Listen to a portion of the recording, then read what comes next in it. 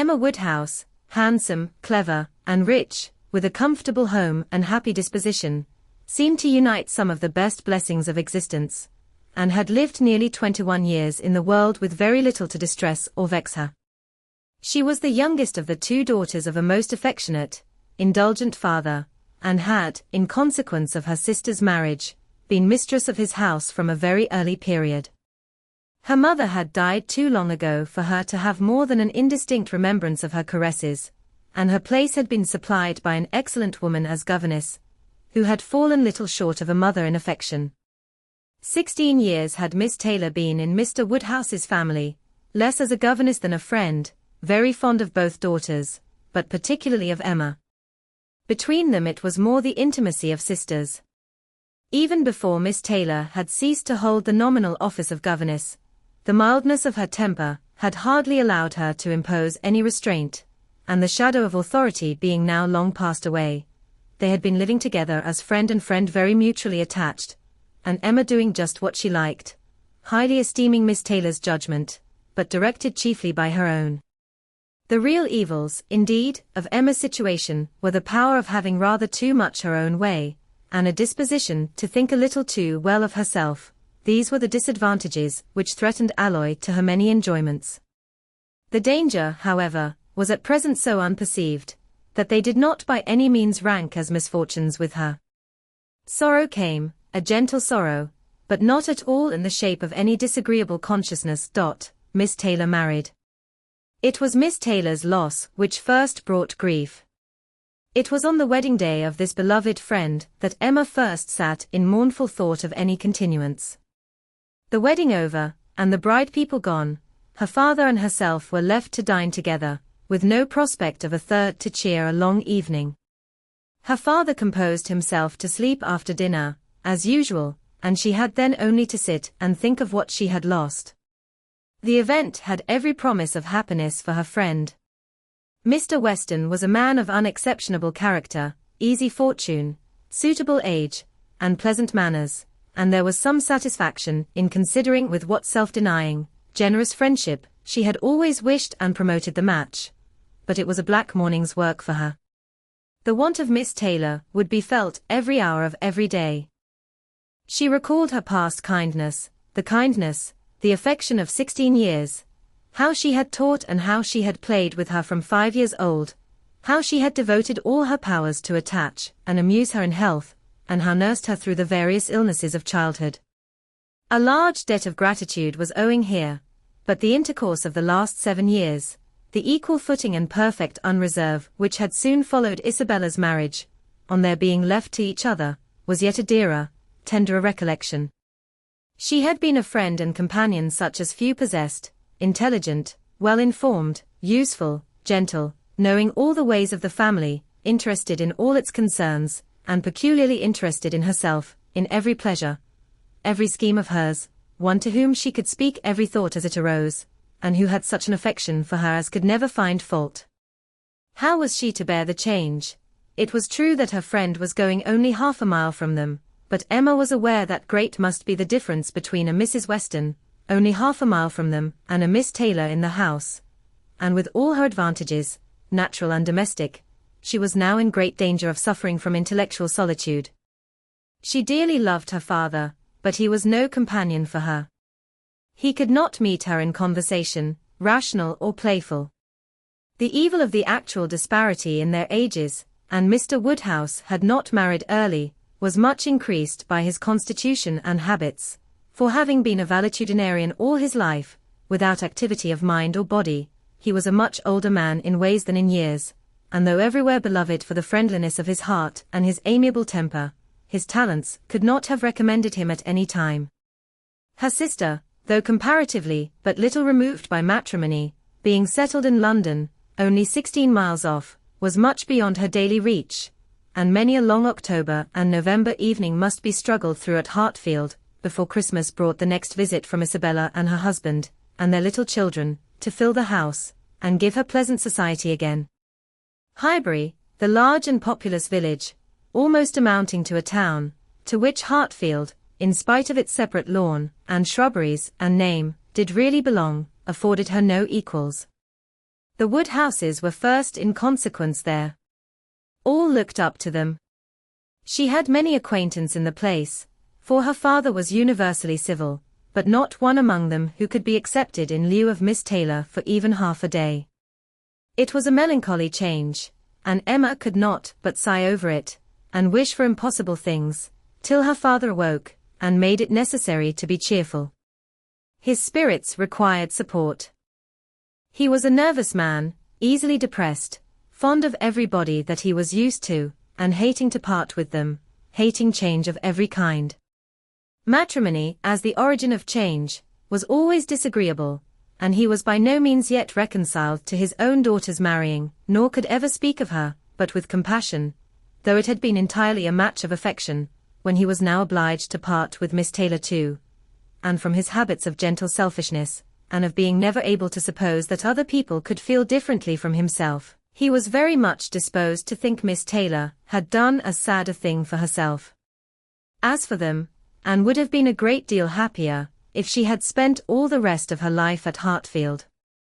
Emma smiled and chatted as cheerfully as she could, to keep him from such thoughts, but when tea came, it was impossible for him not to say exactly as he had said at dinner, "Poor Miss Taylor.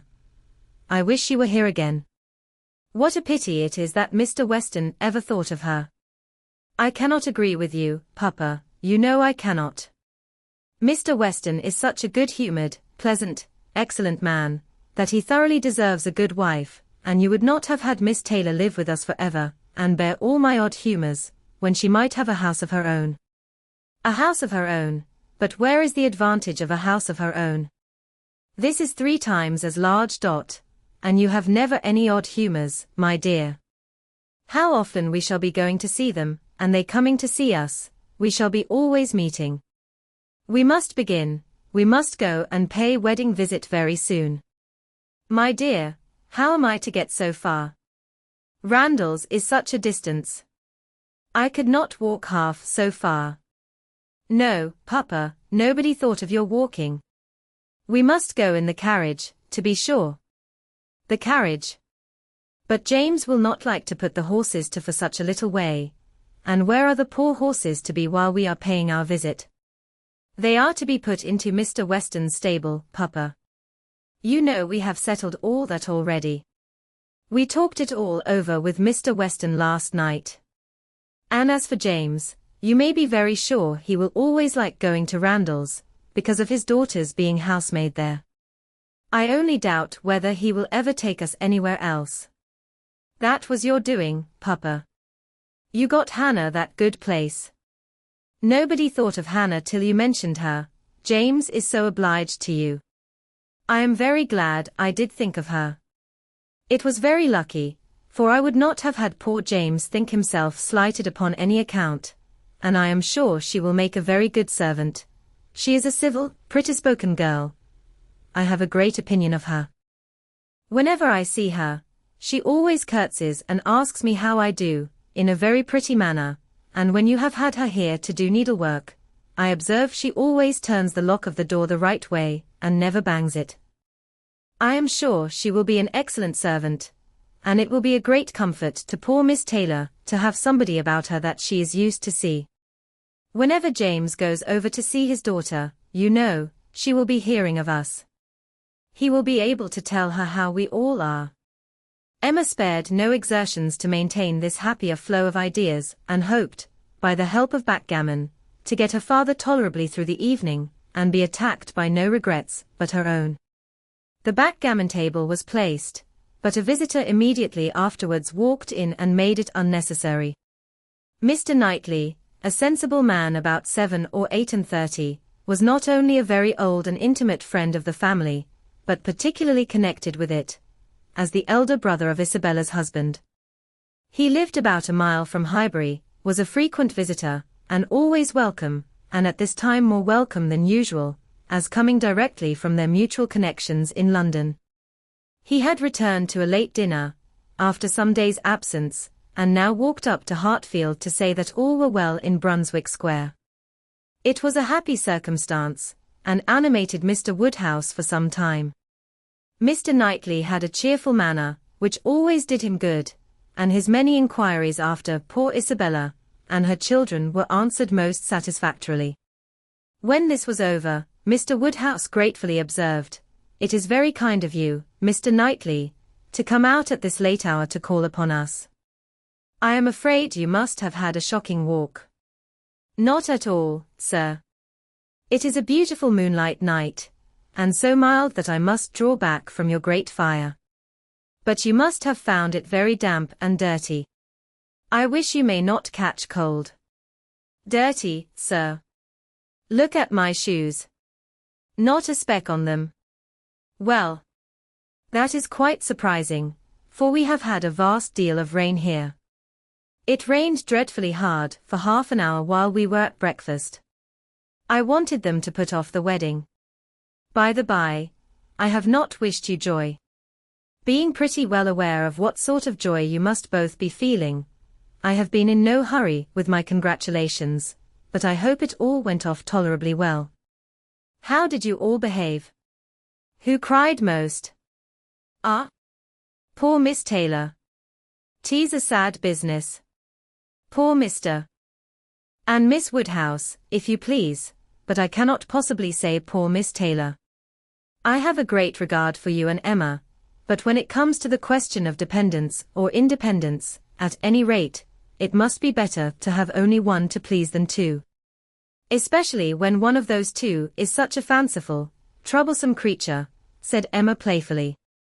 "That is what you have in your head, I know, and what you would certainly say if my father were not by." "I believe it is very true, my dear, indeed," said Mr. Woodhouse, with a sigh. "I am afraid I am sometimes very fanciful and troublesome. My dearest papa, you do not think I could mean you, or suppose Mr. Knightley to mean you? What a horrible idea! Oh no. I meant only myself. Mr. Knightley loves to find fault with me, you know, in a joke. It is all a joke. We always say what we like to one another." Mr. Knightley, in fact, was one of the few people who could see faults in Emma Woodhouse, and the only one who ever told her of them, and though this was not particularly agreeable to Emma herself, she knew it would be so much less so to her father, that she would not have him really suspect such a circumstance as her not being thought perfect by everybody. "Emma knows I never flatter her," said Mr. Knightley, "but I meant no reflection on anybody. Miss Taylor has been used to have two persons to please, she will now have but one. The chances are that she must be a gainer." "Well," said Emma, willing to let it pass, "you want to hear about the wedding, and I shall be happy to tell you, for we all behaved charmingly. Everybody was punctual, everybody in their best looks, not a tear, and hardly a long face to be seen. Oh no, we all felt that we were going to be only half a mile apart, and were sure of meeting every day." "Dear Emma bears everything so well," said her father. "But, Mr. Knightley, she is really very sorry to lose poor Miss Taylor, and I am sure she will miss her more than she thinks for." Emma turned away her head, divided between tears and smiles. "It is impossible that Emma should not miss such a companion," said Mr. Knightley. "We should not like her so well as we do, sir, if we could suppose it. But she knows how much the marriage is to Miss Taylor's advantage. She knows how very acceptable it must be, at Miss Taylor's time of life, to be settled in a home of her own, and how important to her to be secure of a comfortable provision, and therefore cannot allow herself to feel so much pain as pleasure. Every friend of Miss Taylor must be glad to have her so happily married." "And you have forgotten one matter of joy to me," said Emma, "and a very considerable one, that I made the match myself. I made the match, you know, 4 years ago, and to have it take place, and be proved in the right, when so many people said Mr. Weston would never marry again, may comfort me for anything." Mr. Knightley shook his head at her. Her father fondly replied, "Ah, my dear, I wish you would not make matches and foretell things, for whatever you say always comes to pass. Pray do not make any more matches. I promise you to make none for myself, Papa, but I must, indeed, for other people. It is the greatest amusement in the world. And after such success, you know, everybody said that Mr. Weston would never marry again. Oh dear, no. Mr. Weston, who had been a widower so long, and who seemed so perfectly comfortable without a wife, so constantly occupied either in his business in town, or among his friends here, always acceptable wherever he went, always cheerful, Mr. Weston need not spend a single evening in the year alone if he did not like it. Oh no. Mr. Weston certainly would never marry again. Some people even talked of a promise to his wife on her deathbed, and others of the son and the uncle not letting him. All manner of solemn nonsense was talked on the subject, but I believed none of it. Ever since the day, about 4 years ago, that Miss Taylor and I met with him in Broadway Lane, when, because it began to drizzle, he darted away with so much gallantry, and borrowed 2 umbrellas for us from Farmer Mitchell's, I made up my mind on the subject. I planned the match from that hour, and when such success has blessed me in this instance, dear Papa, you cannot think that I shall leave off matchmaking. I do not understand what you mean by success, said Mr. Knightley. Success supposes endeavor. Your time has been properly and delicately spent, if you have been endeavoring for the last 4 years to bring about this marriage. A worthy employment for a young lady's mind. But if, which I rather imagine, you're making the match, as you call it, means only you're planning it, you're saying to yourself one idle day, I think it would be a very good thing for Miss Taylor if Mr. Weston were to marry her, and saying it again to yourself every now and then afterwards, why do you talk of success? Where is your merit? What are you proud of?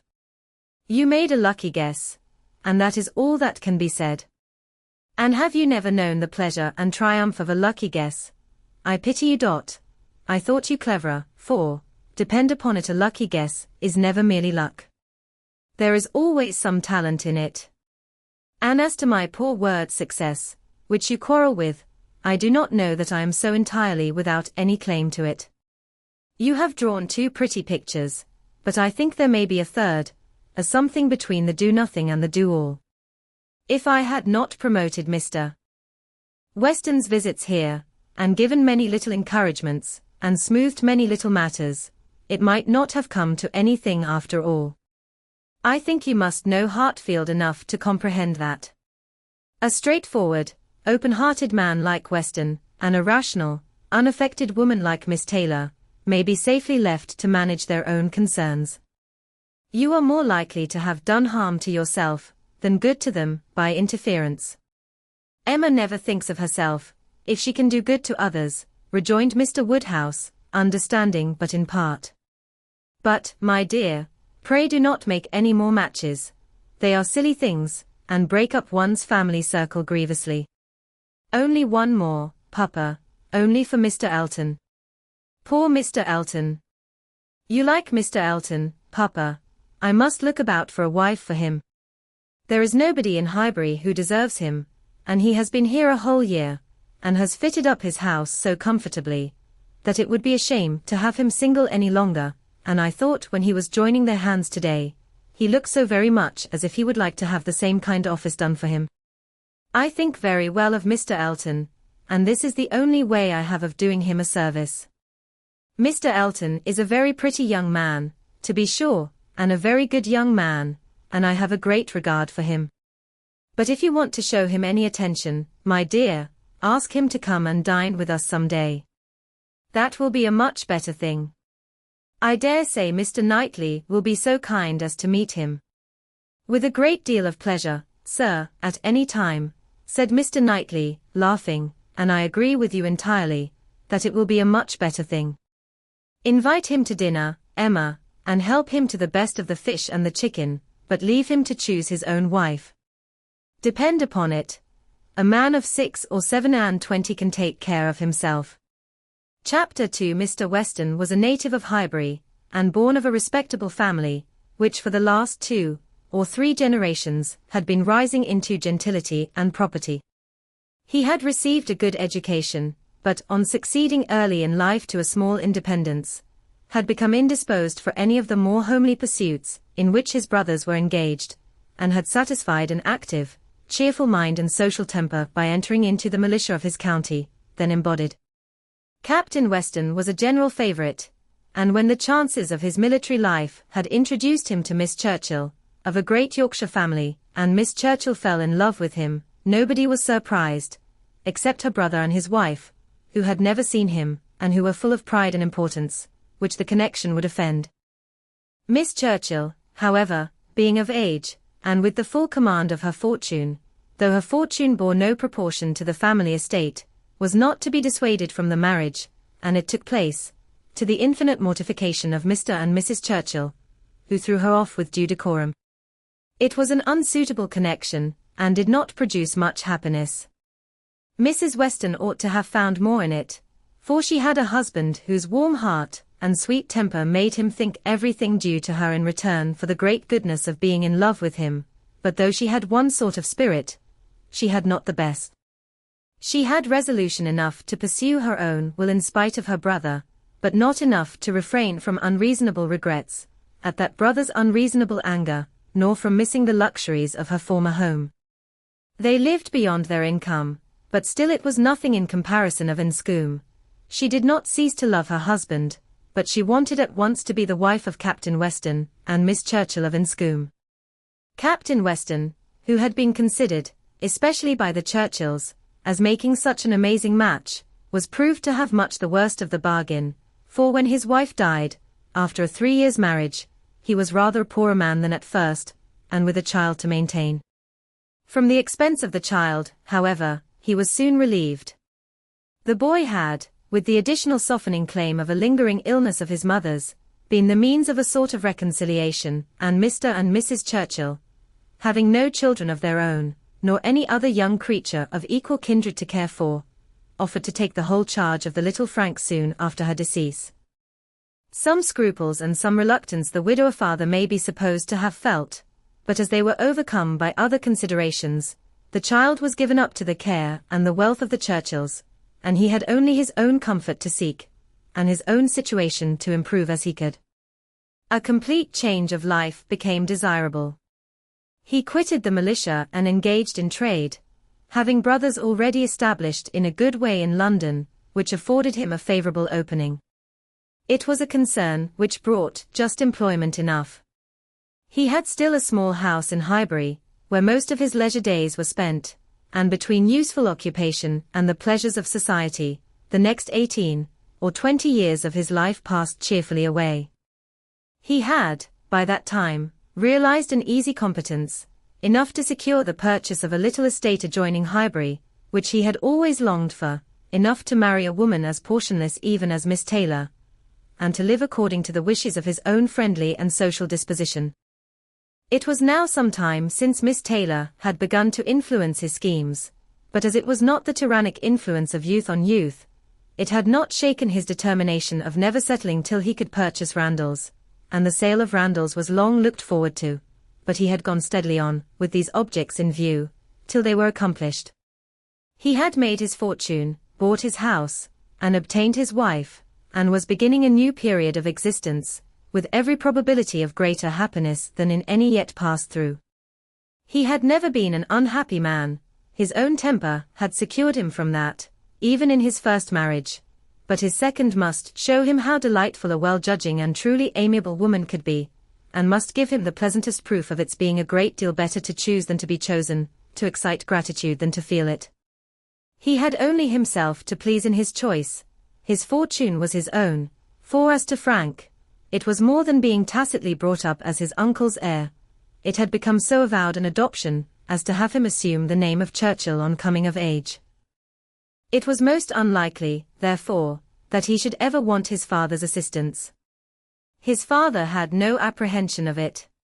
The aunt was a capricious woman, and governed her husband entirely, but it was not in Mr. Weston's nature to imagine that any caprice could be strong enough to affect one so dear, and as he believed, so deservedly dear. He saw his son every year in London, and was proud of him, and his fond report of him as a very fine young man had made Highbury feel a sort of pride in him too. He was looked on as sufficiently belonging to the place to make his merits and prospects a kind of common concern.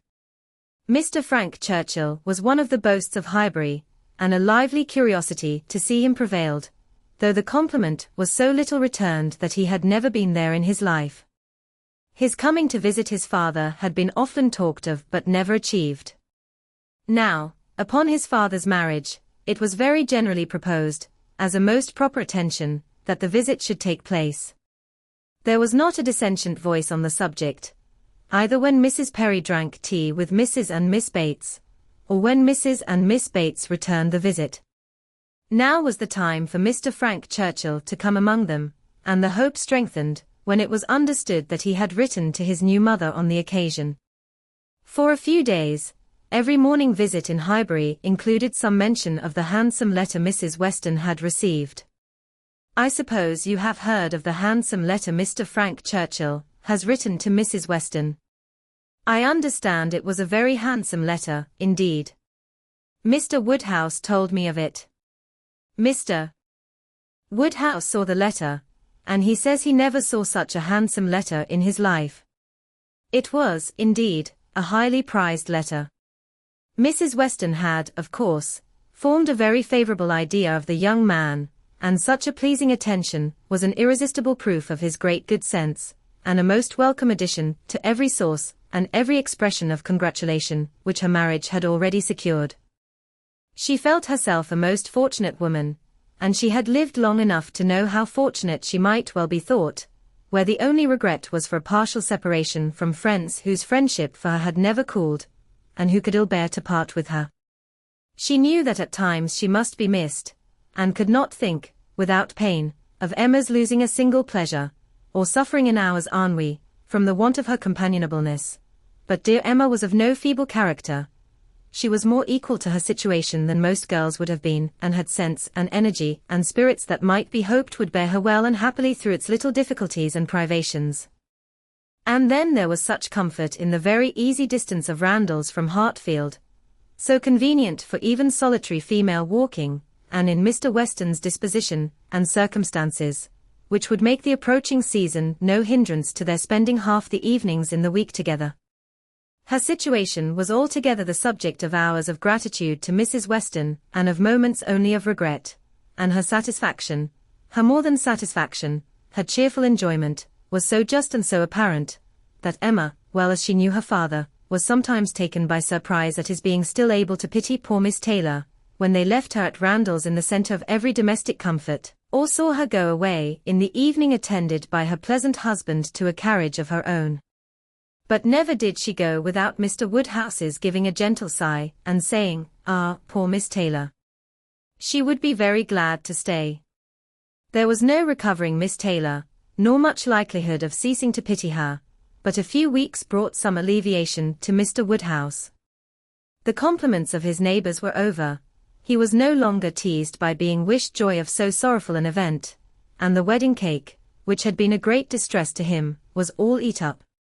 His own stomach could bear nothing rich, and he could never believe other people to be different from himself.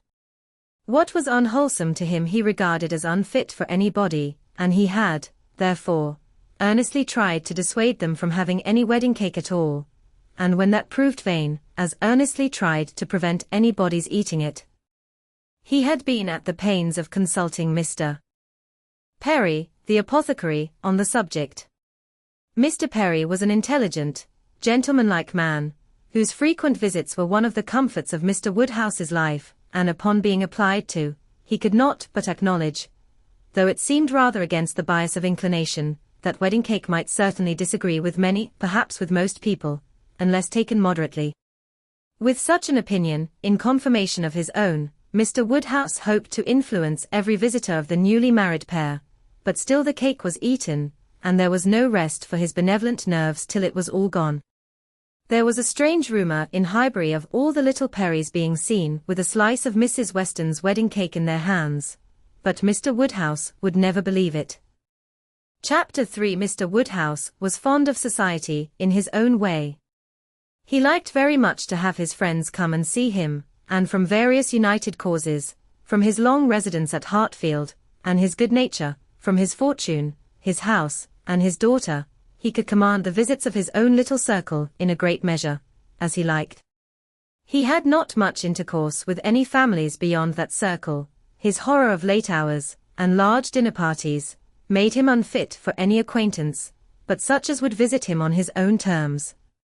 Fortunately for him, Highbury, including Randalls in the same parish, and Donwell Abbey in the parish adjoining, the seat of Mr. Knightley, comprehended many such. Not infrequently, through Emma's persuasion, he had some of the chosen and the best to dine with him, but evening parties were what he preferred, and unless he fancied himself at any time unequal to company, there was scarcely an evening in the week in which Emma could not make up a card table for him. Real, long-standing regard brought the Westons and Mr. Knightley, and by Mr. Elton, a young man living alone without liking it, the privilege of exchanging any vacant evening of his own blank solitude for the elegancies and society of Mr. Woodhouse's drawing-room, and the smiles of his lovely daughter, was in no danger of being thrown away. After these came a second set, among the most comfortable of whom were Mrs. and Miss Bates, and Mrs. Goddard, 3 ladies almost always at the service of an invitation from Hartfield, and who were fetched and carried home so often, that Mr. Woodhouse thought it no hardship for either James or the horses. Had it taken place only once a year, it would have been a grievance. Mrs. Bates, the widow of a former vicar of Highbury, was a very old lady, almost past everything but tea and quadrille. She lived with her single daughter in a very small way, and was considered with all the regard and respect which a harmless old lady, under such untoward circumstances, can excite. Her daughter enjoyed a most uncommon degree of popularity for a woman neither young, handsome, rich, nor married. Miss Bates stood in the very worst predicament in the world for having much of the public favor, and she had no intellectual superiority to make atonement to herself, or frighten those who might hate her into outward respect. She had never boasted either beauty or cleverness. Her youth had passed without distinction, and her middle of life was devoted to the care of a failing mother, and the endeavor to make a small income go as far as possible. And yet she was a happy woman, and a woman whom no one named without goodwill. It was her own universal goodwill and contented temper which worked such wonders. She loved everybody, was interested in everybody's happiness, quick-sighted to everybody's merits, thought herself a most fortunate creature, and surrounded with blessings in such an excellent mother, and so many good neighbors and friends, and a home that wanted for nothing. The simplicity and cheerfulness of her nature, her contented and grateful spirit, were a recommendation to everybody, and a mine of felicity to herself. She was a great talker upon little matters, which exactly suited Mr. Woodhouse, full of trivial communications and harmless gossip. Mrs. Goddard was the mistress of a school, not of a seminary, or an establishment, or anything which professed, in long sentences of refined nonsense, to combine liberal acquirements with elegant morality, upon new principles and new systems, and where young ladies for enormous pay might be screwed out of health and into vanity, but a real, honest, old-fashioned boarding school, where a reasonable quantity of accomplishments was sold at a reasonable price, and where girls might be sent to be out of the way, and scramble themselves into a little education, without any danger of coming back prodigies. Mrs. Goddard's school was in high repute, and very deservedly, for Highbury was reckoned a particularly healthy spot. She had an ample house and garden, gave the children plenty of wholesome food, let them run about a great deal in the summer, and in winter dressed their chilblains with her own hands. It was no wonder that a train of 20 young couple now walked after her to church. She was a plain, motherly kind of woman, who had worked hard in her youth, and now thought herself entitled to the occasional holiday of a tea visit, and having formerly owed much to Mr. Woodhouse's kindness, felt his particular claim on her to leave her neat parlour, hung round with fancy work, whenever she could, and win or lose a few sixpences by his fireside. These were the ladies whom Emma found herself very frequently able to collect, and happy was she, for her father's sake, in the power, though, as far as she was herself concerned, it was no remedy for the absence of Mrs. Weston. She was delighted to see her father look comfortable, and very much pleased with herself for contriving things so well, but the quiet prosings of 3 such women made her feel that every evening so spent was indeed one of the long evenings she had fearfully anticipated. As she sat one morning, Looking forward to exactly such a close of the present day, a note was brought from Mrs. Goddard, requesting, in most respectful terms, to be allowed to bring Miss Smith with her. A most welcome request, for Miss Smith was a girl of 17, whom Emma knew very well by sight, and had long felt an interest in, on account of her beauty. A very gracious invitation was returned, and the evening no longer dreaded by the fair mistress of the mansion. Harriet Smith was the natural daughter of somebody. Somebody had placed her, several years back, at Mrs. Goddard's school, and somebody had lately raised her from the condition of scholar to that of parlour boarder. This was all that was generally known of her history. She had no visible friends, but what had been acquired at Highbury, and was now just returned from a long visit in the country to some young ladies who had been at school there with her. She was a very pretty girl, and her beauty happened to be of a sort which Emma particularly admired. She was short, plump and fair, with a fine bloom, blue eyes, light hair, regular features, and a look of great sweetness, and before the end of the evening, Emma was as much pleased with her manners as her person, and quite determined to continue the acquaintance. She was not struck by anything remarkably clever in Miss Smith's conversation, but she found her altogether very engaging, not inconveniently shy, not unwilling to talk, and yet so far from pushing, showing so proper and becoming a deference, seeming so pleasantly grateful for being admitted to Hartfield, and so artlessly impressed by the appearance of everything in so superior a style to what she had been used to, that she must have good sense, and deserve encouragement. Encouragement should be given. Those soft blue eyes, and all those natural graces, should not be wasted on the inferior society of Highbury and its connections. The acquaintance she had already formed were unworthy of her. The friends from whom she had just parted, though very good sort of people, must be doing her harm. They were a family of the name of Martin, whom Emma well knew by character, as renting a large farm of Mr. Knightley, and residing in the parish of Donwell, very creditably, she believed.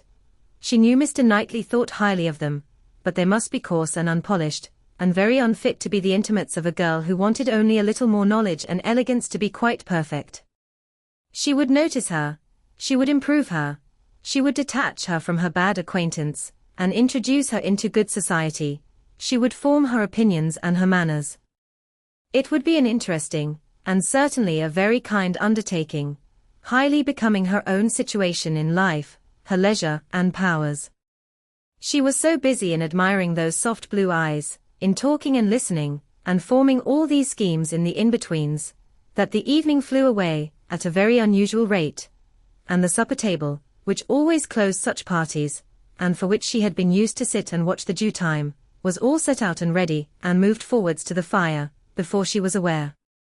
With an alacrity beyond the common impulse of a spirit which yet was never indifferent to the credit of doing everything well and attentively, with the real goodwill of a mind delighted with its own ideas, did she then do all the honours of the meal, and help and recommend the minced chicken and scalloped oysters, with an urgency which she knew would be acceptable to the early hours and civil scruples of their guests. Upon such occasions poor Mr. Woodhouse's feelings were in sad warfare. He loved to have the cloth laid, because it had been the fashion of his youth, but his conviction of suppers being very unwholesome made him rather sorry to see anything put on it, and while his hospitality would have welcomed his visitors to everything, his care for their health made him grieve that they would eat. Such another small basin of thin gruel as his own was all that he could, with thorough self-approbation, recommend, though he might constrain himself, while the ladies were comfortably clearing the nicer things, to say, "Mrs. Bates, let me propose your venturing on one of these eggs. An egg boiled very soft is not unwholesome. Searle understands boiling an egg better than anybody. I would not recommend an egg boiled by anybody else, but you need not be afraid. They are very small, you see, one of our small eggs will not hurt you. Miss Bates, let Emma help you to a little bit of tart, a very little bit. Ours are all apple tarts. You need not be afraid of unwholesome preserves here. I do not advise the custard. Mrs. Goddard, what say you to half a glass of wine? A small half glass, put into a tumbler of water. I do not think it could disagree with you. Emma allowed her father to talk, but supplied her visitors in a much more satisfactory style, and on the present evening had particular pleasure in sending them away happy. The happiness of Miss Smith was quite equal to her intentions. Miss Woodhouse was so great a personage in Highbury, that the prospect of the introduction had given as much panic as pleasure, but the humble, grateful little girl went off with highly gratified feelings, delighted with the affability with which Miss Woodhouse had treated her all the evening, and actually shaken hands with her at last. Chapter 4. Harriet Smith's intimacy at Hartfield was soon a settled thing. Quick and decided in her ways, Emma lost no time in inviting, encouraging, and telling her to come very often, and as their acquaintance increased, so did their satisfaction in each other. As a walking companion, Emma had very early foreseen how useful she might find her. In that respect Mrs. Weston's loss had been important. Her father never went beyond the shrubbery, where 2 divisions of the ground sufficed him for his long walk, or his short, as the year varied, and since Mrs. Weston's marriage her exercise had been too much confined. She had ventured once alone to Randalls, but it was not pleasant, and a Harriet Smith, therefore, one whom she could summon at any time to a walk, would be a valuable addition to her privileges. But in every respect, as she saw more of her, she approved her, and was confirmed in all her kind designs. Harriet certainly was not clever, but she had a sweet, docile, grateful disposition, was totally free from conceit, and only desiring to be guided by any one she looked up to. Her early attachment to herself was very amiable, and her inclination for good company, and power of appreciating what was elegant and clever, showed that there was no want of taste, though strength of understanding must not be expected. Altogether, she was quite convinced of Harriet Smith's being exactly the young friend she wanted, exactly the something which her home required. Such a friend as Mrs. Weston was out of the question. 2 such could never be granted. 2 such she did not want. It was quite a different sort of thing, a sentiment distinct and independent. Mrs. Weston was the object of a regard, which had its basis in gratitude and esteem. Harriet would be loved as one to whom she could be useful. For Mrs. Weston there was nothing to be done, for Harriet everything. Her first attempts at usefulness were in an endeavor to find out who were the parents, but Harriet could not tell. She was ready to tell everything in her power, but on this subject questions were vain. Emma was obliged to fancy what she liked, but she could never believe that in the same situation she should not have discovered the truth. Harriet had no penetration. She had been satisfied to hear and believe just what Mrs. Goddard chose to tell her, and looked no farther. Mrs. Goddard, and the teachers, and the girls and the affairs of the school in general, formed naturally a great part of the conversation, and but for her acquaintance with the Martins of Abermill Farm, it must have been the whole. But the Martins occupied her thoughts a good deal. She had spent 2 very happy months with them, and now loved to talk of the pleasures of her visit, and describe the many comforts and wonders of the place. Emma encouraged her talkativeness, amused by such a picture of another set of beings, and enjoying the youthful simplicity which could speak with so much exultation of Mrs. Martin's having 2 parlours, 2 very good parlours, indeed, one of them quite as large as Mrs. Goddard's drawing-room, and of her having an upper maid who had lived 25 years with her, and of their having 8 cows, 2 of them Alderneys, and 1 a little Welsh cow, a very pretty little Welsh cow indeed, and of Mrs. Martin's saying, as she was so fond of it, it should be called her cow, and of their having a very handsome summer house in their garden, where some day next year they were all to drink tea. A very handsome summer house, large enough to hold 12 people. For some time she was amused, without thinking beyond the immediate cause, but as she came to understand the family better, other feelings arose. She had taken up a wrong idea, fancying it was a mother and daughter, a son and son's wife, who all lived together, but when it appeared that the Mr. Martin, who bore a part in the narrative, and was always mentioned with approbation for his great good nature in doing something or other, was a single man, that there was no young Mrs. Martin, no wife in the case, she did suspect danger to her poor little friend from all this hospitality and kindness, and that, If she were not taken care of, she might be required to sink herself forever.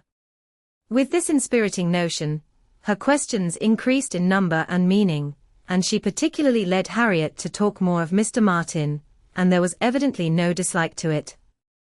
Harriet was very ready to speak of the share he had had in their moonlight walks and merry evening games, and dwelt a good deal upon his being so very good-humoured and obliging.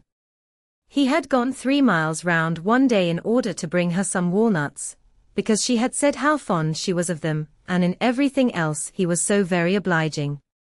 He had his shepherd's son into the parlour one night on purpose to sing to her. She was very fond of singing. He could sing a little himself. She believed he was very clever, and understood everything. He had a very fine flock, and while she was with them, he had been bid more for his wool than anybody in the country. She believed everybody spoke well of him. His mother and sisters were very fond of him. Mrs. Martin had told her one day, and there was a blush as she said it, that it was impossible for anybody to be a better son, and therefore she was sure, whenever he married, he would make a good husband. Not that she wanted him to marry. She was in no hurry at all. Well done, Mrs. Martin, thought Emma. You know what you are about.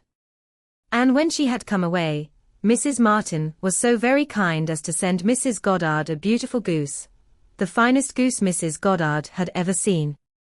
Mrs. Goddard had dressed it on a Sunday, and asked all the 3 teachers, Miss Nash, and Miss Prince, and Miss Richardson, to sup with her.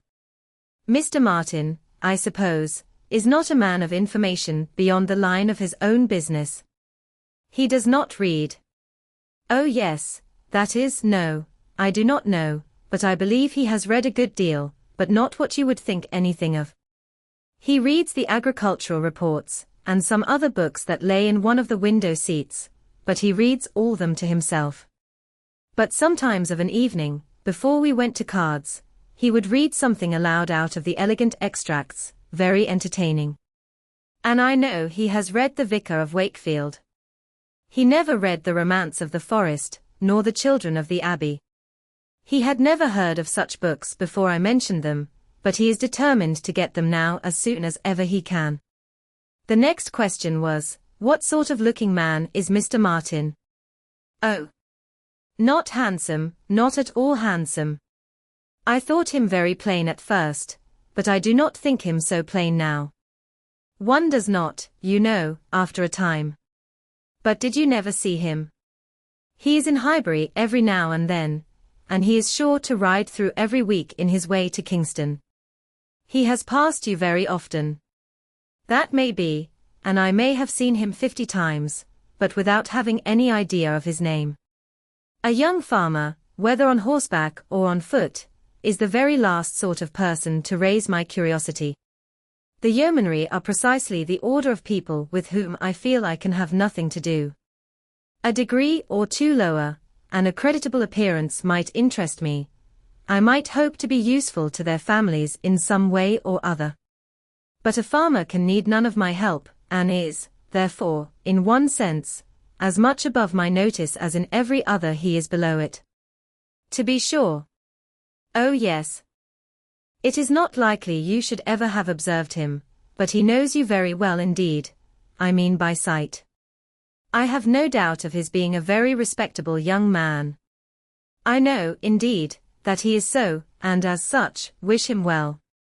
What do you imagine his age to be?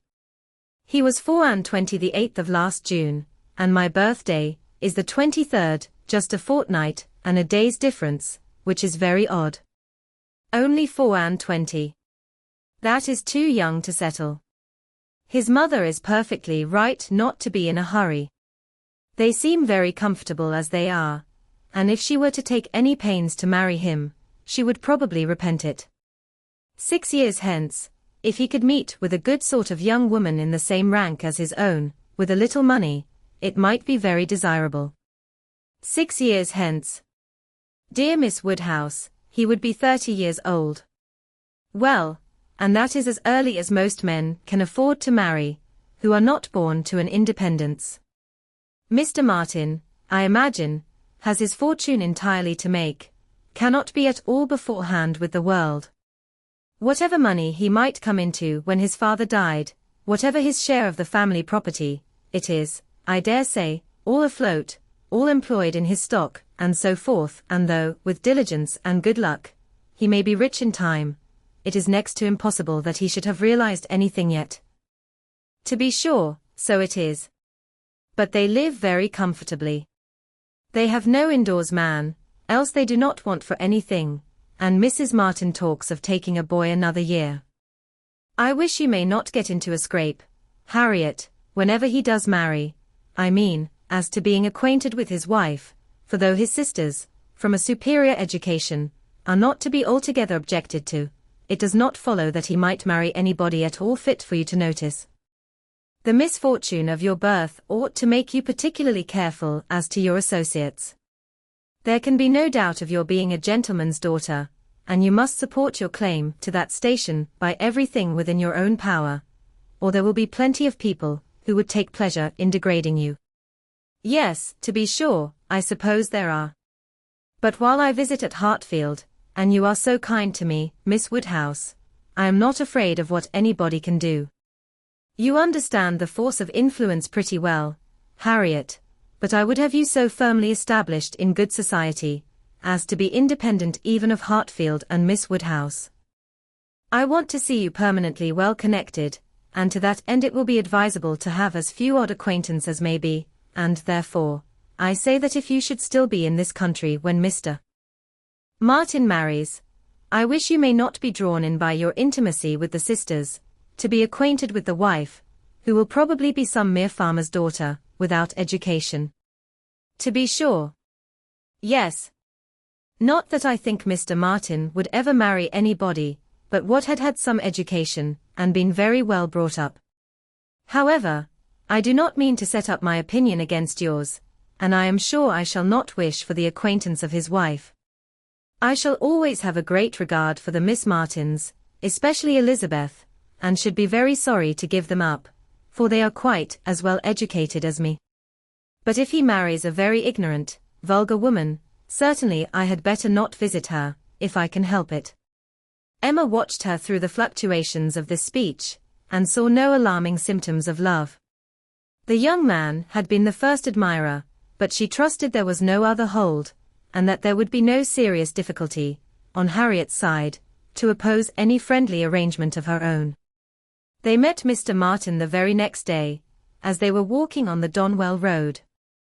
He was on foot, and after looking very respectfully at her, looked with most unfeigned satisfaction at her companion. Emma was not sorry to have such an opportunity of survey, and walking a few yards forward, while they talked together, soon made her quick eye sufficiently acquainted with Mr. Robert Martin. His appearance was very neat, and he looked like a sensible young man, but his person had no other advantage, and when he came to be contrasted with gentlemen, she thought he must lose all the ground he had gained in Harriet's inclination. Harriet was not insensible of manner. She had voluntarily noticed her father's gentleness with admiration as well as wonder. Mr. Martin looked as if he did not know what manner was. They remained but a few minutes together, as Miss Woodhouse must not be kept waiting, and Harriet then came running to her with a smiling face, and in a flutter of spirits, which Miss Woodhouse hoped very soon to compose. Only think of our happening to meet him, how very odd. It was quite a chance, he said, that he had not gone round by Randalls. He did not think we ever walked this road. He thought we walked towards Randalls most days. He has not been able to get the romance of the forest yet. He was so busy the last time he was at Kingston that he quite forgot it, but he goes again tomorrow. So very odd we should happen to meet. Well, Miss Woodhouse, is he like what you expected? What do you think of him? Do you think him so very plain?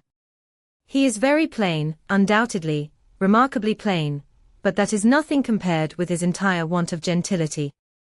I had no right to expect much, and I did not expect much, but I had no idea that he could be so very clownish, so totally without air. I had imagined him, I confess, a degree or two nearer gentility. To be sure, said Harriet, in a mortified voice, he is not so genteel as real gentlemen. I think, Harriet, since your acquaintance with us, you have been repeatedly in the company of some such very real gentlemen, that you must yourself be struck with the difference in Mr. Martin. At Hartfield, you have had very good specimens of well-educated, well-bred men. I should be surprised if, after seeing them, you could be in company with Mr. Martin again, without perceiving him to be a very inferior creature, and rather wondering at yourself for having ever thought him at all agreeable before. Do not you begin to feel that now? Were not you struck?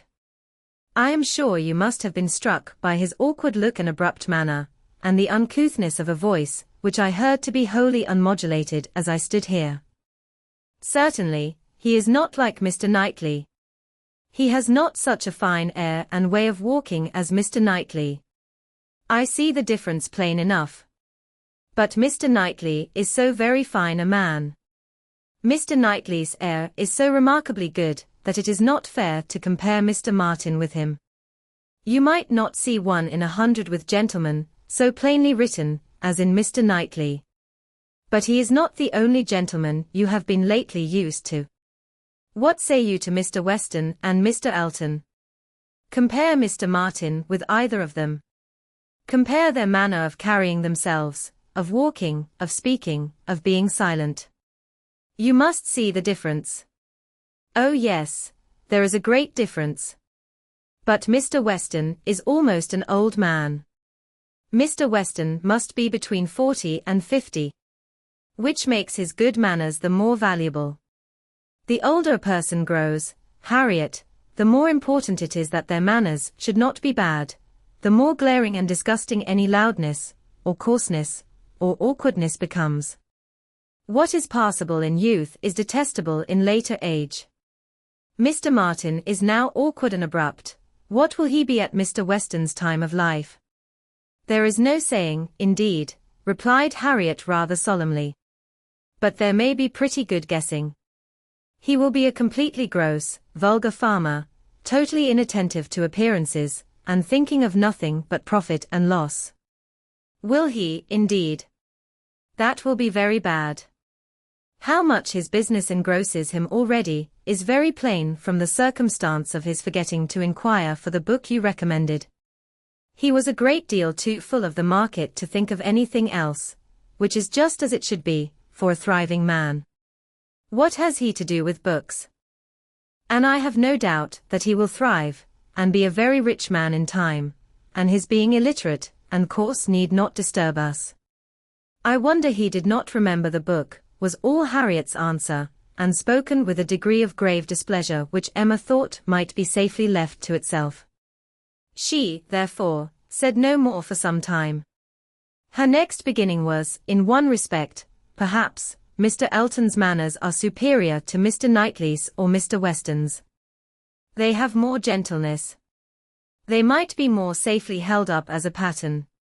There is an openness, a quickness, almost a bluntness in Mr. Weston, which everybody likes in him, because there is so much good humour with it, but that would not do to be copied.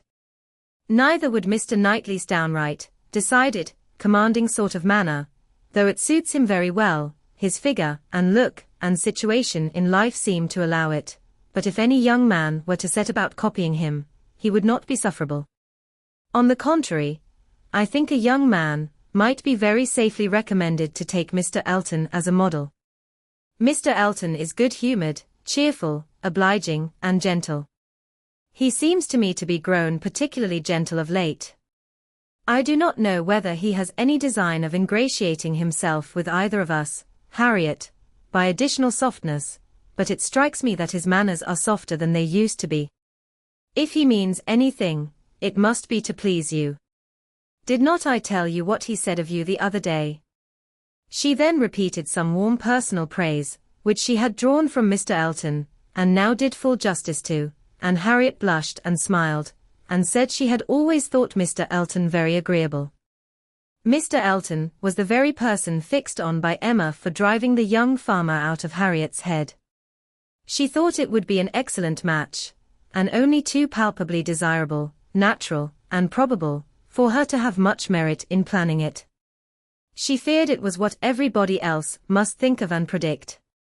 It was not likely, however, that anybody should have equaled her in the date of the plan, as it had entered her brain during the very first evening of Harriet's coming to Hartfield.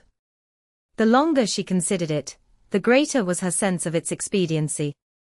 Mr. Elton's situation was most suitable, quite the gentleman himself, and without low connections, at the same time, not of any family that could fairly object to the doubtful birth of Harriet. He had a comfortable home for her, and Emma imagined a very sufficient income, for though the vicarage of Highbury was not large, he was known to have some independent property, and she thought very highly of him as a good-humoured, well-meaning, respectable young man, without any deficiency of useful understanding or knowledge of the world.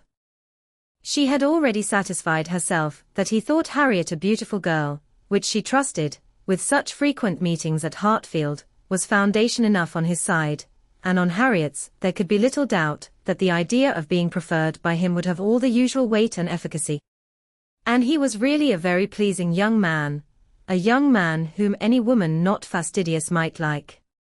He was reckoned very handsome, his person much admired in general, though not by her, there being a want of elegance of feature which she could not dispense with, but the girl who could be gratified by a Robert Martin's riding about the country to get walnuts for her might very well be conquered by Mr. Elton's admiration. Chapter 5. I do not know what your opinion may be, Mrs. Weston, said Mr. Knightley, of this great intimacy between Emma and Harriet Smith, but I think it a bad thing. A bad thing? Do you really think it a bad thing? Why so? I think they will neither of them do the other any good. You surprise me. Emma must do Harriet good, and by supplying her with a new object of interest, Harriet may be said to do Emma good. I have been seeing their intimacy with the greatest pleasure. How very differently we feel, not think they will do each other any good. This will certainly be the beginning of one of our quarrels about Emma, Mr. Knightley. Perhaps you think I am come on purpose to quarrel with you, knowing Weston to be out, and that you must still fight your own battle. Mr. Weston would undoubtedly support me, if he were here, for he thinks exactly as I do on the subject. We were speaking of it only yesterday, and agreeing how fortunate it was for Emma, that there should be such a girl in Highbury for her to associate with. Mr. Knightley, I shall not allow you to be a fair judge in this case. You are so much used to live alone, that you do not know the value of a companion, and, perhaps no man, can be a good judge of the comfort a woman feels in the society of one of her own sex, after being used to it all her life. I can imagine your objection to Harriet Smith. She is not the superior young woman which Emma's friend ought to be. But on the other hand, as Emma wants to see her better informed, it will be an inducement to her to read more herself. They will read together. She means it, I know. Emma has been meaning to read more ever since she was 12 years old. I have seen a great many lists of her drawing up at various times of books that she meant to read regularly through, and very good lists they were, very well chosen, and very neatly arranged, sometimes alphabetically, and sometimes by some other rule. The list she drew up when only 14, I remember thinking it did her judgment so much credit, that I preserved it some time, and I dare say she may have made out a very good list now. But I have done with expecting any course of steady reading from Emma. She will never submit to anything requiring industry and patience, and a subjection of the fancy to the understanding. Where Miss Taylor failed to stimulate, I may safely affirm that Harriet Smith will do nothing. You never could persuade her to read half so much as you wished. You know you could not.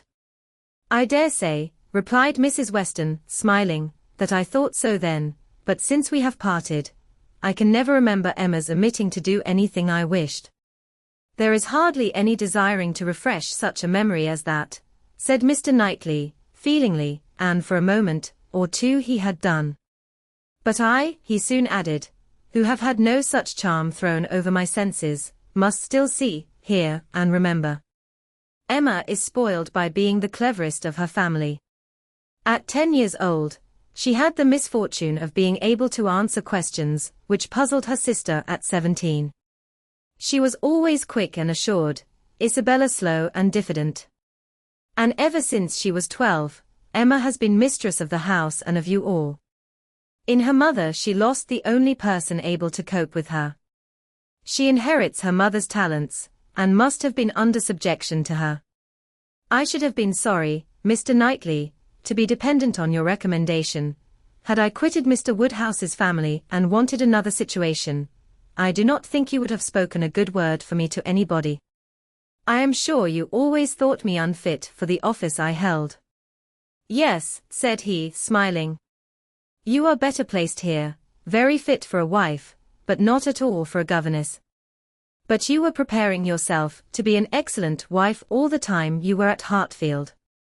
You might not give Emma such a complete education as your powers would seem to promise, but you were receiving a very good education from her, on the very material matrimonial point of submitting your own will, and doing as you were bid. And if Weston had asked me to recommend him a wife, I should certainly have named Miss Taylor. Thank you. There will be very little merit in making a good wife to such a man as Mr. Weston.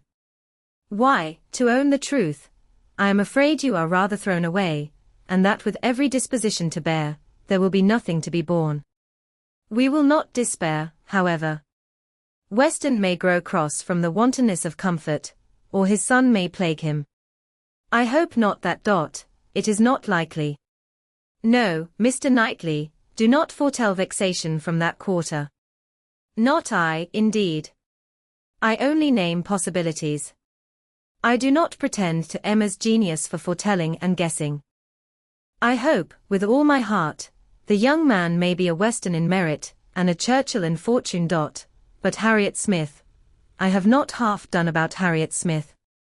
I think her the very worst sort of companion that Emma could possibly have. She knows nothing herself, and looks upon Emma as knowing everything. She is a flatterer in all her ways, and so much the worse, because undesigned. Her ignorance is hourly flattery. How can Emma imagine she has anything to learn herself, while Harriet is presenting such a delightful inferiority? And as for Harriet, I will venture to say that she cannot gain by the acquaintance. Hartfield will only put her out of conceit with all the other places she belongs to. She will grow just refined enough to be uncomfortable with those among whom birth and circumstances have placed her home. I am much mistaken if Emma's doctrines give any strength of mind, or tend at all to make a girl adapt herself rationally to the varieties of her situation in life. They only give a little polish. I either depend more upon Emma's good sense than you do, or am more anxious for her present comfort, for I cannot lament the acquaintance. How well she looked last night. Oh! You would rather talk of her person than her mind, would you? Very well. I shall not attempt to deny Emma's being pretty. Pretty? Say beautiful rather. Can you imagine anything nearer perfect beauty than Emma altogether, face and figure? I do not know what I could imagine, but I confess that I have seldom seen a face or figure more pleasing to me than hers. But I am a partial old friend. Such an eye, the true hazel eye, and so brilliant. Regular features, open countenance, with a complexion. Oh! What a bloom of full health, and such a pretty height and size. Such a firm and upright figure. There is health, not merely in her bloom, but in her air, her head, her glance. One hears sometimes of a child being the picture of health. Now, Emma always gives me the idea of being the complete picture of grown-up health. She is loveliness itself. Mr. Knightley, is not she? I have not a fault to find with her person, he replied. I think her all you describe. I love to look at her, and I will add this praise, that I do not think her personally vain. Considering how very handsome she is, she appears to be little occupied with it. Her vanity lies another way. Mrs. Weston, I am not to be talked out of my dislike of Harriet Smith, or my dread of its doing them both harm. And I, Mr. Knightley, am equally stout in my confidence of its not doing them any harm. With all dear Emma's little faults, she is an excellent creature. Where shall we see a better daughter, or a kinder sister, or a truer friend? No, no, she has qualities which may be trusted. She will never lead any one really wrong. She will make no lasting blunder. Where Emma errs once, she is in the right 100 times. Very well. I will not plague you any more.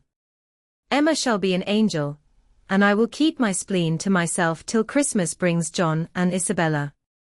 John loves Emma with a reasonable and therefore not a blind affection, and Isabella always thinks as he does, except when he is not quite frightened enough about the children. I am sure of having their opinions with me. I know that you all love her really too well to be unjust or unkind, but excuse me, Mr. Knightley, if I take the liberty I consider myself, you know, as having somewhat of the privilege of speech that Emma's mother might have had, the liberty of hinting that I do not think any possible good can arise from Harriet Smith's intimacy being made a matter of much discussion among you.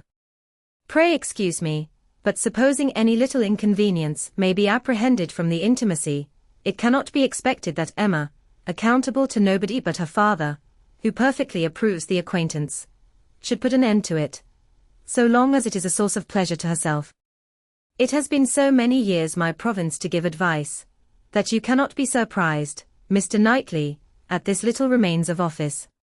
Not at all, cried he. I am much obliged to you for it. It is very good advice, and it shall have a better fate than your advice has often found, for it shall be attended to. Mrs. John Knightley is easily alarmed, and might be made unhappy about her sister. Be satisfied, said he, I will not raise any outcry. I will keep my ill humor to myself. I have a very sincere interest in Emma. Isabella does not seem more my sister, has never excited a greater interest, perhaps hardly so great. There is an anxiety, a curiosity, in what one feels for Emma. I wonder what will become of her. So do I, said Mrs. Weston gently, very much. She always declares she will never marry, which, of course, means just nothing at all. But I have no idea that she has yet ever seen a man she cared for. It would not be a bad thing for her to be very much in love with a proper object. I should like to see Emma in love, and in some doubt of a return, it would do her good. But there is nobody hereabouts to attach her, and she goes so seldom from home. There does, indeed, seem as little to tempt her to break her resolution at present, said Mrs. Weston, as can well be, and while she is so happy at Hartfield, I cannot wish her to be forming any attachment, which would be creating such difficulties on poor Mr. Woodhouse's account. I do not recommend matrimony at present to Emma, though I mean no slight to the state, I assure you. Part of her meaning was to conceal some favourite thoughts of her own and Mr. Weston's on the subject, as much as possible. There were wishes at Randalls respecting Emma's destiny, but it was not desirable to have them suspected, and the quiet transition which Mr. Knightley soon afterwards made to "What does Weston think of the weather? Shall we have rain?" convinced her that he had nothing more to say or surmise about Hartfield. Chapter 6. Emma could not feel a doubt of having given Harriet's fancy a proper direction, and raised the gratitude of her young vanity to a very good purpose, for she found her decidedly more sensible than before of Mr. Elton's being a remarkably handsome man, with most agreeable manners.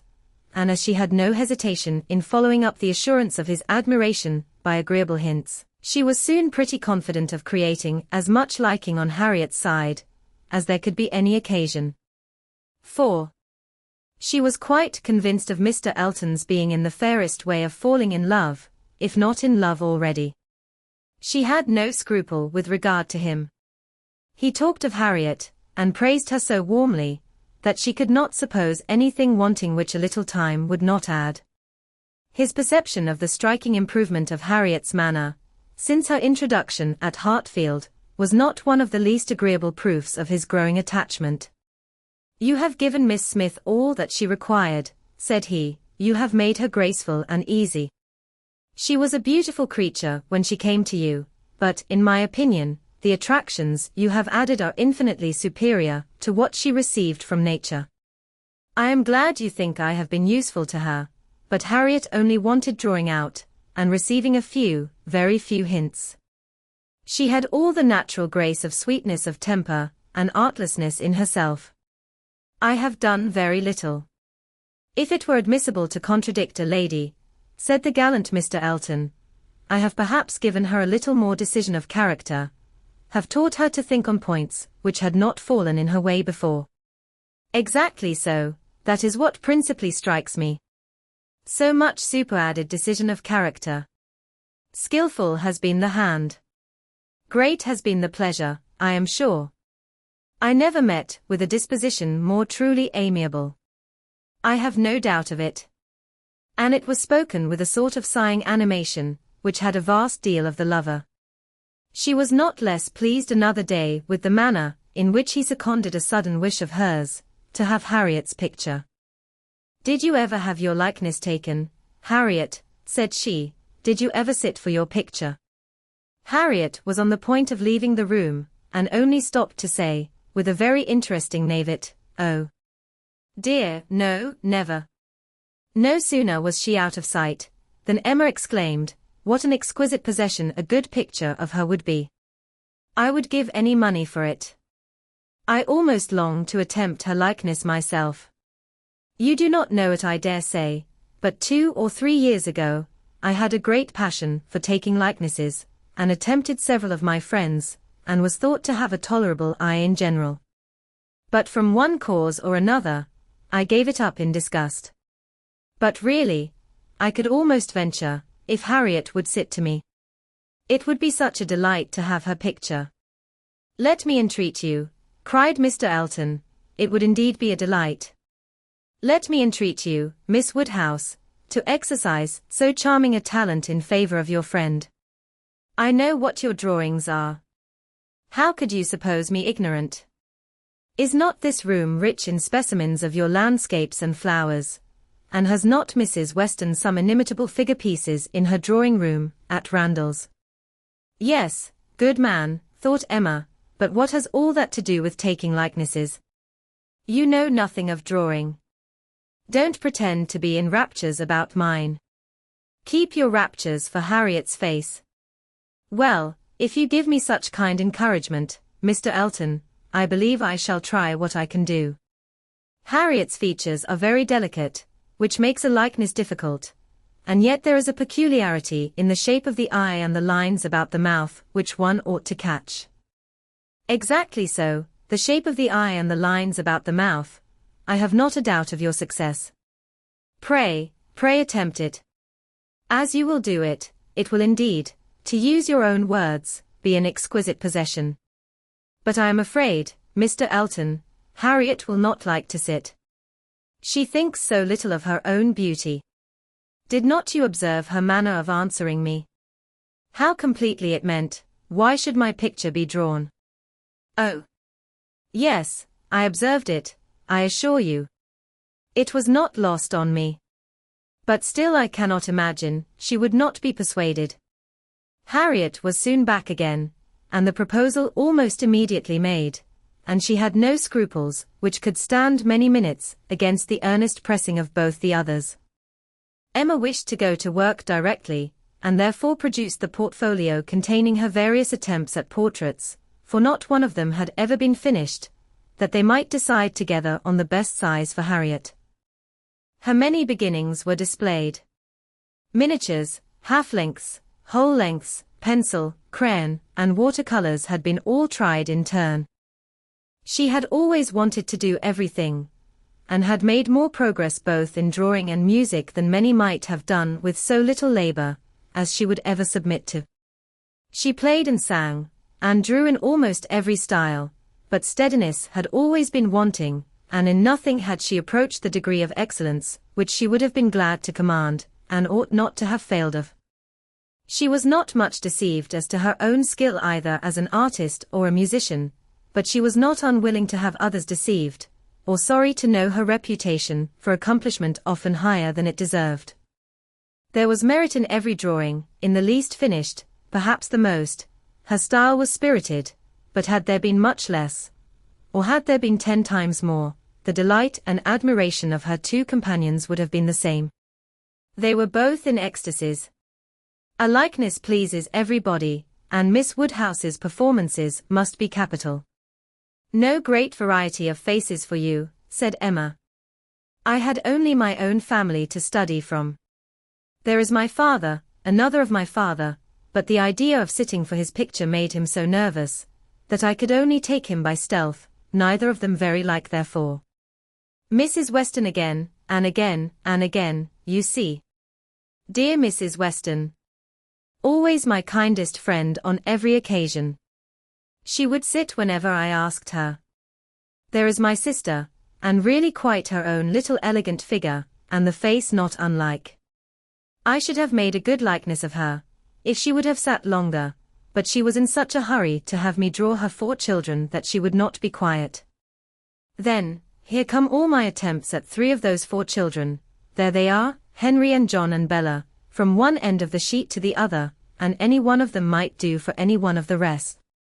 She was so eager to have them drawn that I could not refuse, but there is no making children of 3 or 4 years old stand still, you know, nor can it be very easy to take any likeness of them, beyond the air and complexion, unless they are coarser featured than any of Mamma's children ever were. Here is my sketch of the 4th, who was a baby. I took him as he was sleeping on the sofa, and it is as strong a likeness of his cockade as you would wish to see. He had nestled down his head most conveniently. That's very like. I am rather proud of little George. The corner of the sofa is very good. Then here is my last, unclosing a pretty sketch of a gentleman in small size, whole length, my last and my best, my brother, Mr. John Knightley. This did not want much of being finished, when I put it away in a pet, and vowed I would never take another likeness. I could not help being provoked, for after all my pains, and when I had really made a very good likeness of it, Mrs. Weston and I were quite agreed in thinking it very like, only too handsome, too flattering.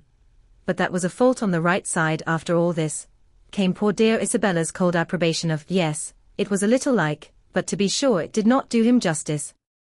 We had had a great deal of trouble in persuading him to sit at all.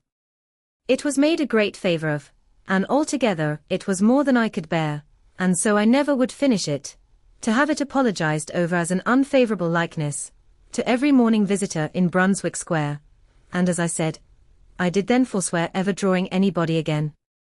But for Harriet's sake, or rather for my own, and as there are no husbands and wives in the case at present, I will break my resolution now. Mr. Elton seemed very properly struck and delighted by the idea, and was repeating, no husbands and wives in the case at present indeed, as you observe. Exactly so. No husbands and wives, with so interesting a consciousness, that Emma began to consider whether she had not better leave them together at once. But as she wanted to be drawing, the declaration must wait a little longer. She had soon fixed on the size and sort of portrait. It was to be a whole length in watercolors, like Mr. John Knightley's, and was destined, if she could please herself, to hold a very honorable station over the mantelpiece. The sitting began, and Harriet, smiling and blushing, and afraid of not keeping her attitude and countenance, presented a very sweet mixture of youthful expression to the steady eyes of the artist. But there was no doing anything, with Mr. Elton fidgeting behind her and watching every touch. She gave him credit for stationing himself where he might gaze and gaze again without offense, but was really obliged to put an end to it, and request him to place himself elsewhere. It then occurred to her to employ him in reading. If he would be so good as to read to them, it would be a kindness indeed. It would amuse away the difficulties of her part, and lessen the irksomeness of Miss Smith's. Mr. Elton was only too happy. Harriet listened, and Emma drew in peace. She must allow him to be still frequently coming to look. Anything less would certainly have been too little in a lover, and he was ready at the smallest intermission of the pencil, to jump up and see the progress, and be charmed. There was no being displeased with such an encourager, for his admiration made him discern a likeness almost before it was possible. She could not respect his eye, but his love and his complaisance were unexceptionable. The sitting was altogether very satisfactory. She was quite enough pleased with the first day's sketch to wish to go on. There was no want of likeness. She had been fortunate in the attitude, and as she meant to throw in a little improvement to the figure, to give a little more height, and considerably more elegance, she had great confidence of its being in every way a pretty drawing at last, and of its filling its destined place with credit to them both, the standing memorial of the beauty of one, the skill of the other, and the friendship of both, with as many other agreeable associations as Mr. Elton's very promising attachment was likely to add. Harriet was to sit again the next day, and Mr. Elton, just as he ought, entreated for the permission of attending and reading to them again. By all means. We shall be most happy to consider you as one of the party. The same civilities and courtesies, the same success and satisfaction, took place on the morrow, and accompanied the whole progress of the picture, which was rapid and happy. Everybody who saw it was pleased, but Mr. Elton was in continual raptures, and defended it through every criticism. Miss Woodhouse has given her friend the only beauty she wanted, observed Mrs. Weston to him, not in the least suspecting that she was addressing a lover. The expression of the eye is most correct, but Miss Smith has not those eyebrows and eyelashes. It is the fault of her face that she has them not. Do you think so? Replied he. I cannot agree with you. It appears to me a most perfect resemblance in every feature. I never saw such a likeness in my life. We must allow for the effect of shade, you know. You have made her too tall, Emma, said Mr. Knightley. Emma knew that she had, but would not own it, and Mr. Elton warmly added, oh no. Certainly not too tall, not in the least too tall. Consider, she is sitting down, which naturally presents a different, which in short gives exactly the idea, and the proportions must be preserved, you know. Proportions, foreshortening. Oh no. It gives one exactly the idea of such a height as Miss Smith's. Exactly so indeed. It is very pretty, said Mr. Woodhouse. So prettily done. Just as your drawings always are, my dear. I do not know anybody who draws so well as you do. The only thing I do not thoroughly like is that she seems to be sitting out of doors, with only a little shawl over her shoulders, and it makes one think she must catch cold. But, my dear papa, it is supposed to be summer, a warm day in summer. Look at the tree. But it is never safe to sit out of doors, my dear. You, sir, may say anything, cried Mr. Elton, but I must confess that I regard it as a most happy thought, the placing of Miss Smith out of doors, and the tree is touched with such inimitable spirit. Any other situation would have been much less in character. The naivete of Miss Smith's manners, and altogether, oh, it is most admirable. I cannot keep my eyes from it. I never saw such a likeness. The next thing wanted was to get the picture framed, and here were a few difficulties. It must be done directly, it must be done in London, the order must go through the hands of some intelligent person whose taste could be depended on, and Isabella, the usual doer of all commissions, must not be applied to, because it was December, and Mr. Woodhouse could not bear the idea of her stirring out of her house in the fogs of December. But no sooner was the distress known to Mr. Elton, than it was removed. His gallantry was always on the alert. Might he be trusted with the commission, what infinite pleasure should he have in executing it? He could ride to London at any time. It was impossible to say how much he should be gratified by being employed on such an errand. He was too good. She could not endure the thought. She would not give him such a troublesome office for the world, brought on the desired repetition of entreaties and assurances, and a very few minutes settled the business. Mr. Elton was to take the drawing to London, choose the frame, and give the directions, and Emma thought she could so pack it as to ensure its safety without much incommoding him, while he seemed mostly fearful of not being incommoded enough. What a precious deposit, said he with a tender sigh, as he received it. This man is almost too gallant to be in love, thought Emma. I should say so, but that I suppose there may be 100 different ways of being in love. He is an excellent young man, and will suit Harriet exactly. It will be in exactly so, as he says himself, but he does sigh and languish, and study for compliments rather more than I could endure as a principal. I come in for a pretty good share as a second. But it is his gratitude on Harriet's account.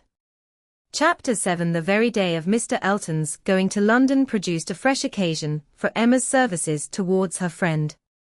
Harriet had been at Hartfield, as usual, soon after breakfast, and after a time, had gone home to return again to dinner. She returned, and sooner than had been talked of, and with an agitated, hurried look, announcing something extraordinary to have happened which she was longing to tell. Half a minute brought it all out. She had heard, as soon as she got back to Mrs. Goddard's, that Mr. Martin had been there an hour before, and finding she was not at home, nor particularly expected, had left a little parcel for her from one of his sisters, and gone away, and on opening this parcel, she had actually found, besides the 2 songs which she had lent Elizabeth to copy, a letter to herself, and this letter was from him, from Mr. Martin, and contained a direct proposal of marriage. Who could have thought it? She was so surprised she did not know what to do. Yes, quite a proposal of marriage, and a very good letter, at least she thought so.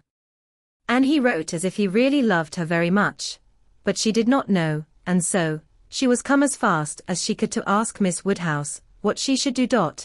Emma was half ashamed of her friend for seeming so pleased and so doubtful.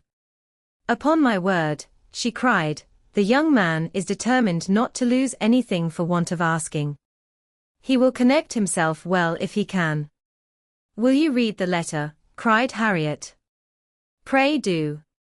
I'd rather you would. Emma was not sorry to be pressed. She read, and was surprised. The style of the letter was much above her expectation. There were not merely no grammatical errors, but as a composition it would not have disgraced a gentleman. The language, though plain, was strong and unaffected, and the sentiments it conveyed very much to the credit of the writer.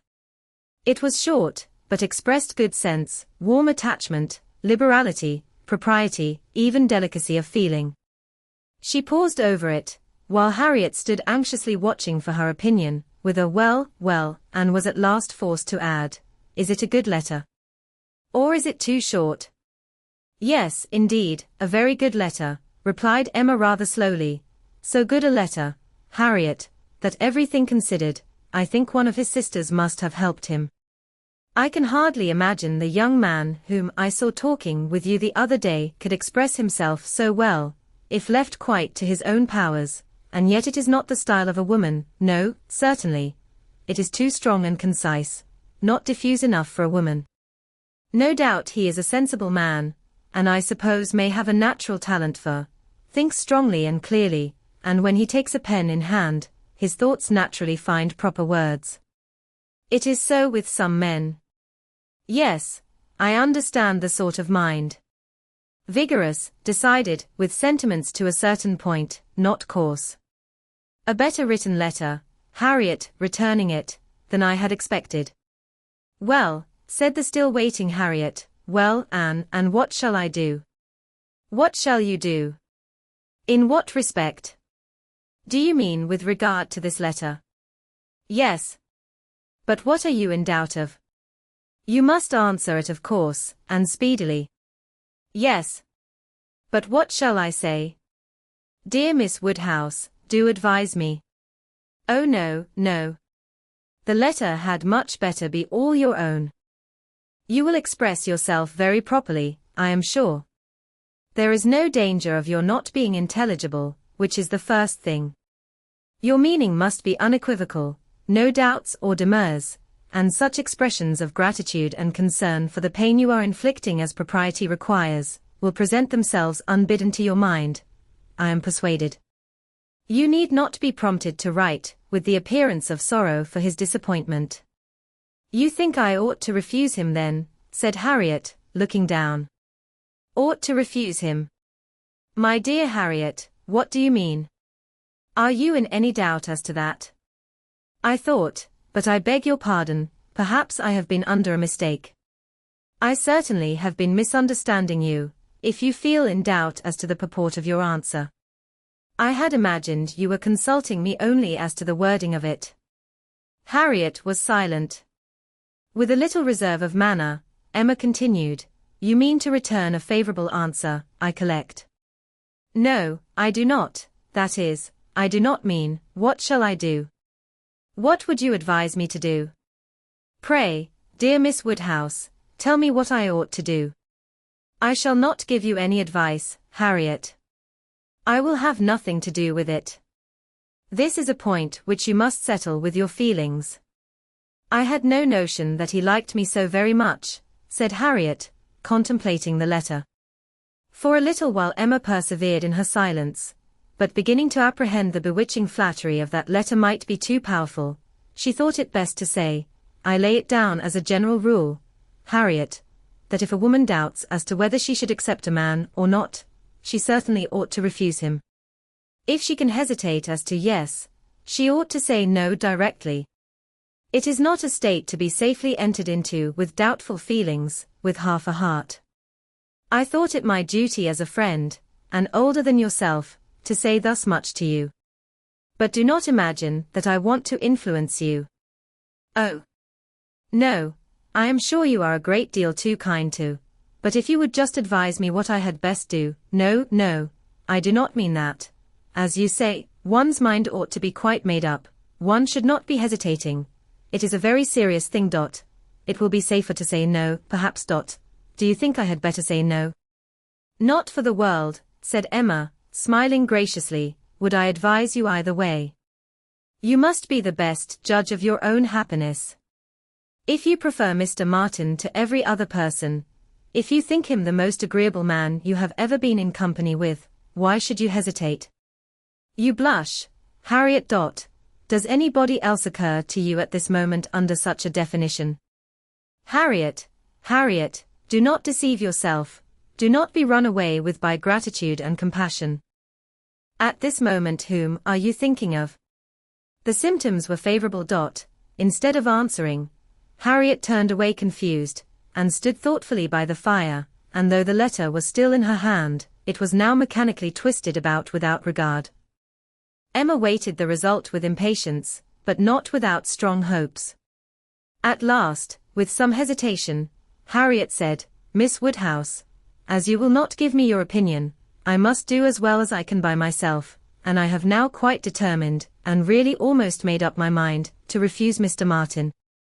Do you think I am right? Perfectly right, my dearest Harriet, you are doing just what you ought. While you were at all in suspense I kept my feelings to myself, but now that you are so completely decided I have no hesitation in approving. Dear Harriet, I give myself joy of this. It would have grieved me to lose your acquaintance, which must have been the consequence of your marrying Mr. Martin. While you were in the smallest degree wavering, I said nothing about it, because I would not influence, but it would have been the loss of a friend to me. I could not have visited Mrs. Robert Martin, of Abermill Farm. Now I am secure of you forever. Harriet had not surmised her own danger, but the idea of it struck her forcibly. You could not have visited me, she cried, looking aghast. No, to be sure you could not, but I never thought of that before. That would have been too dreadful. What an escape, dear Miss Woodhouse. I would not give up the pleasure and honor of being intimate with you for anything in the world. Indeed, Harriet, it would have been a severe pang to lose you, but it must have been. You would have thrown yourself out of all good society. I must have given you up. Dear me, how should I ever have borne it? It would have killed me never to come to Hartfield any more. Dear affectionate creature, you banished to Abermill Farm, you confined to the society of the illiterate and vulgar all your life.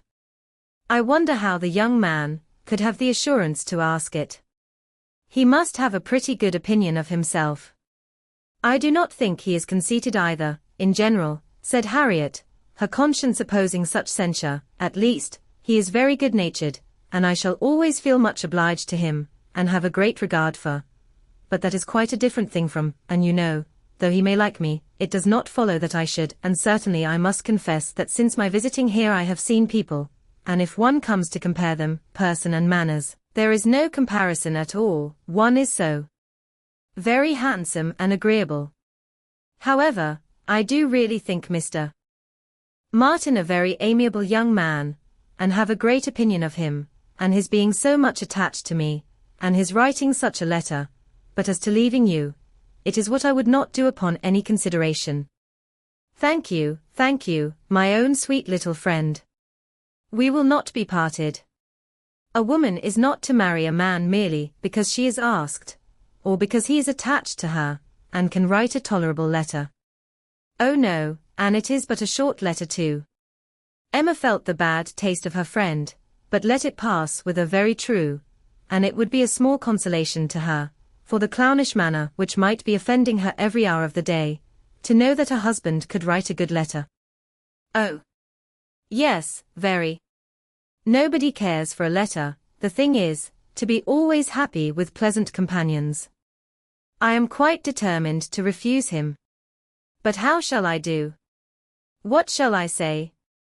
Emma assured her there would be no difficulty in the answer, and advised its being written directly, which was agreed to, in the hope of her assistance, and though Emma continued to protest against any assistance being wanted, it was in fact given in the formation of every sentence. The looking over his letter again, in replying to it, had such a softening tendency, that it was particularly necessary to brace her up with a few decisive expressions, and she was so very much concerned at the idea of making him unhappy, and thought so much of what his mother and sisters would think and say, and was so anxious that they should not fancy her ungrateful, that Emma believed if the young man had come in her way at that moment, he would have been accepted after all. This letter, however, was written and sealed and sent. The business was finished, and Harriet safe. She was rather low all the evening, but Emma could allow for her amiable regrets, and sometimes relieved them by speaking of her own affection, sometimes by bringing forward the idea of Mr. Elton. I shall never be invited to Abermill again, was said in rather a sorrowful tone. Nor, if you were, could I ever bear to part with you, my Harriet. You are a great deal too necessary at Hartfield to be spared to Abermill. And I am sure I should never want to go there, for I am never happy but at Hartfield. Some time afterwards it was. I think Mrs. Goddard would be very much surprised if she knew what had happened. I am sure Miss Nash would, for Miss Nash thinks her own sister very well married, and it is only a linen draper. One should be sorry to see greater pride or refinement in the teacher of a school, Harriet. I dare say Miss Nash would envy you such an opportunity as this of being married. Even this conquest would appear valuable in her eyes. As to anything superior for you, I suppose she is quite in the dark. The attentions of a certain person can hardly be among the tittle-tattle of Highbury yet. Hitherto I fancy you and I are the only people to whom his looks and manners have explained themselves. Harriet blushed and smiled, and said something about wondering that people should like her so much. The idea of Mr. Elton was certainly cheering, but still, after a time, she was tender-hearted again towards the rejected Mr. Martin. Now he has got my letter, said she softly. I wonder what they are all doing, whether his sisters know. If he is unhappy, they will be unhappy too. I hope he will not mind it so very much. Let us think of those among our absent friends, who are more cheerfully employed, cried Emma. At this moment, perhaps, Mr. Elton is showing your picture to his mother and sisters, telling how much more beautiful is the original, and after being asked for it 5 or 6 times, allowing them to hear your name, your own dear name. My picture, but he has left my picture in Bond Street. Has he so? Then I know nothing of Mr. Elton. No, my dear little modest Harriet, depend upon it the picture will not be in Bond Street till just before he mounts his horse tomorrow. It is his companion all this evening, his solace, his delight. It opens his designs to his family, it introduces you among them, it diffuses through the party those pleasantest feelings of our nature, eager curiosity, and warm prepossession. How cheerful, how animated, how suspicious, how busy their imaginations all are. Harriet smiled again, and her smiles grew stronger. Chapter 8. Harriet slept at Hartfield that night. For some weeks past she had been spending more than half her time there, and gradually getting to have a bedroom appropriated to herself, and Emma judged it best in every respect, safest and kindest, to keep her with them as much as possible just at present. She was obliged to go the next morning for an hour or two to Mrs. Goddard's, but it was then to be settled that she should return to Hartfield, to make a regular visit of some days. While she was gone, Mr. Knightley called, and sat some time with Mr. Woodhouse and Emma, till Mr. Woodhouse, who had previously made up his mind to walk out, was persuaded by his daughter not to defer it, and was induced by the entreaties of both, though against the scruples of his own civility, to leave Mr. Knightley for that purpose. Mr. Knightley, who had nothing of ceremony about him, was offering by his short, decided answers, an amusing contrast to the protracted apologies and civil hesitations of the other. Well, I believe, if you will excuse me, Mr. Knightley, if you will not consider me as doing a very rude thing, I shall take Emma's advice and go out for a quarter of an hour. As the sun is out, I believe I had better take my 3 turns while I can. I treat you without ceremony, Mr. Knightley. We invalids think we are privileged people. My dear sir, do not make a stranger of me. I leave an excellent substitute in my daughter. Emma will be happy to entertain you. And therefore I think I will beg your excuse and take my 3 turns, my winter walk. You cannot do better, sir. I would ask for the pleasure of your company, Mr. Knightley, but I am a very slow walker, and my pace would be tedious to you, and, besides, you have another long walk before you, to Donwell Abbey. Thank you, sir, thank you. I am going this moment myself, and I think the sooner you go the better. I will fetch your greatcoat, and open the garden door for you. Mr. Woodhouse at last was off, but Mr. Knightley, instead of being immediately off likewise, sat down again, seemingly inclined for more chat. He began speaking of Harriet, and speaking of her with more voluntary praise than Emma had ever heard before. I cannot rate her beauty as you do, said he, but she is a pretty little creature, and I am inclined to think very well of her disposition. Her character depends upon those she is with, but in good hands she will turn out a valuable woman. I am glad you think so, and the good hands, I hope, may not be wanting. Come, said he, you are anxious for a compliment, so I will tell you that you have improved her. You have cured her of her schoolgirl's giggle. She really does you credit. Thank you. I should be mortified indeed if I did not believe I had been of some use, but it is not everybody who will bestow praise where they may. You do not often overpower me with it. You are expecting her again, you say, this morning. Almost every moment.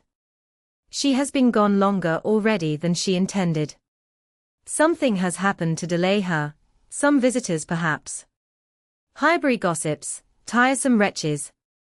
Harriet may not consider everybody tiresome that you would. Emma knew this was too true for contradiction, and therefore said nothing. He presently added, with a smile, I do not pretend to fix on times or places, but I must tell you that I have good reason to believe your little friend will soon hear of something to her advantage. Indeed. How so? Of what sort? A very serious sort, I assure you, still smiling. Very serious. I can think of but one thing, who is in love with her. Who makes you their confidant? Emma was more than half in hopes of Mr. Elton's having dropped a hint. Mr. Knightley was a sort of general friend and adviser, and she knew Mr. Elton looked up to him. I have reason to think, he replied, that Harriet Smith will soon have an offer of marriage, and from a most unexceptionable quarter. Robert Martin is the man. Her visit to Abermill, this summer, seems to have done his business. He is desperately in love and means to marry her. He is very obliging, said Emma, but is he sure that Harriet means to marry him? Well, well, means to make her an offer then. Will that do? He came to the Abbey 2 evenings ago, on purpose to consult me about it. He knows I have a thorough regard for him and all his family, and I believe, considers me as one of his best friends. He came to ask me whether I thought it would be imprudent in him to settle so early, whether I thought her too young, in short, whether I approved his choice altogether, having some apprehension perhaps of her being considered, especially since you're making so much of her, as in a line of society above him. I was very much pleased with all that he said. I never hear better sense from any one than Robert Martin. He always speaks to the purpose, open, straightforward, and very well judging. He told me everything, his circumstances and plans, and what they all proposed doing in the event of his marriage. He is an excellent young man, both as son and brother. I had no hesitation in advising him to marry. He proved to me that he could afford it, and that being the case, I was convinced he could not do better. I praised the fair lady too, and altogether sent him away very happy. If he had never esteemed my opinion before, he would have thought highly of me then, and, I dare say, left the house thinking me the best friend and counsellor man ever had. This happened the night before last. Now, as we may fairly suppose, he would not allow much time to pass before he spoke to the lady, and as he does not appear to have spoken yesterday, it is not unlikely that he should be at Mrs. Goddard's today, and she may be detained by a visitor, without thinking him at all a tiresome wretch. Pray, Mr. Knightley, said Emma, who had been smiling to herself through a great part of this speech, how do you know that Mr. Martin did not speak yesterday? Certainly, replied he, surprised, I do not absolutely know it, but it may be inferred. Was not she the whole day with you? Come, said she, I will tell you something, in return for what you have told me. He did speak yesterday, that is, he wrote, and was refused. This was obliged to be repeated before it could be believed, and Mr. Knightley actually looked red with surprise and displeasure, as he stood up, in tall indignation, and said, then she is a greater simpleton than I ever believed her. What is the foolish girl about? Oh! To be sure, cried Emma, it is always incomprehensible to a man that a woman should ever refuse an offer of marriage. A man always imagines a woman to be ready for anybody who asks her. Nonsense. A man does not imagine any such thing. But what is the meaning of this? Harriet Smith refuse Robert Martin. Madness, if it is so, but I hope you are mistaken. I saw her answer, nothing could be clearer. You saw her answer, you wrote her answer too. Emma, this is your doing. You persuaded her to refuse him. And if I did, which, however, I am far from allowing, I should not feel that I had done wrong. Mr. Martin is a very respectable young man, but I cannot admit him to be Harriet's equal, and am rather surprised indeed that he should have ventured to address her. By your account, he does seem to have had some scruples. It is a pity that they were ever got over. Not Harriet's equal, exclaimed Mr. Knightley loudly and warmly, and with calmer asperity, added, a few moments afterwards, no, he is not her equal indeed, for he is as much her superior in sense as in situation. Emma, your infatuation about that girl blinds you. What are Harriet Smith's claims, either of birth, nature or education, to any connection higher than Robert Martin? She is the natural daughter of nobody knows whom, with probably no settled provision at all, and certainly no respectable relations. She is known only as parlour boarder at a common school. She is not a sensible girl, nor a girl of any information. She has been taught nothing useful, and is too young and too simple to have acquired anything herself. At her age she can have no experience, and with her little wit, is not very likely ever to have any that can avail her. She is pretty, and she is good-tempered, and that is all. My only scruple in advising the match was on his account, as being beneath his deserts, and a bad connection for him. I felt that, as to fortune, in all probability he might do much better, and that as to a rational companion or useful helpmate, he could not do worse. But I could not reason so to a man in love, and was willing to trust to there being no harm in her, to her having that sort of disposition, which, in good hands, like his, might be easily led aright, and turn out very well. The advantage of the match I felt to be all on her side, and had not the smallest doubt, nor have I now, that there would be a general cry out upon her extreme good luck. Even your satisfaction, I made sure of. It crossed my mind immediately that you would not regret your friends leaving Highbury, for the sake of her being settled so well. I remember saying to myself, even Emma, with all her partiality for Harriet, will think this a good match. I cannot help wondering at your knowing so little of Emma as to say any such thing. What? Think a farmer, and with all his sense and all his merit Mr. Martin is nothing more. A good match for my intimate friend. Not regret her leaving Highbury for the sake of marrying a man whom I could never admit as an acquaintance of my own. I wonder you should think it possible for me to have such feelings. I assure you mine are very different. I must think your statement by no means fair. You are not just to Harriet's claims. They would be estimated very differently by others as well as myself. Mr. Martin may be the richest of the two, but he is undoubtedly her inferior as to rank in society. The sphere in which she moves is much above his. It would be a degradation. A degradation to illegitimacy and ignorance, to be married to a respectable, intelligent gentleman farmer. As to the circumstances of her birth, though in a legal sense she may be called nobody, it will not hold in common sense. She is not to pay for the offence of others, by being held below the level of those with whom she is brought up. There can scarcely be a doubt that her father is a gentleman, and a gentleman of fortune. Her allowance is very liberal, nothing has ever been grudged for her improvement or comfort. That she is a gentleman's daughter, is indubitable to me. That she associates with gentlemen's daughters, no one, I apprehend, will deny. She is superior to Mr. Robert Martin. Whoever might be her parents, said Mr. Knightley, whoever may have had the charge of her, it does not appear to have been any part of their plan to introduce her into what you would call good society.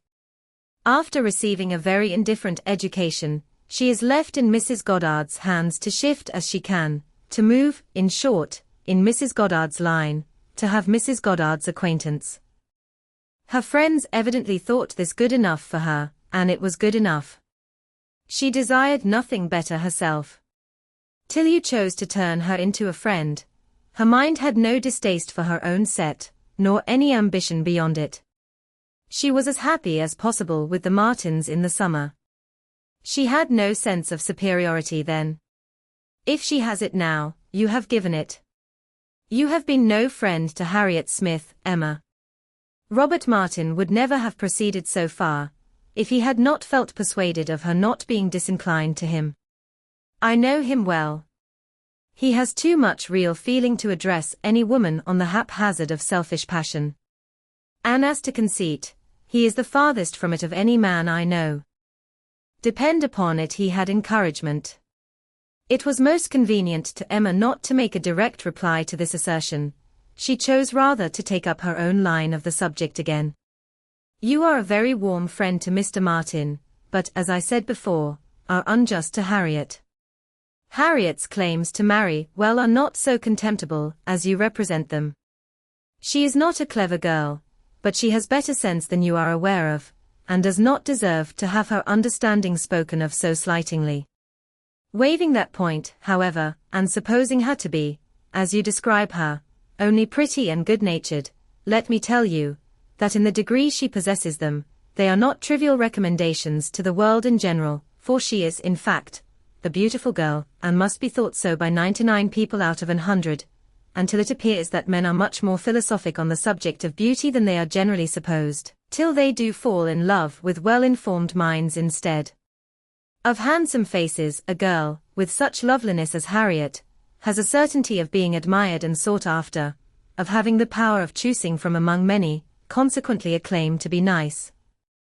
Her good nature, too, is not so very slight a claim, comprehending, as it does, real, thorough sweetness of temper and manner, a very humble opinion of herself, and a great readiness to be pleased with other people. I am very much mistaken if your sex in general would not think such beauty, and such temper, the highest claims a woman could possess. Upon my word, Emma, To hear you abusing the reason you have, is almost enough to make me think so too. Better be without sense, than misapply it as you do. To be sure, cried she playfully. I know that is the feeling of you all. I know that such a girl as Harriet is exactly what every man delights in, what at once bewitches his senses and satisfies his judgment. Oh! Harriet may pick and choose. Were you, yourself, ever to marry, she is the very woman for you. Anne is she, at 17, just entering into life, just beginning to be known, to be wondered at because she does not accept the first offer she receives. No, pray let her have time to look about her. I have always thought it a very foolish intimacy, said Mr. Knightley presently, though I have kept my thoughts to myself, but I now perceive that it will be a very unfortunate one for Harriet. You will puff her up with such ideas of her own beauty, and of what she has a claim to, that, in a little while, nobody within her reach will be good enough for her.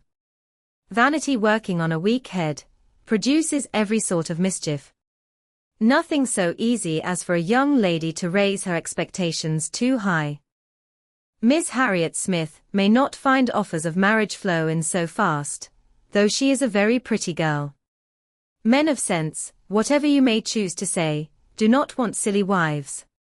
Men of family would not be very fond of connecting themselves with a girl of such obscurity, and most prudent men would be afraid of the inconvenience and disgrace they might be involved in, when the mystery of her parentage came to be revealed.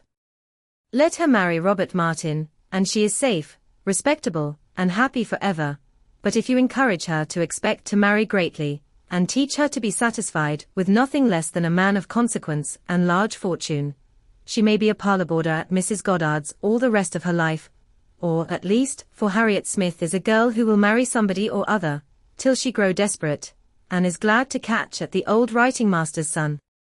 We think so very differently on this point, Mr. Knightley, that there can be no use in canvassing it. We shall only be making each other more angry. But as to my letting her marry Robert Martin, it is impossible. She has refused him, and so decidedly, I think, as must prevent any second application. She must abide by the evil of having refused him, whatever it may be, and as to the refusal itself, I will not pretend to say that I might not influence her a little, but I assure you there was very little for me or for anybody to do. His appearance is so much against him, and his manner so bad, that if she ever were disposed to favor him, she is not now. I can imagine, that before she had seen anybody superior, she might tolerate him.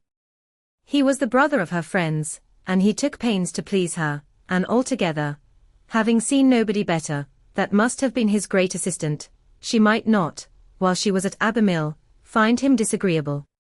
But the case is altered now. She knows now what gentlemen are, and nothing but a gentleman in education and manner has any chance with Harriet. Nonsense, errant nonsense, as ever was talked, cried Mr. Knightley. Robert Martin's manners have sense, sincerity, and good humor to recommend them, and his mind has more true gentility than Harriet Smith could understand. Emma made no answer, and tried to look cheerfully unconcerned, but was really feeling uncomfortable, and wanting him very much to be gone. She did not repent what she had done. She still thought herself a better judge of such a point of female right and refinement than he could be, but yet she had a sort of habitual respect for his judgment in general, which made her dislike having it so loudly against her, and to have him sitting just opposite to her in angry state, was very disagreeable. Some minutes passed in this unpleasant silence, with only one attempt on Emma's side to talk of the weather, but he made no answer. He was thinking. The result of his thoughts appeared at last in these words. Robert Martin has no great loss, if he can but think so, and I hope it will not be long before he does. Your views for Harriet are best known to yourself, but as you make no secret of your love of matchmaking, it is fair to suppose that views, and plans, and projects you have, and as a friend I shall just hint to you that if Elton is the man, I think it will be all labor in vain. Emma laughed and disclaimed. He continued, depend upon it, Elton will not do. Elton is a very good sort of man, and a very respectable vicar of Highbury, but not at all likely to make an imprudent match. He knows the value of a good income as well as anybody. Elton may talk sentimentally, but he will act rationally. He is as well acquainted with his own claims as you can be with Harriet's. He knows that he is a very handsome young man, and a great favorite wherever he goes, and from his general way of talking in unreserved moments, when there are only men present, I am convinced that he does not mean to throw himself away. I have heard him speak with great animation of a large family of young ladies that his sisters are intimate with, who have all £20,000 apiece. I am very much obliged to you, said Emma, laughing again. If I had set my heart on Mr. Elton's marrying Harriet, it would have been very kind to open my eyes, but at present I only want to keep Harriet to myself. I have done with matchmaking indeed. I could never hope to equal my own doings at Randalls. I shall leave off while I am well. Good morning to you, said he, rising and walking off abruptly. He was very much vexed. He felt the disappointment of the young man, and was mortified to have been the means of promoting it, by the sanction he had given, and the part which he was persuaded Emma had taken in the affair, was provoking him exceedingly. Emma remained in a state of vexation too, but there was more indistinctness in the causes of hers than in his. She did not always feel so absolutely satisfied with herself, so entirely convinced that her opinions were right and her adversaries wrong, as Mr. Knightley. He walked off in more complete self-approbation than he left for her. She was not so materially cast down, however, but that a little time and the return of Harriet were very adequate restoratives. Harriet's staying away so long was beginning to make her uneasy. The possibility of the young man's coming to Mrs. Goddard's that morning, and meeting with Harriet and pleading his own cause, gave alarming ideas. The dread of such a failure after all became the prominent uneasiness, and when Harriet appeared, and in very good spirits, and without having any such reason to give for her long absence, she felt a satisfaction, which settled her with her own mind, and convinced her, that let Mr. Knightley think or say what he would, she had done nothing which woman's friendship and woman's feelings would not justify. He had frightened her a little about Mr. Elton, but when she considered that Mr. Knightley could not have observed him as she had done, neither with the interest, nor, she must be allowed to tell herself, in spite of Mr. Knightley's pretensions, with the skill of such an observer on such a question as herself, that he had spoken it hastily and in anger, she was able to believe that he had rather said what he wished resentfully to be true, than what he knew anything about. He certainly might have heard Mr. Elton speak with more unreserve than she had ever done, and Mr. Elton might not be of an imprudent, inconsiderate disposition as to money matters. He might naturally be rather attentive than otherwise to them, but then Mr. Knightley did not make due allowance for the influence of a strong passion at war with all interested motives.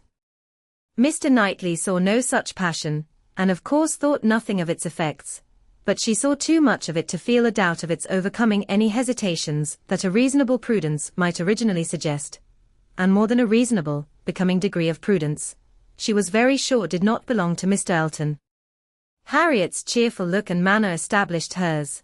She came back, not to think of Mr. Martin, but to talk of Mr. Elton. Miss Nash had been telling her something, which she repeated immediately with great delight. Mr. Perry had been to Mrs. Goddard's to attend a sick child, and Miss Nash had seen him, and he had told Miss Nash that as he was coming back yesterday from Clayton Park, he had met Mr. Elton, and found to his great surprise that Mr. Elton was actually on his road to London and not meaning to return till the morrow, though it was the whist club night, which he had been never known to miss before, and Mr. Perry had remonstrated with him about it, and told him how shabby it was in him, their best player, to absent himself, and tried very much to persuade him to put off his journey only one day, but it would not do. Mr. Elton had been determined to go on, and had said in a very particular way indeed, that he was going on business which he would not put off for any inducement in the world, and something about a very enviable commission, and being the bearer of something exceedingly precious. Mr. Perry could not quite understand him, but he was very sure there must be a lady in the case, and he told him so, and Mr. Elton only looked very conscious, and smiling, and rode off in great spirits. Miss Nash had told her all this, and had talked a great deal more about Mr. Elton, and said, looking so very significantly at her, that she did not pretend to understand what his business might be, but she only knew that any woman whom Mr. Elton could prefer, she should think the luckiest woman in the world, for, beyond a doubt, Mr. Elton had not his equal for beauty or agreeableness. Chapter 9. Mr. Knightley might quarrel with her, but Emma could not quarrel with herself. He was so much displeased, that it was longer than usual before he came to Hartfield again, and when they did meet, his grave looks showed that she was not forgiven. She was sorry, but could not repent. On the contrary, her plans and proceedings were more and more justified, and indeed to her by the general appearances of the next few days. The picture, elegantly framed, came safely to hand soon after Mr. Elton's return, and being hung over the mantelpiece of the common sitting-room, he got up to look at it, and sighed out his half-sentences of admiration, just as he ought. And as for Harriet's feelings, they were visibly forming themselves into as strong and steady an attachment as her youth and sort of mind admitted. Emma was soon perfectly satisfied of Mr. Martin's being no otherwise remembered, than as he furnished a contrast with Mr. Elton, of the utmost advantage to the latter. Her views of improving her little friend's mind, by a great deal of useful reading and conversation, had never yet led to more than a few first chapters, and the intention of going on tomorrow. It was much easier to chat than to study, much pleasanter to let her imagination range and work at Harriet's fortune, than to be laboring to enlarge her comprehension, or exercise it on sober facts, and the only literary pursuit which engaged Harriet at present, the only mental provision she was making for the evening of life, was the collecting and transcribing all the riddles of every sort that she could meet with, into a thin quarto of hot-pressed paper, made up by her friend and ornamented with ciphers and trophies. In this age of literature, such collections on a very grand scale are not uncommon. Miss Nash, head teacher at Mrs. Goddard's, had written out at least 300, and Harriet, who had taken the first hint of it from her, hoped, with Miss Woodhouse's help, to get a great many more. Emma assisted with her invention, memory and taste, and as Harriet wrote a very pretty hand, it was likely to be an arrangement of the first order, in form as well as quantity. Mr. Woodhouse was almost as much interested in the business as the girls, and tried very often to recollect something worth their putting in. So many clever riddles as there used to be when he was young, he wondered he could not remember them. But he hoped he should in time. And it always ended in Kitty, a fair but frozen maid. His good friend Perry, too, whom he had spoken to on the subject, did not at present recollect anything of the riddle kind, but he had desired Perry to be upon the watch, and as he went about so much, something, he thought, might come from that quarter. It was by no means his daughter's wish that the intellects of Highbury, in general, should be put under requisition. Mr. Elton was the only one whose assistance she asked. He was invited to contribute any really good enigmas, charades, or conundrums that he might recollect, and she had the pleasure of seeing him most intently at work with his recollections, and at the same time, as she could perceive, most earnestly careful that nothing ungallant, nothing that did not breathe a compliment to the sex should pass his lips. They owed to him their 2 or 3 politest puzzles, and the joy and exultation with which at last he recalled, and rather sentimentally recited, that well-known charade, my first doth affliction denote, which my second is destined to feel, and my whole is the best antidote that affliction to soften and heal. Made her quite sorry to acknowledge that they had transcribed it some pages ago already. Why will not you write one yourself for us, Mr. Elton, said she. That is the only security for its freshness, and nothing could be easier to you. Oh no. He had never written, hardly ever, anything of the kind in his life. The stupidest fellow. He was afraid not even Miss Woodhouse, he stopped a moment, or Miss Smith could inspire him. The very next day, however, produced some proof of inspiration. He called for a few moments, just to leave a piece of paper on the table containing, as he said, a charade, which a friend of his had addressed to a young lady, the object of his admiration, but which, from his manner, Emma was immediately convinced must be his own. I do not offer it for Miss Smith's collection, said he.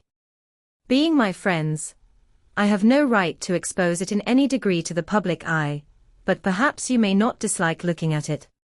The speech was more to Emma than to Harriet, which Emma could understand. There was deep consciousness about him, and he found it easier to meet her eye than her friends. He was gone the next moment. After another moment's pause, "Take it," said Emma, smiling, and pushing the paper towards Harriet, "it is for you. Take your own." But Harriet was in a tremor, and could not touch it, and Emma, never loath to be first, was obliged to examine it herself. To Miss Sherard. My first displays the wealth and pomp of kings, lords of the earth, their luxury and ease. Another view of man, my second brings, behold him there, the monarch of the seas. But united, what reverse we have.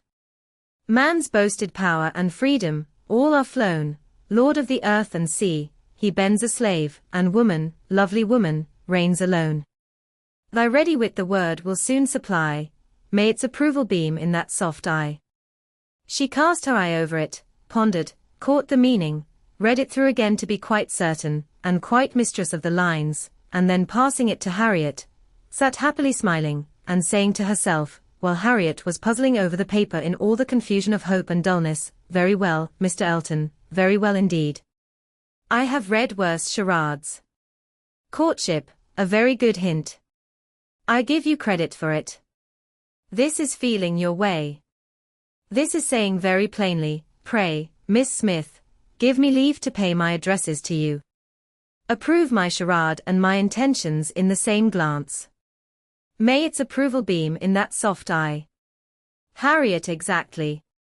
Soft is the very word for her eye, of all epithets, the justest that could be given. Thy ready wit the word will soon supply. Humph, Harriet's ready wit. All the better. A man must be very much in love, indeed, to describe her so. Mr. Knightley, I wish you had the benefit of this. I think this would convince you. For once in your life you would be obliged to own yourself mistaken. An excellent charade indeed. And very much to the purpose. Things must come to a crisis soon now. She was obliged to break off from these very pleasant observations, which were otherwise of a sort to run into great length, by the eagerness of Harriet's wondering questions. What can it be, Miss Woodhouse, what can it be? I have not an idea, I cannot guess it in the least. What can it possibly be? Do try to find it out, Miss Woodhouse. Do help me. I never saw anything so hard. Is it kingdom? I wonder who the friend was, and who could be the young lady. Do you think it is a good one? Can it be woman? And woman, lovely woman, reigns alone. Can it be Neptune? Behold him there, the monarch of the seas. Or a trident? Or a mermaid? Or a shark? Oh, no. Shark is only one syllable. It must be very clever, or he would not have brought it. Oh. Miss Woodhouse, do you think we shall ever find it out? Mermaids and sharks. Nonsense. My dear Harriet, what are you thinking of? Where would be the use of his bringing us a charade made by a friend upon a mermaid or a shark? Give me the paper and listen. For read Miss Smith. My first displays the wealth and pomp of kings, lords of the earth, their luxury and ease. That is court. Another view of man, my second brings, behold him there, the monarch of the seas. That is ship, plain as it can be. Now for the cream. But united, courtship, you know, what reverse we have. Man's boasted power and freedom, all are flown. Lord of the earth and sea, he bends a slave, and woman, lovely woman, reigns alone. A very proper compliment, and then follows the application, which I think, my dear Harriet, you cannot find much difficulty in comprehending. Read it in comfort to yourself. There can be no doubt of its being written for you and to you. Harriet could not long resist so delightful a persuasion. She read the concluding lines, and was all flutter and happiness. She could not speak. But she was not wanted to speak. It was enough for her to feel. Emma spoke for her. "There is so pointed, and so particular a meaning in this compliment," said she, "that I cannot have a doubt as to Mr. Elton's intentions. You are his object, and you will soon receive the completest proof of it. I thought it must be so. I thought I could not be so deceived, but now, it is clear, the state of his mind is as clear and decided, as my wishes on the subject have been ever since I knew you. Yes, Harriet, just so long have I been wanting the very circumstance to happen that has happened. I could never tell whether an attachment between you and Mr. Elton were most desirable, or most natural. Its probability, and its eligibility, have really so equaled each other. I am very happy. I congratulate you, my dear Harriet, with all my heart. This is an attachment, which a woman may well feel pride in creating. This is a connection which offers nothing but good. It will give you everything that you want, consideration, independence, a proper home. It will fix you in the center of all your real friends, close to Hartfield and to me, and confirm our intimacy forever.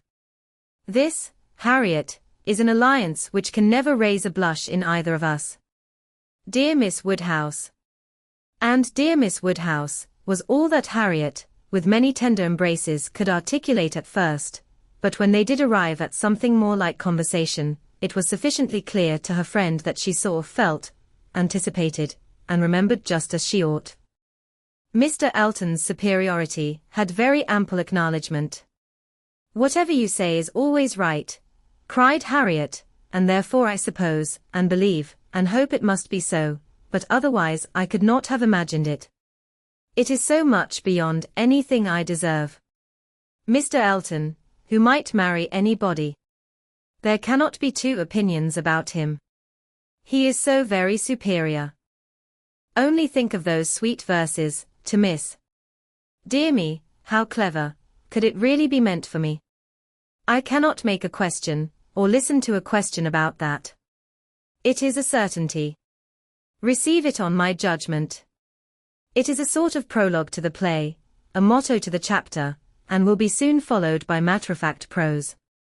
It is a sort of thing which nobody could have expected. I am sure, a month ago, I had no more idea myself. The strangest things do take place. When Miss Smiths and Mr. Eltons get acquainted, they do indeed, and really it is strange. It is out of the common course that what is so evidently, so palpably desirable, what courts the prearrangement of other people, should so immediately shape itself into the proper form. You and Mr. Elton are by situation called together. You belong to one another by every circumstance of your respective homes. Your marrying will be equal to the match at Randalls. There does seem to be a something in the air of Hartfield, which gives love exactly the right direction, and sends it into the very channel where it ought to flow. The course of true love never did run smooth. A Hartfield edition of Shakespeare would have a long note on that passage. That Mr. Elton should really be in love with me, of all people, who did not know him, to speak to him at Michaelmas. And he, the very handsomest man that ever was, and a man that everybody looks up to, quite like Mr. Knightley. His company so sought after, that everybody says he need not eat a single meal by himself if he does not choose it, that he has more invitations than there are days in the week. And so excellent in the church. Miss Nash has put down all the texts he has ever preached from since he came to Highbury. Dear me! When I look back to the first time I saw him, how little did I think. The two abbots and I ran into the front room and peeped through the blind when we heard he was going by, and Miss Nash came and scolded us away, and stayed to look through herself. However, she called me back presently, and let me look too, which was very good-natured. And how beautiful we thought he looked. He was arm in arm with Mr. Cole. This is an alliance which, whoever, whatever your friends may be, must be agreeable to them, provided at least they have common sense, and we are not to be addressing our conduct to fools. If they are anxious to see you happily married, here is a man whose amiable character gives every assurance of it. If they wish to have you settled in the same country and circle which they have chosen to place you in, here it will be accomplished. And if their only object is that you should, in the common phrase, be well married, here is the comfortable fortune, the respectable establishment, the rise in the world which must satisfy them. Yes, very true. How nicely you talk. I love to hear you. You understand everything. You and Mr. Elton are one as clever as the other. This charade, if I had studied a 12-month, I could never have made anything like it. I thought he meant to try his skill, by his manner of declining it yesterday. I do think it is, without exception, the best charade I ever read. I never read one more to the purpose, certainly. It is as long again, as almost all we have had before. I do not consider its length as particularly in its favor. Such things in general cannot be too short. Harriet was too intent on the lines to hear. The most satisfactory comparisons were rising in her mind. It is one thing, said she, presently, her cheeks in a glow, to have very good sense in a common way, like everybody else, and if there is anything to say, to sit down and write a letter, and say just what you must in a short way, and another, to write verses and charades like this. Emma could not have desired a more spirited rejection of Mr. Martin's prose. Such sweet lines, continued Harriet, these two last, but how shall I ever be able to return the paper, or say I have found it out? Oh, Miss Woodhouse, what can we do about that? Leave it to me. You do nothing. He will be here this evening, I dare say, and then I will give it him back, and some nonsense or other will pass between us, and you shall not be committed. Your soft eyes shall choose their own time for beaming. Trust to me. Oh, Miss Woodhouse, what a pity that I must not write this beautiful charade into my book. I am sure I have not got one half so good. Leave out the two last lines, and there is no reason why you should not write it into your book. Oh, but those two lines are the best of all. Granted, for private enjoyment, and for private enjoyment keep them. They are not at all the less written, you know, because you divide them. The couplet does not cease to be, nor does its meaning change. But take it away, and all appropriation ceases, and a very pretty gallant charade remains, fit for any collection. Depend upon it, he would not like to have his charade slighted, much better than his passion. A poet in love must be encouraged in both capacities, or neither. Give me the book. I will write it down, and then there can be no possible reflection on you. Harriet submitted, though her mind could hardly separate the parts, so as to feel quite sure that her friend were not writing down a declaration of love. It seemed too precious an offering for any degree of publicity. I shall never let that book go out of my own hands, said she. Very well, replied Emma, a most natural feeling, and the longer it lasts, the better I shall be pleased. But here is my father coming. You will not object to my reading the charade to him? It will be giving him so much pleasure. He loves anything of the sort, and especially anything that pays woman a compliment. He has the tenderest spirit of gallantry towards us all. You must let me read it to him. Harriet looked grave. My dear Harriet, you must not refine too much upon this charade. You will betray your feelings improperly, if you are too conscious and too quick, and appear to affix more meaning, or even quite all the meaning which may be affixed to it. Do not be overpowered by such a little tribute of admiration. If he had been anxious for secrecy, he would not have left the paper while I was by, but he rather pushed it towards me than towards you. Do not let us be too solemn on the business.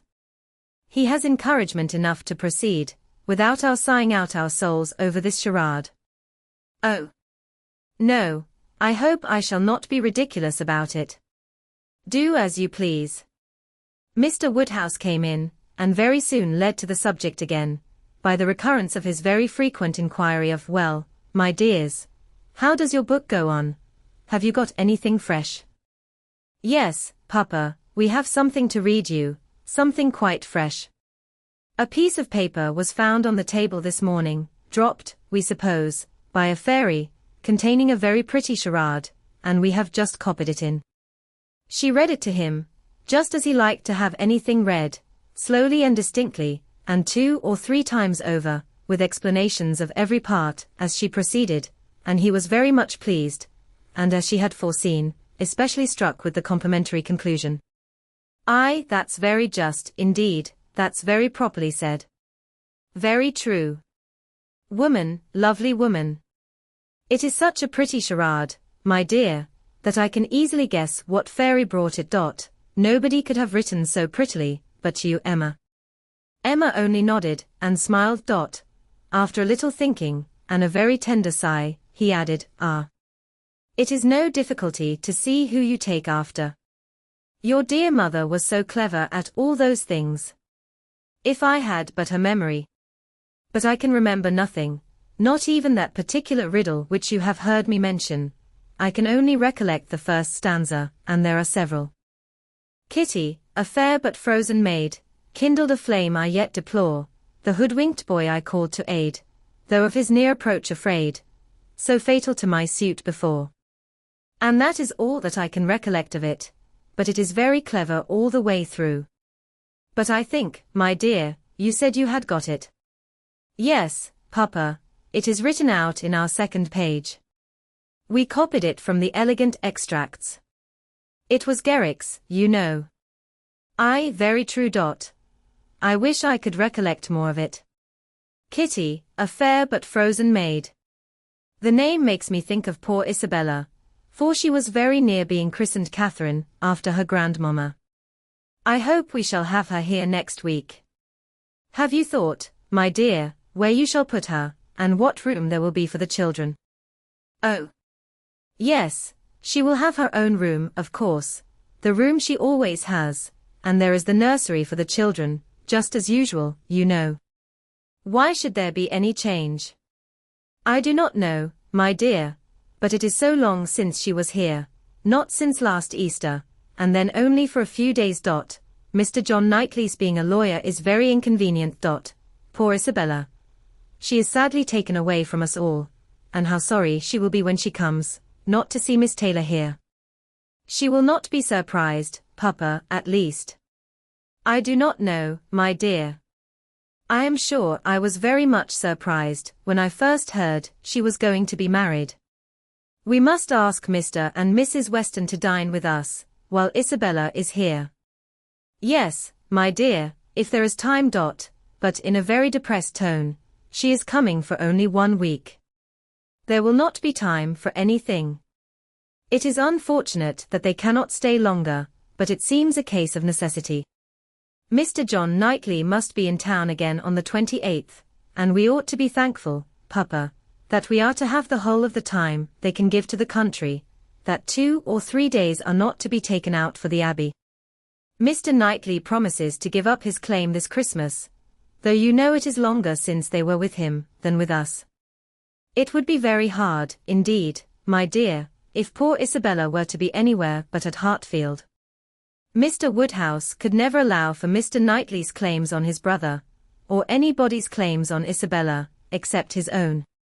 He sat musing a little while, and then said, "But I do not see why poor Isabella should be obliged to go back so soon, though he does. I think, Emma, I shall try and persuade her to stay longer with us. She and the children might stay very well."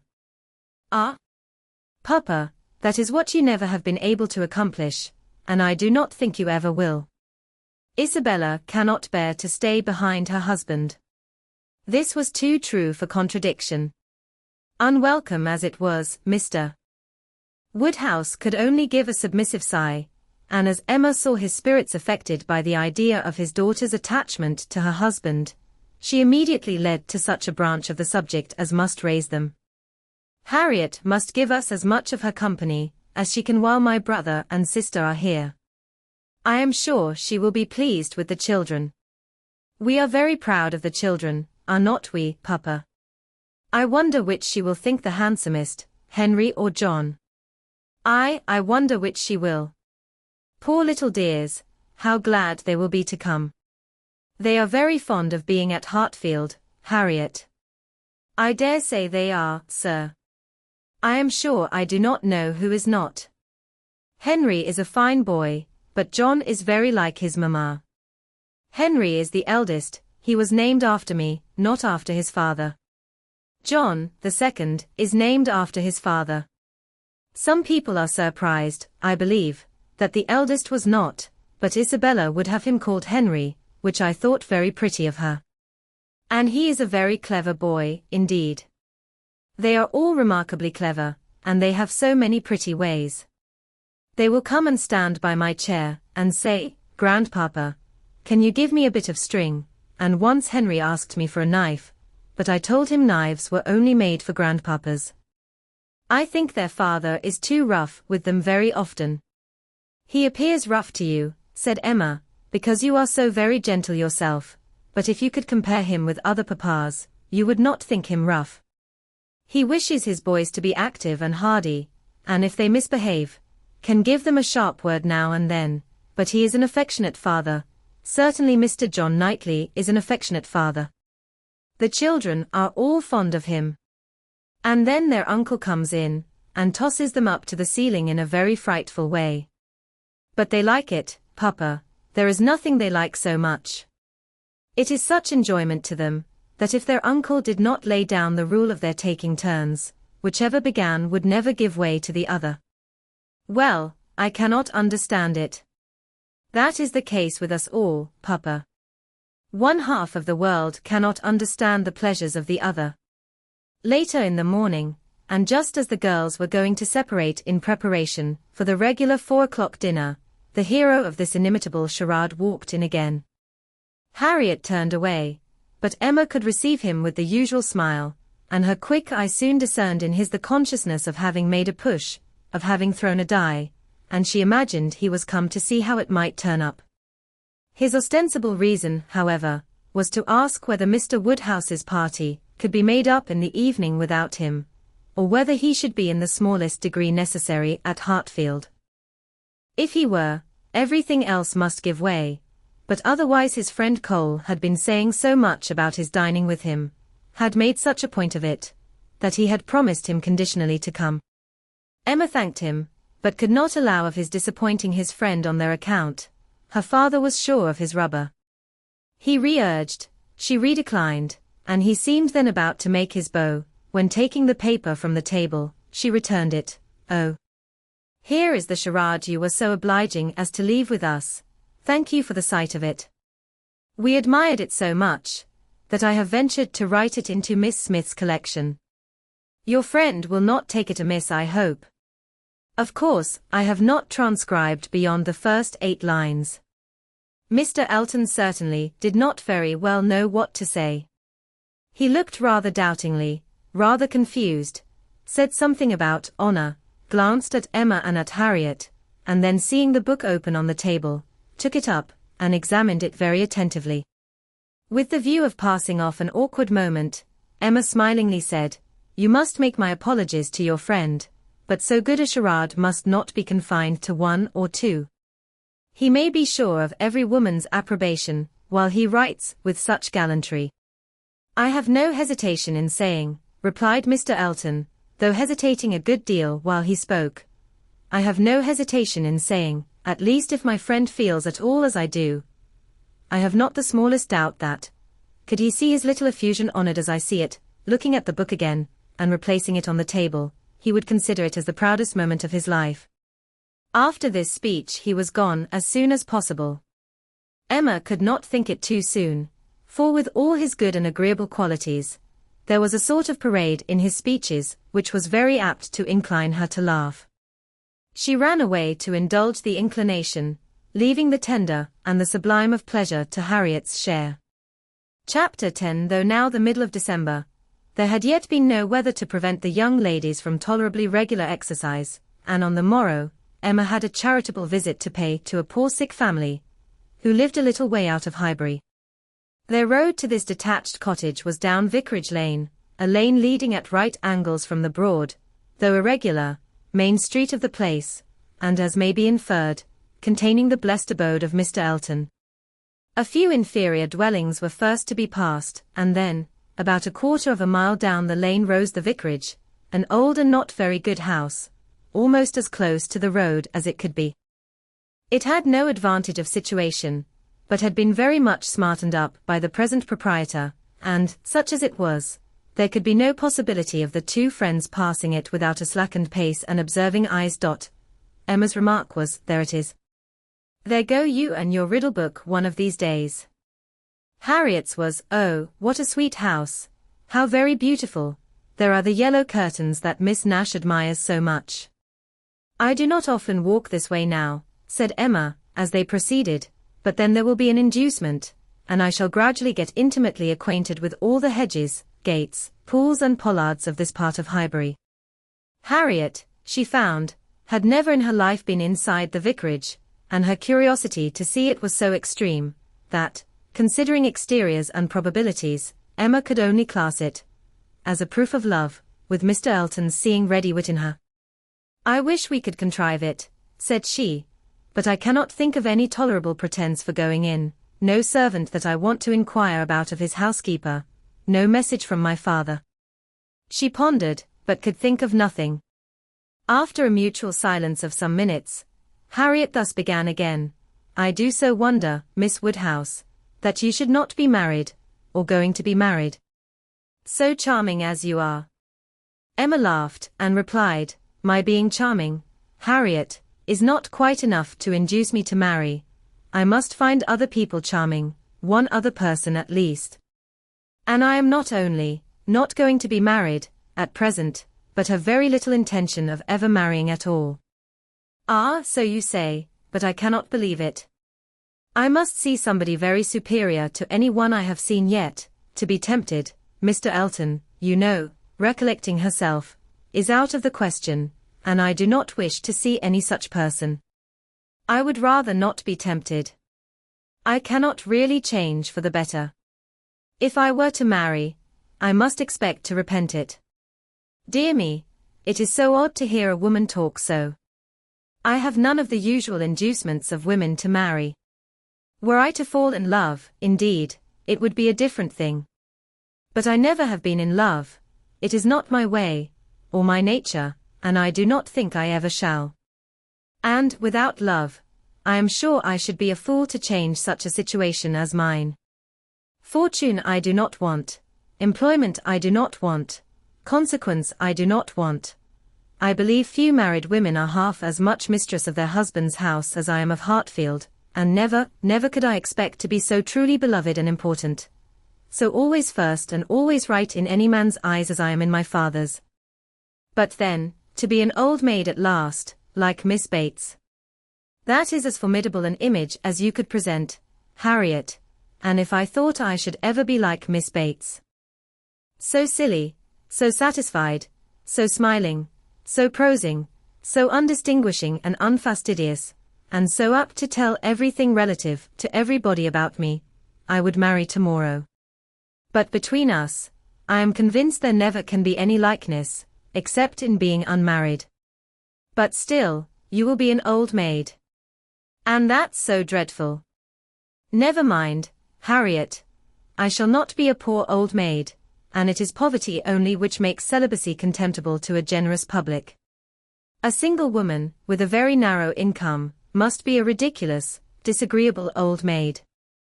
The proper sport of boys and girls, but a single woman, of good fortune, is always respectable, and may be as sensible and pleasant as anybody else.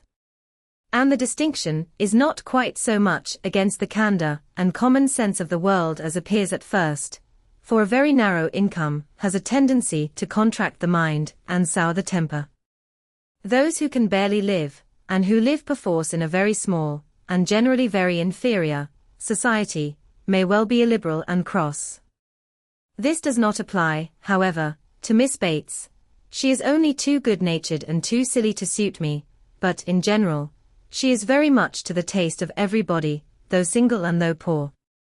Poverty certainly has not contracted her mind.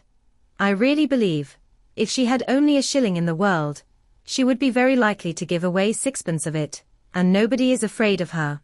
That is a great charm. Dear me! But what shall you do?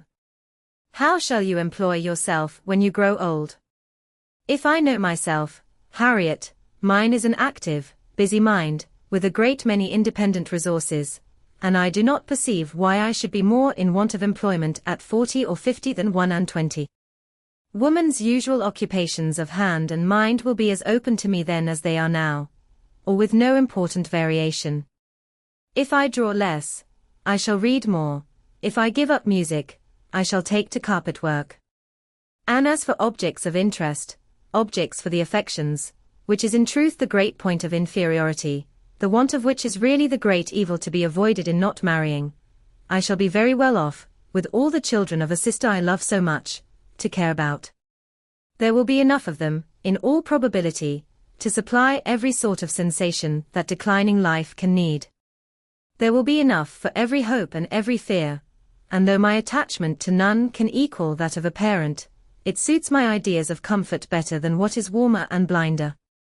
My nephews and nieces, I shall often have a niece with me. Do you know Miss Bates's niece? That is, I know you must have seen her 100 times, but are you acquainted? Oh. Yes, we are always forced to be acquainted whenever she comes to Highbury. By the by, that is almost enough to put one out of conceit with a niece. Heaven forbid! At least, that I should ever bore people half so much about all the Knightleys together, as she does about Jane Fairfax. One is sick of the very name of Jane Fairfax. Every letter from her is read 40 times over. Her compliments to all friends go round and round again, and if she does but send her aunt the pattern of a stomacher, or knit a pair of garters for her grandmother, one hears of nothing else for a month. I wish Jane Fairfax very well, but she tires me to death. They were now approaching the cottage, and all idle topics were superseded. Emma was very compassionate, and the distresses of the poor were as sure of relief from her personal attention and kindness, her counsel and her patience, as from her purse. She understood their ways, could allow for their ignorance and their temptations, had no romantic expectations of extraordinary virtue from those for whom education had done so little, entered into their troubles with ready sympathy, and always gave her assistance with as much intelligence as goodwill. In the present instance, it was sickness and poverty together which she came to visit, and after remaining there as long as she could give comfort, or advice, she quitted the cottage with such an impression of the scene as made her say to Harriet, as they walked away, "These are the sights, Harriet, to do one good. How trifling they make everything else appear. I feel now as if I could think of nothing but these poor creatures all the rest of the day, and yet, who can say how soon it may all vanish from my mind?" "Very true," said Harriet. "Poor creatures. One can think of nothing else." "And really, I do not think the impression will soon be over," said Emma, as she crossed the low hedge and tottering footstep which ended the narrow, slippery path through the cottage garden and brought them into the lane again. "I do not think it will," stopping to look once more at all the outward wretchedness of the place, and recall the still greater within. "Oh, dear, no," said her companion. They walked on. The lane made a slight bend, and when that bend was passed, Mr. Elton was immediately in sight, and so near as to give Emma time only to say, "Father, Harriet, here comes a very sudden trial of our stability in good thoughts." "Well," smiling, "I hope it may be allowed that if compassion has produced exertion and relief to the sufferers, it has done all that is truly important.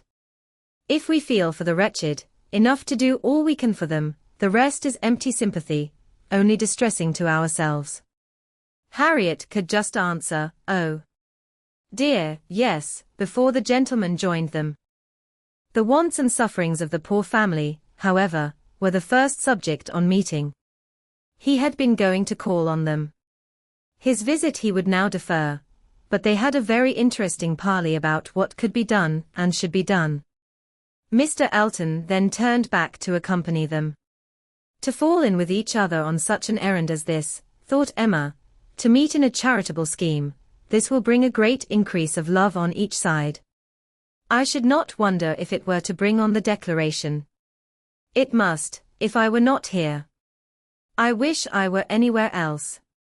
Anxious to separate herself from them as far as she could, she soon afterwards took possession of a narrow footpath, a little raised on one side of the lane, leaving them together in the main road. But she had not been there 2 minutes when she found that Harriet's habits of dependence and imitation were bringing her up too, and that, in short, they would both be soon after her. This would not do. She immediately stopped, under pretence of having some alteration to make in the lacing of her half-boot, and stooping down in complete occupation of the footpath, begged them to have the goodness to walk on, and she would follow in half a minute.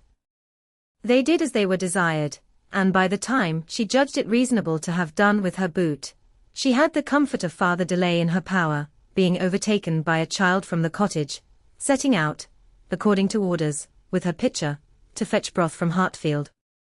To walk by the side of this child, and talk to and question her, was the most natural thing in the world, or would have been the most natural, had she been acting just then without design, and by this means the others were still able to keep ahead, without any obligation of waiting for her. She gained on them, however, involuntarily. The child's pace was quick, and theirs rather slow, and she was the more concerned at it, from their being evidently in a conversation which interested them. Mr. Elton was speaking with animation, Harriet listening with a very pleased attention, and Emma, having sent the child on, was beginning to think how she might draw back a little more, when they both looked around, and she was obliged to join them.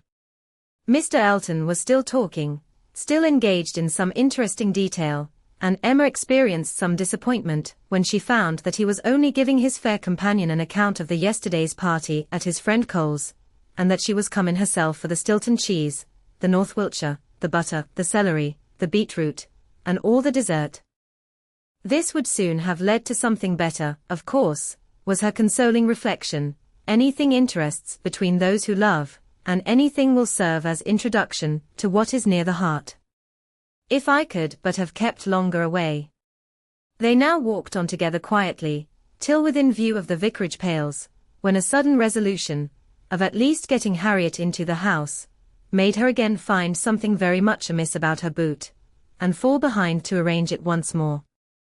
She then broke the lace off short, and dexterously throwing it into a ditch, was presently obliged to entreat them to stop, and acknowledged her inability to put herself to rights, so as to be able to walk home in tolerable comfort. Part of my lace is gone, said she, and I do not know how I am to contrive. I really am a most troublesome companion to you both, but I hope I am not often so ill-equipped. Mr. Elton, I must beg leave to stop at your house, and ask your housekeeper for a bit of riband or string, or anything just to keep my boot on.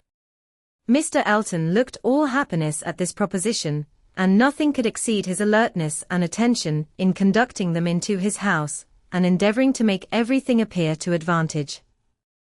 The room they were taken into was the one he chiefly occupied, and looking forwards, behind it was another with which it immediately communicated.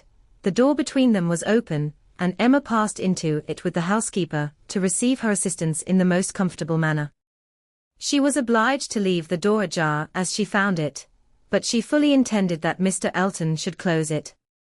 It was not closed, however, it still remained ajar, but by engaging the housekeeper in incessant conversation, she hoped to make it practicable for him to choose his own subject in the adjoining room. For 10 minutes she could hear nothing but herself. It could be protracted no longer. She was then obliged to be finished, and make her appearance. The lovers were standing together at one of the windows. It had a most favourable aspect, and for half a minute, Emma felt the glory of having schemed successfully. But it would not do, he had not come to the point. He had been most agreeable, most delightful. He had told Harriet that he had seen them go by, and had purposely followed them. Other little gallantries and allusions had been dropped, but nothing serious. Cautious, very cautious, thought Emma, he advances inch by inch, and will hazard nothing till he believes himself secure. Still, however, though everything had not been accomplished by her ingenious device, She could not but flatter herself that it had been the occasion of much present enjoyment to both, and must be leading them forward to the great event. Chapter 11. Mr. Elton must now be left to himself. It was no longer in Emma's power to superintend his happiness or quicken his measures. The coming of her sister's family was so very near at hand, that first in anticipation, and then in reality, it became henceforth her prime object of interest, and during the 10 days of their stay at Hartfield it was not to be expected, she did not herself expect, that anything beyond occasional, fortuitous assistance could be afforded by her to the lovers. They might advance rapidly if they would, however. They must advance somehow or other whether they would or no. She hardly wished to have more leisure for them. There are people, who the more you do for them, the less they will do for themselves. Mr. and Mrs. John Knightley, from having been longer than usual absent from Surrey, were exciting of course rather more than the usual interest. Till this year, every long vacation since their marriage had been divided between Hartfield and Donwell Abbey, but all the holidays of this autumn had been given to sea-bathing for the children, and it was therefore many months since they had been seen in a regular way by their Surrey connections, or seen at all by Mr. Woodhouse, who could not be induced to get so far as London, even for poor Isabella's sake, and who consequently was now most nervously and apprehensively happy in forestalling this too short visit. He thought much of the evils of the journey for her, and not a little of the fatigues of his own horses and coachman who were to bring some of the party the last half of the way, but his alarms were needless, the 16 miles being happily accomplished, and Mr. and Mrs. John Knightley, their 5 children and a competent number of nursery maids, all reaching Hartfield in safety. The bustle and joy of such an arrival, the many to be talked to, welcomed, encouraged, and variously dispersed and disposed of, produced a noise and confusion which his nerves could not have borne under any other cause, nor have endured much longer even for this. But the ways of Hartfield and the feelings of her father were so respected by Mrs. John Knightley, that in spite of maternal solicitude for the immediate enjoyment of her little ones, and for their having instantly all the liberty and attendance, all the eating and drinking, and sleeping and playing, which they could possibly wish for, without the smallest delay, the children were never allowed to be long a disturbance to him, either in themselves, or in any restless attendance on them. Mrs. John Knightley was a pretty, elegant little woman, of gentle, quiet manners, and a disposition remarkably amiable and affectionate, wrapped up in her family, a devoted wife, a doting mother, and so tenderly attached to her father and sister that, but for these higher ties, a warmer love might have seemed impossible. She could never see a fault in any of them.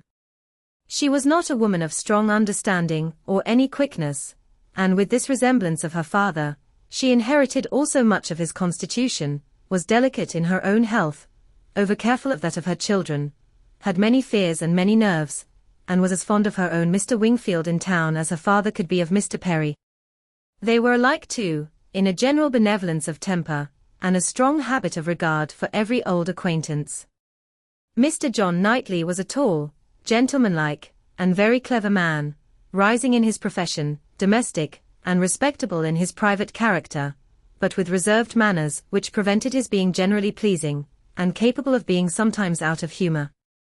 He was not an ill-tempered man, not so often unreasonably cross as to deserve such a reproach, but his temper was not his great perfection, and indeed, with such a worshipping wife, it was hardly possible that any natural defects in it should not be increased.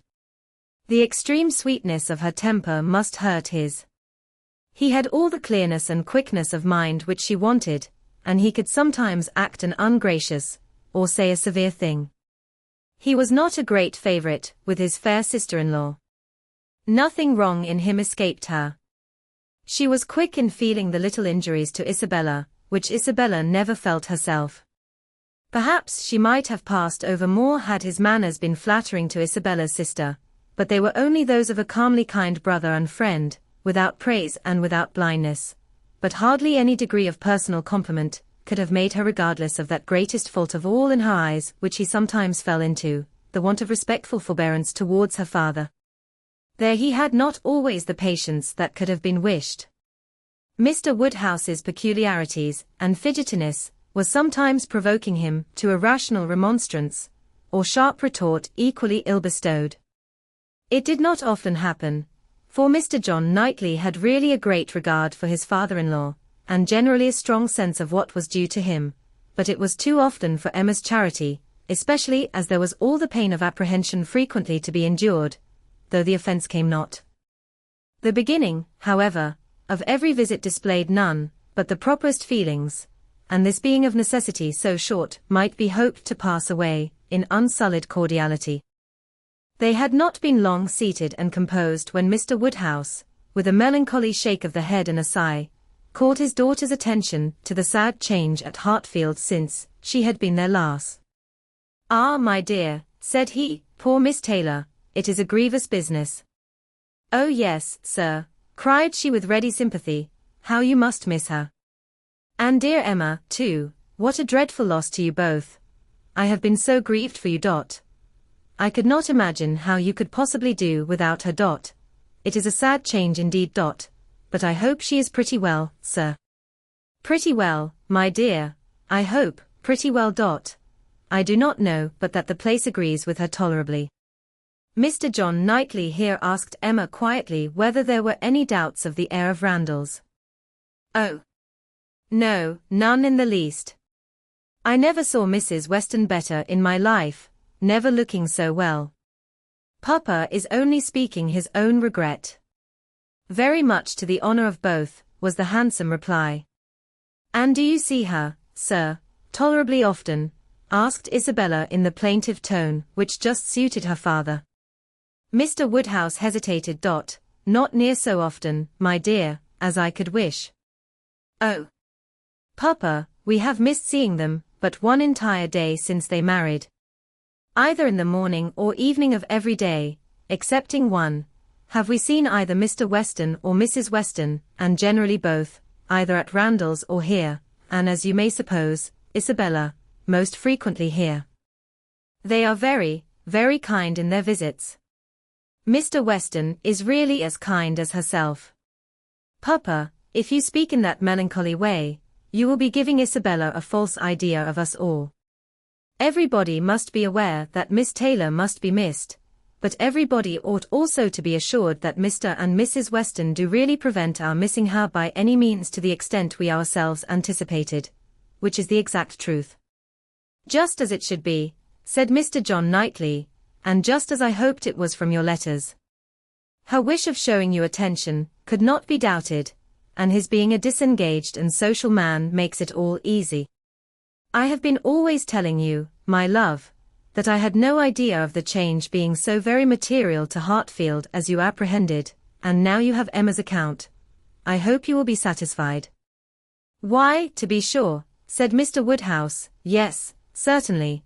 I cannot deny that Mrs. Weston, poor Mrs. Weston, does come and see us pretty often, but then, she is always obliged to go away again. It would be very hard upon Mr. Weston if she did not, Papa. You quite forget poor Mr. Weston." "I think, indeed," said John Knightley pleasantly, "that Mr. Weston has some little claim. You and I, Emma, will venture to take the part of the poor husband. I being a husband, and you not being a wife, the claims of the man may very likely strike us with equal force. As for Isabella, she has been married long enough to see the convenience of putting all the Mr. Westons aside as much as she can." "Me, my love," cried his wife, hearing and understanding only in part. "Are you talking about me? I am sure nobody ought to be, or can be, a greater advocate for matrimony than I am, and if it had not been for the misery of her leaving Hartfield, I should never have thought of Miss Taylor, but as the most fortunate woman in the world, and as to slighting Mr. Weston, that excellent Mr. Weston, I think there is nothing he does not deserve. I believe he is one of the very best-tempered men that ever existed. Excepting yourself and your brother, I do not know his equal for temper. I shall never forget his flying Henry's kite for him that very windy day last Easter, and ever since his particular kindness last September 12th in writing that note, at 12 o'clock at night, on purpose to assure me that there was no scarlet fever at Cobham. I have been convinced there could not be a more feeling heart nor a better man in existence. If anybody can deserve him, it must be Miss Taylor. Where is the young man? Said John Knightley. Has he been here on this occasion, or has he not? He has not been here yet, replied Emma. There was a strong expectation of his coming soon after the marriage, but it ended in nothing, and I have not heard him mentioned lately. But you should tell them of the letter, my dear, said her father. He wrote a letter to poor Mrs. Weston, to congratulate her, and a very proper, handsome letter it was. She showed it to me. I thought it very well done of him indeed. Whether it was his own idea, you know, one cannot tell. He is but young, and his uncle, perhaps, my dear papa, he is 23. You forget how time passes. 23, is he indeed? Well, I could not have thought it, and he was but 2 years old when he lost his poor mother. Well, time does fly indeed, and my memory is very bad. However, it was an exceeding good, pretty letter, and gave Mr. and Mrs. Weston a great deal of pleasure. I remember it was written from Weymouth, and dated September 28th, and began, My dear Madam, but I forget how it went on, and it was signed F. C. Weston Churchill. I remember that perfectly. How very pleasing and proper of him, cried the good-hearted Mrs. John Knightley. I have no doubt of his being a most amiable young man. But how sad it is that he should not live at home with his father. There is something so shocking in a child's being taken away from his parents and natural home. I never could comprehend how Mr. Weston could part with him. To give up one's child. I really never could think well of anybody who proposed such a thing to anybody else. Nobody ever did think well of the Churchills, I fancy, observed Mr. John Knightley coolly. But you need not imagine Mr. Weston to have felt what you would feel in giving up Henry or John. Mr. Weston is rather an easy, cheerful-tempered man, than a man of strong feelings. He takes things as he finds them, and makes enjoyment of them somehow or other, depending, I suspect, much more upon what is called society for his comforts, that is, upon the power of eating and drinking, and playing whist with his neighbours 5 times a week, than upon family affection, or anything that home affords. Emma could not like what bordered on a reflection on Mr. Weston, and had half a mind to take it up, but she struggled, and let it pass. She would keep the peace if possible, and there was something honourable and valuable in the strong domestic habits, the all-sufficiency of home to himself, whence resulted her brother's disposition to look down on the common rate of social intercourse, and those to whom it was important. It had a high claim to forbearance. Chapter 12. Mr. Knightley was to dine with them, rather against the inclination of Mr. Woodhouse, who did not like that any one should share with him in Isabella's first day. Emma's sense of right, however, had decided it, and besides the consideration of what was due to each brother, she had particular pleasure, from the circumstance of the late disagreement between Mr. Knightley and herself, in procuring him the proper invitation. She hoped they might now become friends again. She thought it was time to make up. Making up indeed would not do. She certainly had not been in the wrong, and he would never own that he had. Concession must be out of the question, but it was time to appear to forget that they had ever quarrelled, and she hoped it might rather assist the restoration of friendship, that when he came into the room, she had one of the children with her, the youngest, the nice little girl about 8 months old, who was now making her first visit to Hartfield, and very happy to be danced about in her aunt's arms. It did assist, for though he began with grave looks and short questions, he was soon led on to talk of them all in the usual way, and to take the child out of her arms with all the unceremoniousness of perfect amity. Emma felt they were friends again, and the conviction giving her at first great satisfaction, and then a little sauciness, she could not help saying, as he was admiring the baby, what a comfort it is, that we think alike about our nephews and nieces. As to men and women, our opinions are sometimes very different, but with regard to these children, I observe we never disagree. If you were as much guided by nature in your estimate of men and women, and as little under the power of fancy and whim in your dealings with them, as you are where these children are concerned, we might always think alike. To be sure, our discordancies must always arise from my being in the wrong. Yes, said he, smiling, and reason good.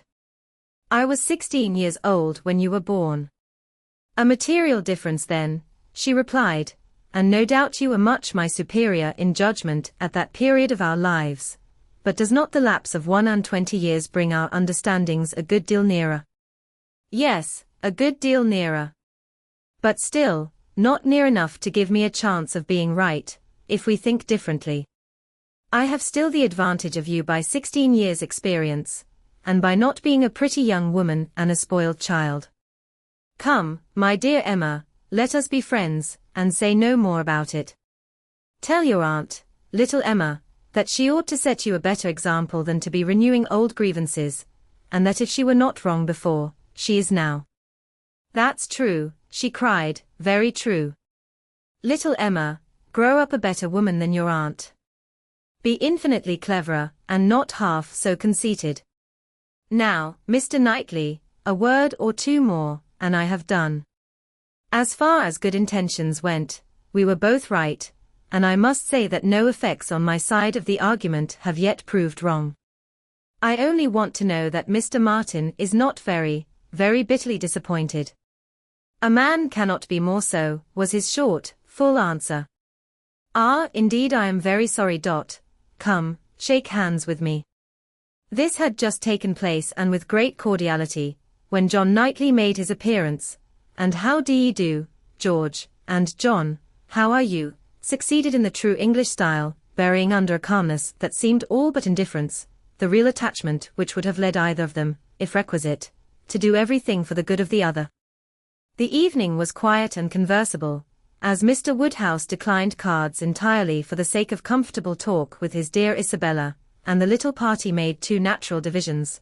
On one side he and his daughter, on the other the two Mr. Knightleys, their subjects totally distinct, or very rarely mixing, and Emma only occasionally joining in one or the other. The brothers talked of their own concerns and pursuits, but principally of those of the elder, whose temper was by much the most communicative, and who was always the greater talker. As a magistrate, he had generally some point of law to consult John about, or, at least, some curious anecdote to give, and as a farmer, as keeping in hand the home farm at Donwell, he had to tell what every field was to bear next year, and to give all such local information as could not fail of being interesting to a brother whose home it had equally been the longest part of his life, and whose attachments were strong. The plan of a drain, the change of a fence, the felling of a tree, and the destination of every acre for wheat, turnips, or spring corn, was entered into with as much equality of interest by John, as his cooler manners rendered possible, and if his willing brother ever left him anything to inquire about, his inquiries even approached a tone of eagerness.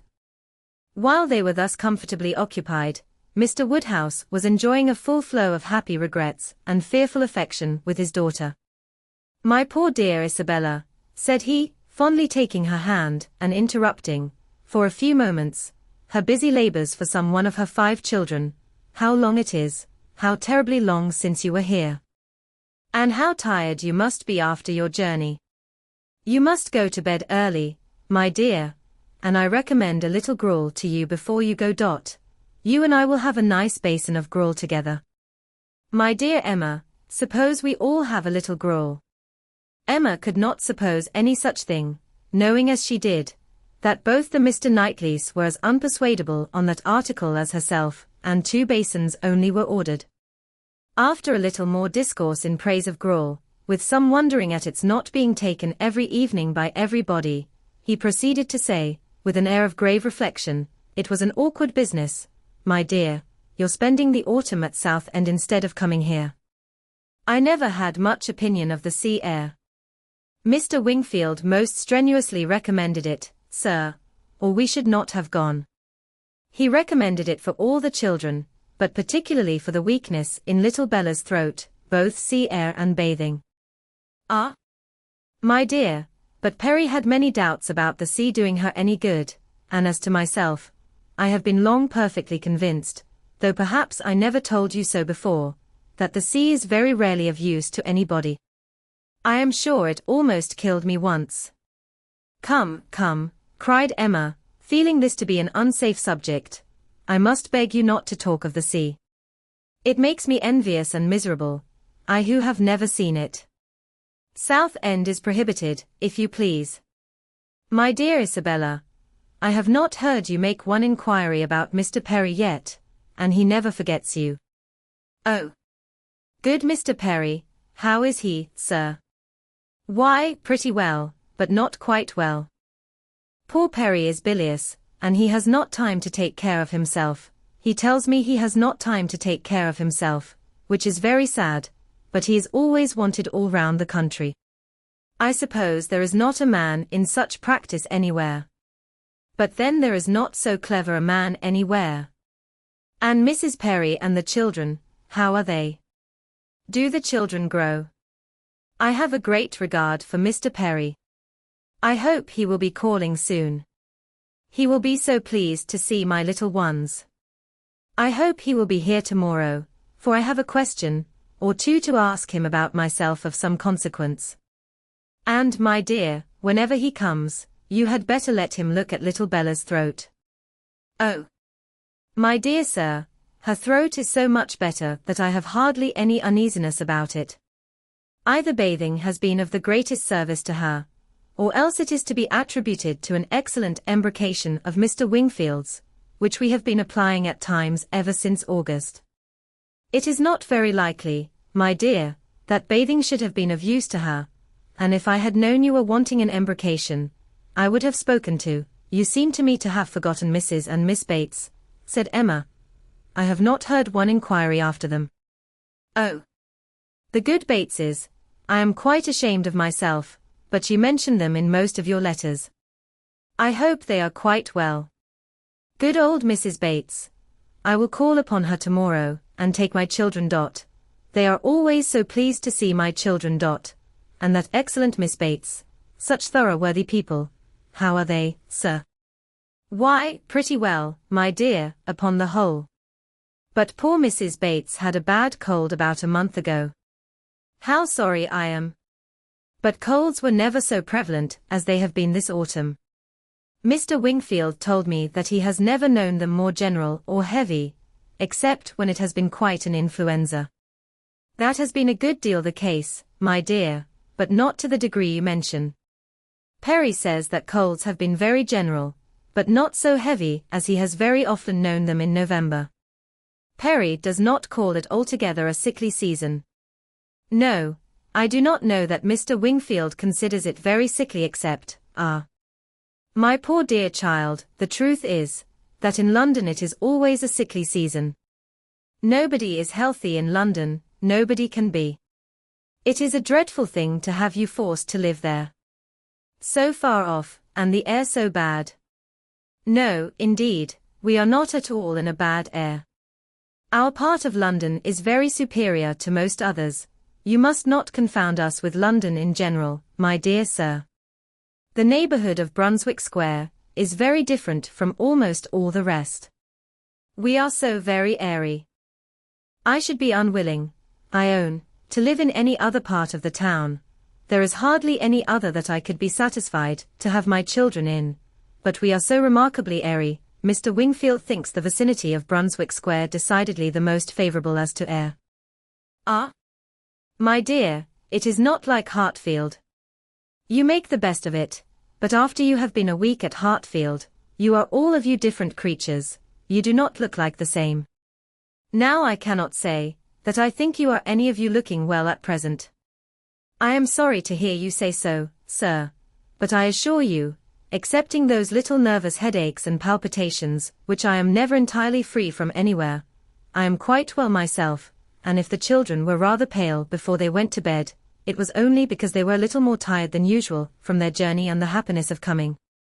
I hope you will think better of their looks tomorrow, for I assure you Mr. Wingfield told me that he did not believe he had ever sent us off altogether, in such good case. I trust, at least, that you do not think Mr. Knightley looking ill, turning her eyes with affectionate anxiety towards her husband. Middling, my dear, I cannot compliment you. I think Mr. John Knightley very far from looking well. What is the matter, sir, did you speak to me? Cried Mr. John Knightley, hearing his own name. I am sorry to find, my love, that my father does not think you looking well, but I hope it is only from being a little fatigued.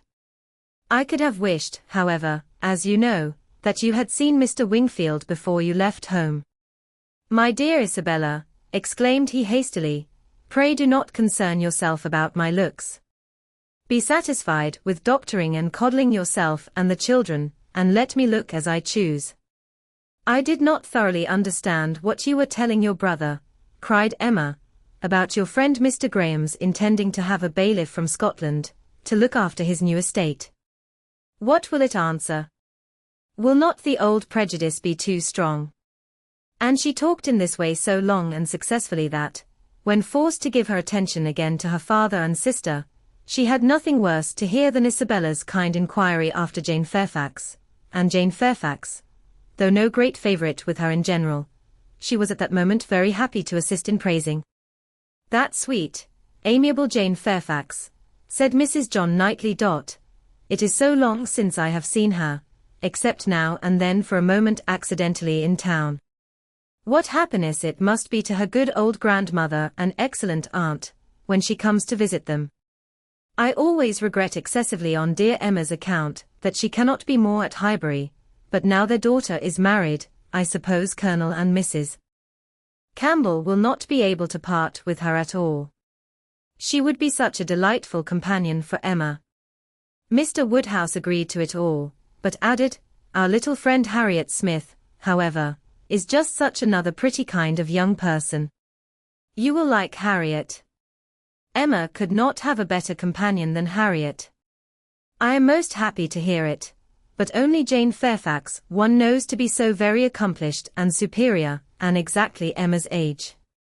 This topic was discussed very happily, and others succeeded of similar moment, and passed away with similar harmony, but the evening did not close without a little return of agitation. The gruel came and supplied a great deal to be said, much praise and many comments, undoubting decision of its wholesomeness for every constitution, and pretty severe philippics upon the many houses where it was never met with tolerably, but unfortunately, among the failures which the daughter had to instance, the most recent, and therefore most prominent, was in her own cook at Southend, a young woman hired for the time, who never had been able to understand what she meant by a basin of nice, smooth gruel, thin, but not too thin. Often as she had wished for and ordered it, she had never been able to get anything tolerable. Here was a dangerous opening. Ah, said Mr. Woodhouse, shaking his head and fixing his eyes on her with tender concern. The ejaculation in Emma's ear expressed, ah. There is no end of the sad consequences of your going to Southend. It does not bear talking of. And for a little while she hoped he would not talk of it, and that a silent rumination might suffice to restore him to the relish of his own smooth gruel. After an interval of some minutes, however, he began with, I shall always be very sorry that you went to the sea this autumn, instead of coming here.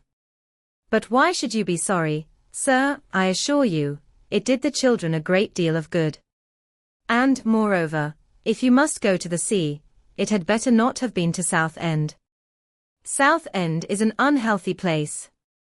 Perry was surprised to hear you had fixed upon Southend. I know there is such an idea with many people, but indeed it is quite a mistake, Sir.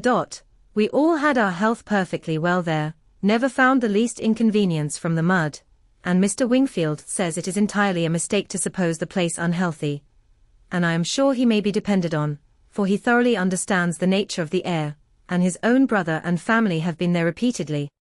You should have gone to Cromer, my dear, if you went anywhere. Perry was a week at Cromer once, and he holds it to be the best of all the sea-bathing places. A fine open sea, he says, and very pure air. And, by what I understand, you might have had lodgings there quite away from the sea, a quarter of a mile off, very comfortable. You should have consulted Perry. But, my dear sir, the difference of the journey, only consider how great it would have been. 100 miles, perhaps, instead of 40. Ah? My dear, as Perry says, where health is at stake, nothing else should be considered, and if one is to travel, there is not much to choose between 40 miles and 100. Better not move at all, better stay in London altogether than travel 40 miles to get into a worse air. This is just what Perry said. It seemed to him a very ill-judged measure. Emma's attempts to stop her father had been vain, and when he had reached such a point as this, she could not wonder at her brother-in-law's breaking out. Mr. Perry, said he, in a voice of very strong displeasure, would do as well to keep his opinion till it is asked for. Why does he make it any business of his, to wonder at what I do, at my taking my family to one part of the coast or another? I may be allowed, I hope, the use of my judgment as well as Mr. Perry. I want his directions no more than his drugs. He paused, and growing cooler in a moment, added, with only sarcastic dryness, if Mr. Perry can tell me how to convey a wife and 5 children a distance of 130 miles with no greater expense or inconvenience than a distance of 40, I should be as willing to prefer Cromer to Southend as he could himself. True, true, cried Mr. Knightley, with most ready interposition, very true.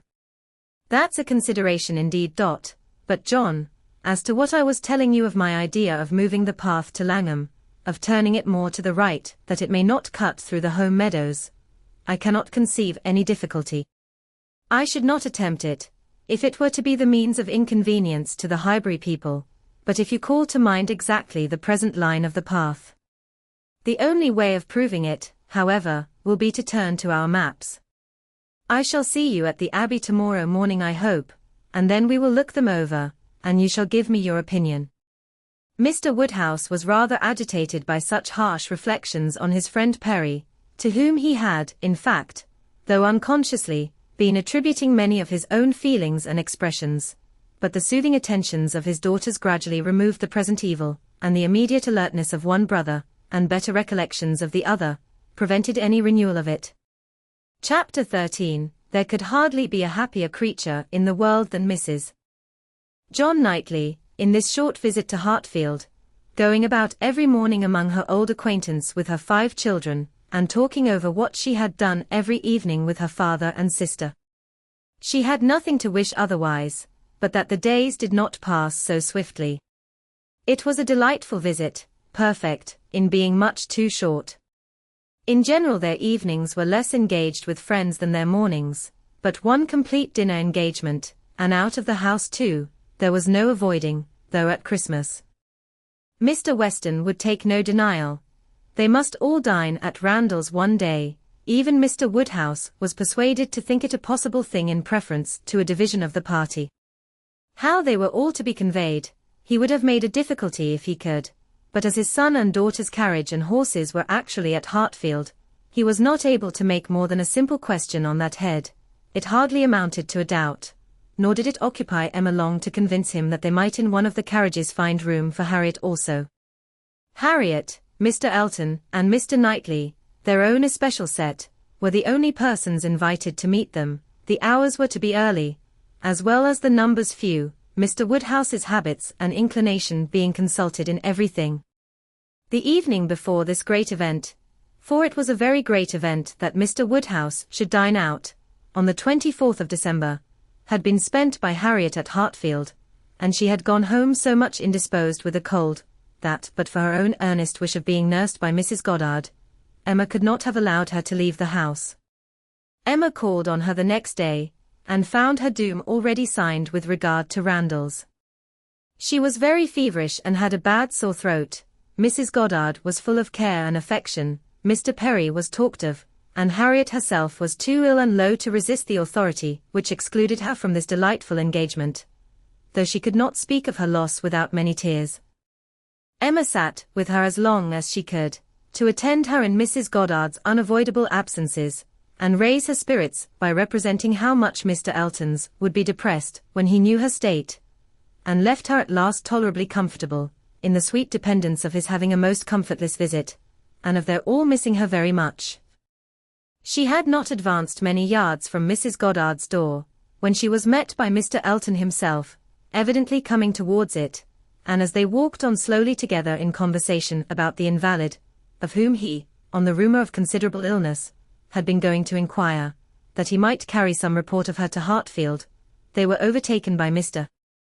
John Knightley returning from the daily visit to Donwell, with his 2 eldest boys, whose healthy, glowing faces showed all the benefit of a country run, and seemed to ensure a quick dispatch of the roast mutton and rice pudding they were hastening home for. They joined company and proceeded together. Emma was just describing the nature of her friend's complaint. A throat very much inflamed, with a great deal of heat about her, a quick, low pulse, and she was sorry to find from Mrs. Goddard that Harriet was liable to very bad sore throats, and had often alarmed her with them. Mr. Elton looked all alarm on the occasion, as he exclaimed, "A sore throat? I hope not infectious. I hope not of a putrid infectious sort. Has Perry seen her? Indeed you should take care of yourself, as well as of your friend. Let me entreat you to run no risks. Why does not Perry see her?" Emma, who was not really at all frightened herself, tranquilized this excess of apprehension by assurances of Mrs. Goddard's experience and care, but as there must still remain a degree of uneasiness, which she could not wish to reason away, which she would rather feed and assist than not, she added soon afterwards, as if quite another subject, "It is so cold, so very cold, and looks and feels so very much like snow, that if it were to any other place, or with any other party, I should really try not to go out today, and dissuade my father from venturing, but as he has made up his mind, and does not seem to feel the cold himself, I do not like to interfere, as I know it would be so great a disappointment to Mr. and Mrs. Weston. But, upon my word, Mr. Elton, in your case, I should certainly excuse myself. You appear to me a little hoarse already, and when you consider what demand of voice, and what fatigues tomorrow will bring, I think it would be no more than common prudence to stay at home and take care of yourself tonight." Mr. Elton looked as if he did not very well know what answer to make, which was exactly the case, for though very much gratified by the kind care of such a fair lady, and not liking to resist any advice of hers, he had not really the least inclination to give up the visit, but Emma, too eager and busy in her own previous conceptions and views to hear him impartially, or see him with clear vision, was very well satisfied with his muttering acknowledgment of its being very cold, certainly very cold, and walked on, rejoicing in having extricated him from Randalls, and secured him the power of sending to inquire after Harriet every hour of the evening. "You do quite right," said she, "we will make your apologies to Mr. and Mrs. Weston." But hardly had she so spoken, when she found her brother was civilly offering a seat in his carriage, if the weather were Mr. Elton's only objection, and Mr. Elton actually accepting the offer with much prompt satisfaction. It was a done thing, Mr. Elton was to go, and never had his broad handsome face expressed more pleasure than at this moment, never had his smile been stronger, nor his eyes more exulting than when he next looked at her. "Well," said she to herself, "this is most strange, after I had got him off so well, to choose to go into company, and leave Harriet ill behind, most strange indeed, but there is, I believe, in many men, especially single men, such an inclination, such a passion for dining out. The dinner engagement is so high in the class of their pleasures, their employments, their dignities, almost their duties, that anything gives way to it, and this must be the case with Mr. Elton, a most valuable, amiable, pleasing young man undoubtedly, and very much in love with Harriet, but still, he cannot refuse an invitation, he must dine out wherever he is asked. What a strange thing love is! He can see ready wit in Harriet, but will not dine alone for her. Soon afterwards Mr. Elton quitted them, and she could not but do him the justice of feeling that there was a great deal of sentiment in his manner of naming Harriet at parting, in the tone of his voice while assuring her that he should call at Mrs. Goddard's for news of her fair friend, the last thing before he prepared for the happiness of meeting her again, when he hoped to be able to give a better report, and he sighed and smiled himself off in a way that left the balance of approbation much in his favor. After a few minutes of entire silence between them, John Knightley began with, "I never in my life saw a man more intent on being agreeable than Mr. Elton. It is downright labor to him where ladies are concerned. With men he can be rational and unaffected, but when he has ladies to please, every feature works. Mr. Elton's manners are not perfect, replied Emma, but where there is a wish to please, one ought to overlook, and one does overlook a great deal. Where a man does his best with only moderate powers, he will have the advantage over negligent superiority. There is such perfect good temper and goodwill in Mr. Elton as one cannot but value. Yes, said Mr. John Knightley presently, with some slyness, he seems to have a great deal of goodwill towards you. Me? She replied with a smile of astonishment. Are you imagining me to be Mr. Elton's object? Such an imagination has crossed me, I own, Emma, and if it never occurred to you before, you may as well take it into consideration now. Mr. Elton in love with me, what an idea! I do not say it is so, but you will do well to consider whether it is so or not, and to regulate your behavior accordingly. I think your manners to him encouraging. I speak as a friend, Emma. You had better look about you, and ascertain what you do, and what you mean to do. I thank you, but I assure you you are quite mistaken. Mr. Elton and I are very good friends, and nothing more, and she walked on, amusing herself in the consideration of the blunders which often arise from a partial knowledge of circumstances, of the mistakes which people of high pretensions to judgment are forever falling into, and not very well pleased with her brother for imagining her blind and ignorant, and in want of counsel. He said no more. Mr. Woodhouse had so completely made up his mind to the visit, that in spite of the increasing coldness, he seemed to have no idea of shrinking from it, and set forward at last most punctually with his eldest daughter in his own carriage, with less apparent consciousness of the weather than either of the others, too full of the wonder of his own going, and the pleasure it was to afford at Randalls to see that it was cold, and too well wrapped up to feel it. The cold, however, was severe, and by the time the second carriage was in motion, a few flakes of snow were finding their way down, and the sky had the appearance of being so overcharged as to want only a milder air to produce a very white world in a very short time. Emma soon saw that her companion was not in the happiest humour. The preparing and the going abroad in such weather, with the sacrifice of his children after dinner, were evils, were disagreeables at least, which Mr. John Knightley did not by any means like. He anticipated nothing in the visit that could be at all worth the purchase, and the whole of their drive to the vicarage was spent by him in expressing his discontent. A man, said he, must have a very good opinion of himself, when he asks people to leave their own fireside, and encounter such a day as this, for the sake of coming to see him. He must think himself a most agreeable fellow. I could not do such a thing. It is the greatest absurdity, actually snowing at this moment, the folly of not allowing people to be comfortable at home, and the folly of people's not staying comfortably at home when they can. If we were obliged to go out such an evening as this, by any call of duty or business, what a hardship we should deem it, and here are we, probably with rather thinner clothing than usual, setting forward voluntarily, without excuse, in defiance of the voice of nature, which tells man, in everything given to his view or his feelings, to stay at home himself, and keep all under shelter that he can. Here are we setting forward to spend 5 dull hours in another man's house, with nothing to say, or to hear that was not said and heard yesterday, and may not be said and heard again tomorrow. Going in dismal weather, to return probably in worse, 4 horses and 4 servants taken out for nothing, but to convey 5 idle, shivering creatures into colder rooms and worse company than they might have had at home.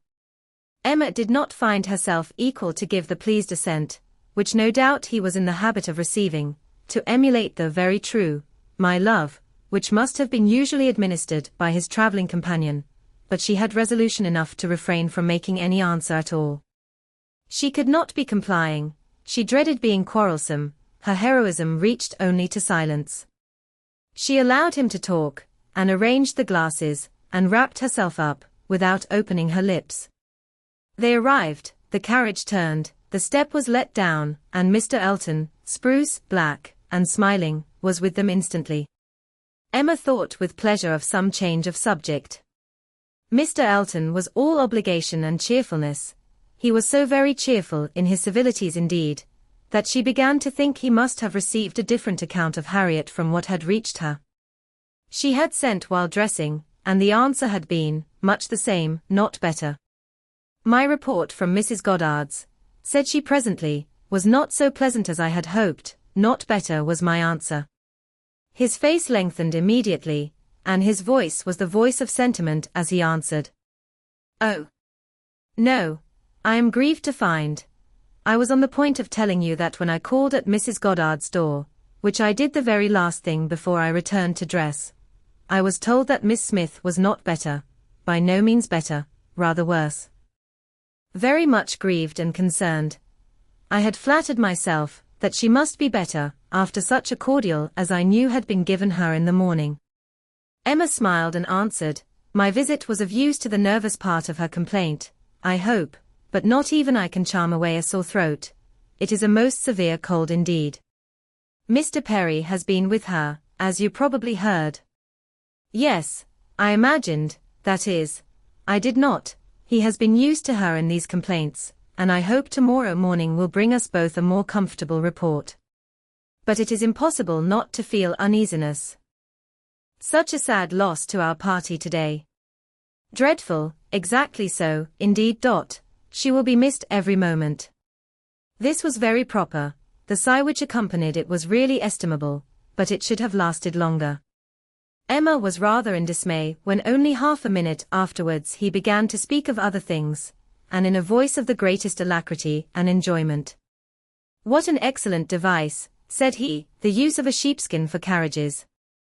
How very comfortable they make it, impossible to feel cold with such precautions. The contrivances of modern days indeed have rendered a gentleman's carriage perfectly complete. One is so fenced and guarded from the weather, that not a breath of air can find its way unpermitted. Weather becomes absolutely of no consequence. It is a very cold afternoon, but in this carriage we know nothing of the matter. Snows a little, I see. Yes, said John Knightley, and I think we shall have a good deal of it. Christmas weather, observed Mr. Elton. Quite seasonable, and extremely fortunate we may think ourselves, that it did not begin yesterday, and prevent this day's party, which it might very possibly have done, for Mr. Woodhouse would hardly have ventured had there been much snow on the ground, but now it is of no consequence. This is quite the season indeed for friendly meetings. At Christmas everybody invites their friends about them, and people think little of even the worst weather. I was snowed up at a friend's house once for a week. Nothing could be pleasanter. I went for only one night, and could not get away till that very day se'night. Mr. John Knightley looked as if he did not comprehend the pleasure, but said only, coolly, I cannot wish to be snowed up a week at Randalls. At another time Emma might have been amused, but she was too much astonished now at Mr. Elton's spirits for other feelings. Harriet seemed quite forgotten in the expectation of a pleasant party. We are sure of excellent fires, continued he, and everything in the greatest comfort. Charming people, Mr. and Mrs. Weston. Mrs. Weston indeed is much beyond praise, and he is exactly what one values, so hospitable and so fond of society. It will be a small party, but where small parties are select, they are perhaps the most agreeable of any. Mr. Weston's dining room does not accommodate more than 10 comfortably, and for my part, I would rather, under such circumstances, fall short by 2 than exceed by 2. I think you will agree with me, turning with a soft air to Emma, I think I shall certainly have your approbation, though Mr. Knightley perhaps, from being used to the large parties of London, may not quite enter into our feelings. I know nothing of the large parties of London, sir. I never dine with anybody. Indeed. In a tone of wonder and pity, I had no idea that the law had been so great a slavery.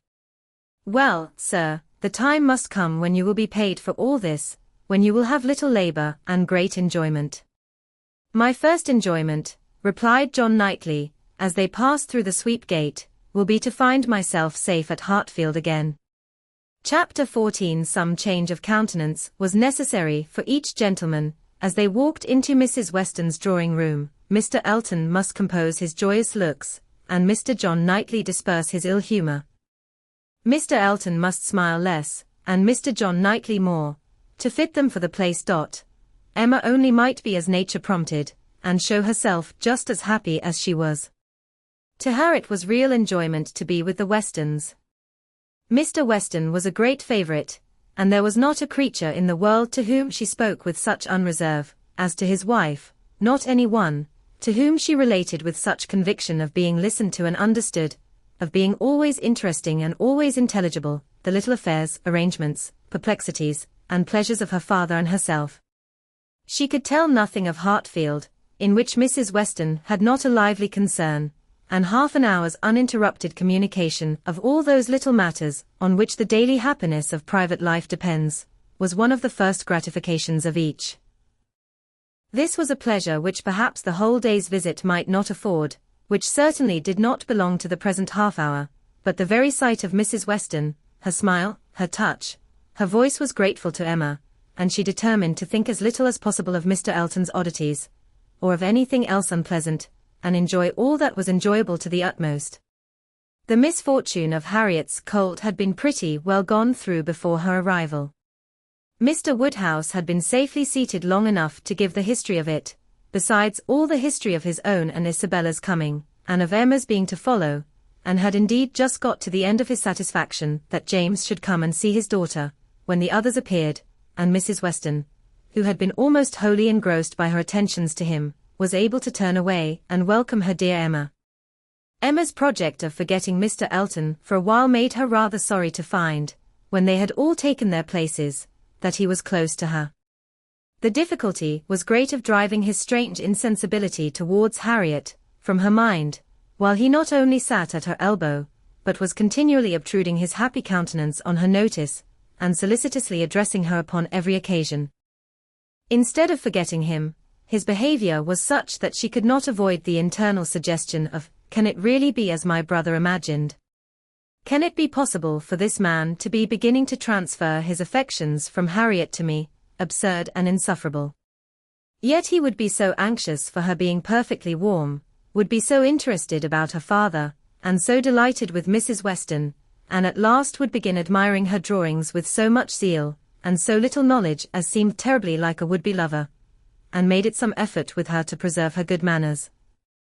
For her own sake she could not be rude, and for Harriet's, in the hope that all would yet turn out right, she was even positively civil, but it was an effort, especially as something was going on amongst the others, in the most overpowering period of Mr. Elton's nonsense, which she particularly wished to listen to. She heard enough to know that Mr. Weston was giving some information about his son. She heard the words "my son," and "Frank," and "my son," repeated several times over, and from a few other half-syllables very much suspected that he was announcing an early visit from his son, but before she could quiet Mr. Elton, the subject was so completely past that any reviving question from her would have been awkward. Now, it so happened that in spite of Emma's resolution of never marrying, there was something in the name, in the idea of Mr. Frank Churchill, which always interested her. She had frequently thought, especially since his father's marriage with Miss Taylor, that if she were to marry, he was the very person to suit her in age, character and condition. He seemed by this connection between the families, quite to belong to her. She could not but suppose it to be a match that everybody who knew them must think of. That Mr. and Mrs. Weston did think of it, she was very strongly persuaded, and though not meaning to be induced by him, or by anybody else, to give up a situation, which she believed more replete with good than any she could change it for, she had a great curiosity to see him, a decided intention of finding him pleasant, of being liked by him to a certain degree, and a sort of pleasure in the idea of their being coupled in their friends' imaginations.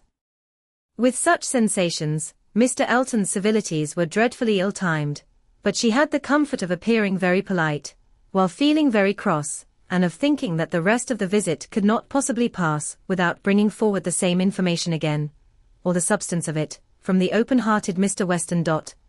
So it proved, for when happily released from Mr. Elton, and seated by Mr. Weston, at dinner, he made use of the very first interval in the cares of hospitality, the very first leisure from the saddle of mutton, to say to her, "We want only 2 more to be just the right number. I should like to see 2 more here, your pretty little friend, Miss Smith, and my son, and then I should say we were quite complete." I believe you did not hear me telling the others in the drawing room that we are expecting Frank.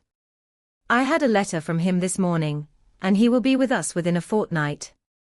Emma spoke with a very proper degree of pleasure, and fully assented to his proposition of Mr. Frank Churchill and Miss Smith making their party quite complete. He has been wanting to come to us, continued Mr. Weston, ever since September. Every letter has been full of it, but he cannot command his own time. He has those to please who must be pleased, and who, between ourselves, are sometimes to be pleased only by a good many sacrifices. But now I have no doubt of seeing him here about the second week in January. What a very great pleasure it will be to you. And Mrs. Weston is so anxious to be acquainted with him, that she must be almost as happy as yourself. Yes, she would be, but that she thinks there will be another put off. She does not depend upon his coming so much as I do, but she does not know the parties so well as I do.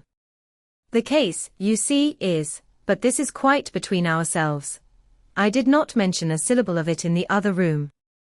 There are secrets in all families, you know. The case is, that a party of friends are invited to pay a visit at Enscombe in January, and that Frank's coming depends upon their being put off. If they are not put off, he cannot stir. But I know they will, because it is a family that a certain lady, of some consequence, at Enscombe, has a particular dislike to, and though it is thought necessary to invite them once in 2 or 3 years, they always are put off when it comes to the point. I have not the smallest doubt of the issue. I am as confident of seeing Frank here before the middle of January, as I am of being here myself. But your good friend there, nodding towards the upper end of the table, has so few vagaries herself, and has been so little used to them at Hartfield, that she cannot calculate on their effects, as I have been long in the practice of doing. I am sorry there should be anything like doubt in the case, replied Emma, but am disposed to side with you, Mr. Weston. If you think he will come, I shall think so too, for you know Enscombe. Yes, I have some right to that knowledge, though I have never been at the place in my life. She is an odd woman, but I never allow myself to speak ill of her, on Frank's account, for I do believe her to be very fond of him. I used to think she was not capable of being fond of anybody, except herself, but she has always been kind to him in her way, allowing for little whims and caprices, and expecting everything to be as she likes. And it is no small credit, in my opinion, to him, that he should excite such an affection, for, though I would not say it to anybody else, she has no more heart than a stone to people in general, and the devil of a temper. Emma liked the subject so well, that she began upon it, to Mrs. Weston, very soon after their moving into the drawing-room, wishing her joy, yet observing, that she knew the first meeting must be rather alarming. Mrs. Weston agreed to it, but added, that she should be very glad to be secure of undergoing the anxiety of a first meeting at the time talked of, for I cannot depend upon his coming. I cannot be so sanguine as Mr. Weston. I am very much afraid that it will all end in nothing. Mr. Weston, I dare say, has been telling you exactly how the matter stands.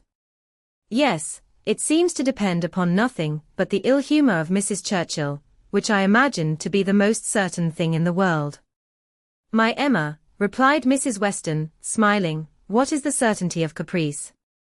Then turning to Isabella, who had not been attending before, you must know, my dear Mrs. Knightley, that we are by no means so sure of seeing Mr. Frank Churchill, in my opinion, as his father thinks. It depends entirely upon his aunt's spirits and pleasure, in short, upon her temper. To you, to my 2 daughters, I may venture on the truth. Mrs. Churchill rules at Enscombe, and is a very odd-tempered woman, and his coming now, depends upon her being willing to spare him. Oh, Mrs. Churchill, everybody knows Mrs. Churchill, replied Isabella, and I am sure I never think of that poor young man without the greatest compassion. To be constantly living with an ill-tempered person must be dreadful. It is what we happily have never known anything of, but it must be a life of misery. What a blessing, that she never had any children. Poor little creatures, how unhappy she would have made them. Emma wished she had been alone with Mrs. Weston. She should then have heard more, Mrs. Weston would speak to her, with a degree of unreserve which she would not hazard with Isabella, and, she really believed, would scarcely try to conceal anything relative to the Churchills from her, excepting those views on the young man, of which her own imagination had already given her such instinctive knowledge. But at present there was nothing more to be said. Mr. Woodhouse very soon followed them into the drawing-room. To be sitting long after dinner was a confinement that he could not endure. Neither wine nor conversation was anything to him, and gladly did he move to those with whom he was always comfortable. While he talked to Isabella, however, Emma found an opportunity of saying, "And so you do not consider this visit from your son as by any means certain?" "I am sorry for it. The introduction must be unpleasant, whenever it takes place, and the sooner it could be over, the better." "Yes, and every delay makes one more apprehensive of other delays. Even if this family, the Braithwaites, are put off, I am still afraid that some excuse may be found for disappointing us. I cannot bear to imagine any reluctance on his side, but I am sure there is a great wish on the Churchills to keep him to themselves. There is jealousy. They are jealous even of his regard for his father. In short, I can feel no dependence on his coming, and I wish Mr. Weston were less sanguine." "He ought to come," said Emma.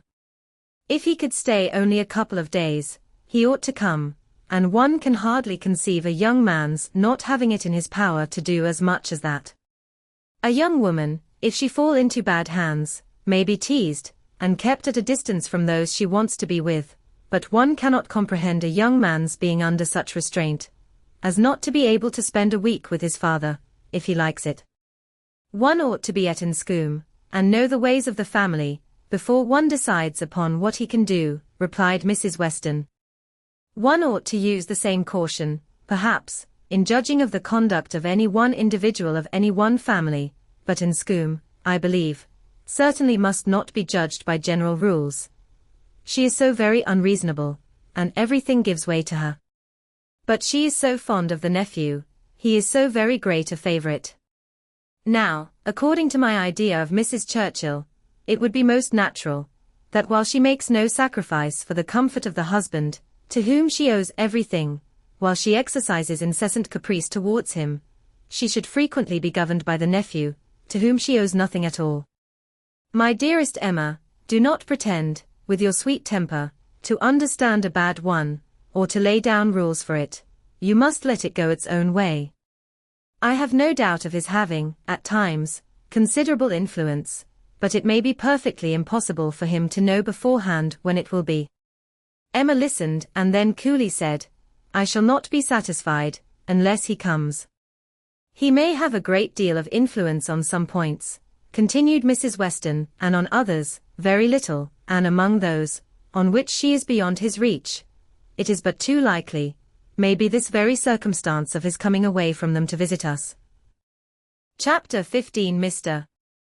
Woodhouse was soon ready for his tea, and when he had drank his tea he was quite ready to go home, and it was as much as his three companions could do, to entertain away his notice of the lateness of the hour, before the other gentlemen appeared. Mr. Weston was chatty and convivial, and no friend to early separations of any sort, but at last the drawing-room party did receive an augmentation. Mr. Elton, in very good spirits, was one of the first to walk in. Mrs. Weston and Emma were sitting together on a sofa. He joined them immediately, and, with scarcely an invitation, seated himself between them. Emma, in good spirits too, from the amusement afforded her mind by the expectation of Mr. Frank Churchill, was willing to forget his late improprieties, and be as well satisfied with him as before, and on his making Harriet his very first subject, was ready to listen with most friendly smiles.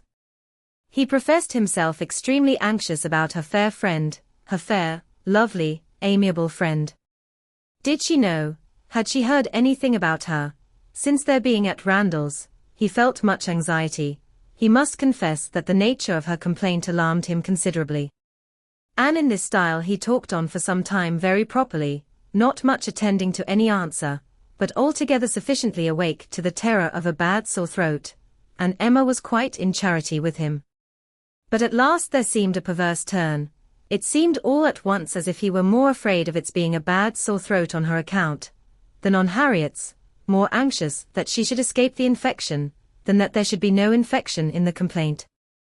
He began with great earnestness to entreat her to refrain from visiting the sick chamber again, for the present, to entreat her to promise him not to venture into such hazard till he had seen Mr. Perry and learnt his opinion, and though she tried to laugh it off and bring the subject back into its proper course, there was no putting an end to his extreme solicitude about her. She was vexed. It did appear, there was no concealing it, exactly like the pretence of being in love with her, instead of Harriet, an inconstancy, if real, the most contemptible and abominable. And she had difficulty in behaving with temper. He turned to Mrs. Weston to implore her assistance. Would not she give him her support? Would not she add her persuasions to his, to induce Miss Woodhouse not to go to Mrs. Goddard's till it was certain that Miss Smith's disorder had no infection?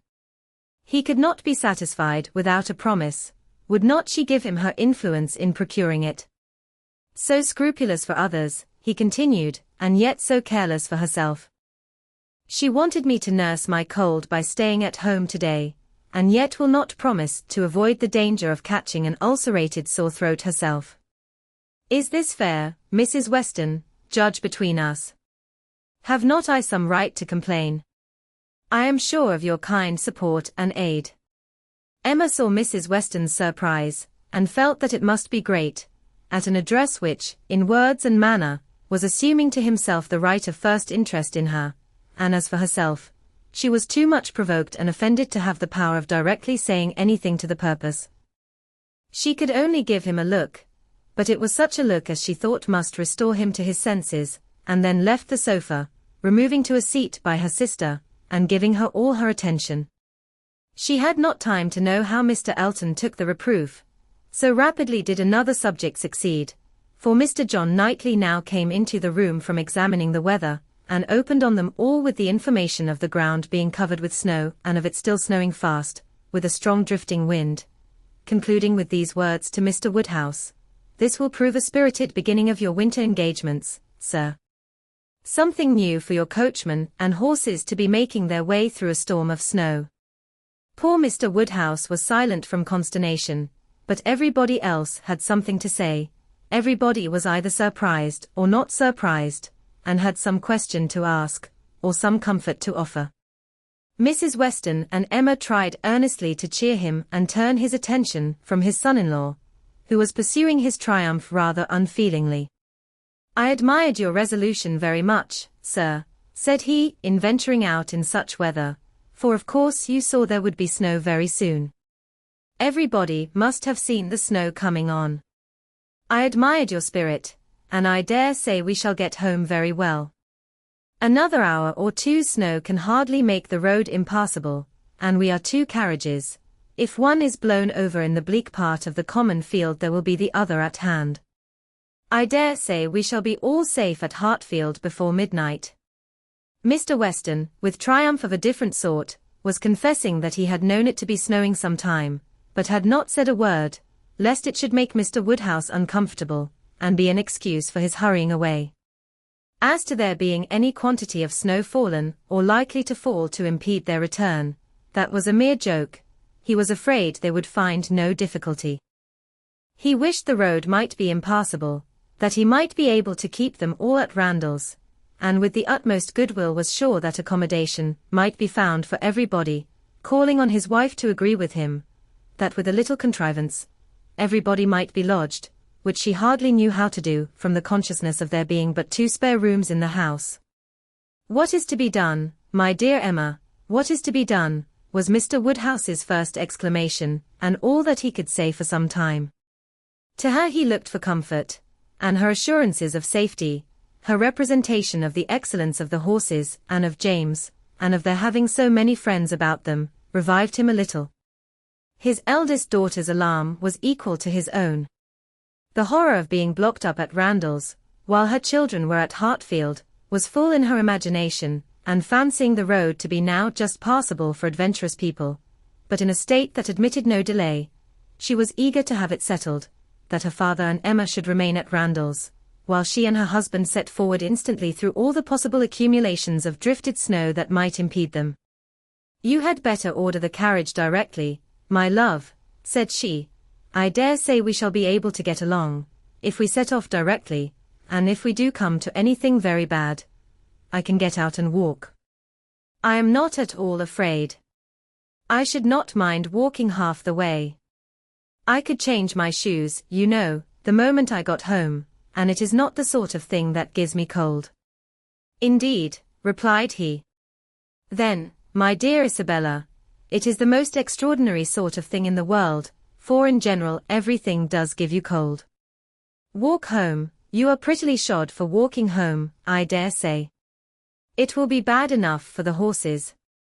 Isabella turned to Mrs. Weston for her approbation of the plan. Mrs. Weston could only approve. Isabella then went to Emma, but Emma could not so entirely give up the hope of their being all able to get away, and they were still discussing the point, when Mr. Knightley, who had left the room immediately after his brother's first report of the snow, came back again, and told them that he had been out of doors to examine, and could answer for there not being the smallest difficulty in their getting home, whenever they liked it, either now or an hour hence. He had gone beyond the sweep, some way along the Highbury road. The snow was nowhere above half an inch deep, in many places hardly enough to whiten the ground. A very few flakes were falling at present, but the clouds were parting, and there was every appearance of its being soon over. He had seen the coachman, and they both agreed with him in there being nothing to apprehend. To Isabella, the relief of such tidings was very great, and they were scarcely less acceptable to Emma on her father's account, who was immediately set as much at ease on the subject as his nervous constitution allowed, but the alarm that had been raised could not be appeased so as to admit of any comfort for him while he continued at Randalls. He was satisfied of there being no present danger in returning home, but no assurances could convince him that it was safe to stay, and while the others were variously urging and recommending, Mr. Knightley and Emma settled it in a few brief sentences, thus: "Your father will not be easy. Why do not you go? I am ready, if the others are. Shall I ring the bell?" "Yes, do." And the bell was rung, and the carriages spoken for. A few minutes more, and Emma hoped to see one troublesome companion deposited in his own house, to get sober and cool, and the other recover his temper and happiness when this visit of hardship were over. The carriage came, and Mr. Woodhouse, always the first object on such occasions, was carefully attended to his own by Mr. Knightley and Mr. Weston, but not all that either could say could prevent some renewal of alarm at the sight of the snow which had actually fallen, and the discovery of a much darker night than he had been prepared for. He was afraid they should have a very bad drive. He was afraid poor Isabella would not like it. And there would be poor Emma in the carriage behind. He did not know what they had best do. They must keep as much together as they could, and James was talked to, and given a charge to go very slow and wait for the other carriage. Isabella stepped in after her father. John Knightley, forgetting that he did not belong to their party, stepped in after his wife very naturally, so that Emma found, on being escorted and followed into the second carriage by Mr. Elton, that the door was to be lawfully shut on them, and that they were to have a tete-a-tete drive. It would not have been the awkwardness of a moment, it would have been rather a pleasure. Previous to the suspicions of this very day, she could have talked to him of Harriet, and the 3/4 of a mile would have seemed but one. But now, she would rather it had not happened. She believed he had been drinking too much of Mr. Weston's good wine, and felt sure that he would want to be talking nonsense. To restrain him as much as might be, by her own manners, she was immediately preparing to speak with exquisite calmness and gravity of the weather and the night, but scarcely had she begun, scarcely had they passed the sweep gate and joined the other carriage, than she found her subject cut up, her hand seized, her attention demanded, and Mr. Elton actually making violent love to her, availing himself of the precious opportunity, declaring sentiments which must be already well known, hoping, fearing, adoring, ready to die if she refused him, but flattering himself that his ardent attachment and unequalled love and unexampled passion could not fail of having some effect, and in short, very much resolved on being seriously accepted as soon as possible. It really was so. Without scruple, without apology, without much apparent diffidence, Mr. Elton, the lover of Harriet, was professing himself her lover. She tried to stop him, but vainly. He would go on and say it all. Angry as she was, the thought of the moment made her resolve to restrain herself when she did speak. She felt that half this folly must be drunkenness, and therefore could hope that it might belong only to the passing hour. Accordingly, with a mixture of the serious and the playful, which she hoped would best suit his half and half state, she replied, "I am very much astonished, Mr. Elton. This to me. You forget yourself, you take me for my friend. Any message to Miss Smith I shall be happy to deliver, but no more of this to me, if you please." Miss Smith, message to Miss Smith, what could she possibly mean? And he repeated her words with such assurance of accent, such boastful pretence of amazement, that she could not help replying with quickness, "Mr. Elton, this is the most extraordinary conduct. And I can account for it only in one way. You are not yourself, or you could not speak either to me, or of Harriet, in such a manner. Command yourself enough to say no more, and I will endeavor to forget it." But Mr. Elton had only drunk wine enough to elevate his spirits, not at all to confuse his intellects. He perfectly knew his own meaning, and having warmly protested against her suspicion as most injurious, and slightly touched upon his respect for Miss Smith as her friend, but acknowledging his wonder that Miss Smith should be mentioned at all, he resumed the subject of his own passion, and was very urgent for a favorable answer. As she thought less of his inebriety, she thought more of his inconstancy and presumption, and with fewer struggles for politeness, replied, "It is impossible for me to doubt any longer. You have made yourself too clear. Mr. Elton, my astonishment is much beyond anything I can express. After such behavior, as I have witnessed during the last month, to Miss Smith, such attentions as I have been in the daily habit of observing, to be addressing me in this manner, this is an unsteadiness of character, indeed, which I had not supposed possible. Believe me, sir, I am far, very far, from gratified in being the object of such professions." "Good heaven!" cried Mr. Elton, "what can be the meaning of this, Miss Smith? I never thought of Miss Smith in the whole course of my existence, never paid her any attentions, but as your friend, never cared whether she were dead or alive, but as your friend. If she has fancied otherwise, her own wishes have misled her, and I am very sorry, extremely sorry, but Miss Smith, indeed, oh. Miss Woodhouse. Who can think of Miss Smith, when Miss Woodhouse is near? No, upon my honor, there is no unsteadiness of character. I have thought only of you. I protest against having paid the smallest attention to any one else. Everything that I have said or done, for many weeks past, has been with the sole view of marking my adoration of yourself. You cannot really, seriously, doubt it. No, in an accent meant to be insinuating, I am sure you have seen and understood me. It would be impossible to say what Emma felt, on hearing this, which of all her unpleasant sensations was uppermost. She was too completely overpowered to be immediately able to reply, and 2 moments of silence being ample encouragement for Mr. Elton's sanguine state of mind, he tried to take her hand again, as he joyously exclaimed, "Charming Miss Woodhouse! Allow me to interpret this interesting silence. It confesses that you have long understood me." "No, sir," cried Emma, "it confesses no such thing. So far from having long understood you, I have been in a most complete error with respect to your views, till this moment. As to myself, I am very sorry that you should have been giving way to any feelings. Nothing could be farther from my wishes. Your attachment to my friend Harriet, your pursuit of her, it appeared, gave me great pleasure, and I have been very earnestly wishing you success. But had I supposed that she were not your attraction to Hartfield, I should certainly have thought you judged ill in making your visits so frequent. Am I to believe that you have never sought to recommend yourself particularly to Miss Smith, that you have never thought seriously of her?"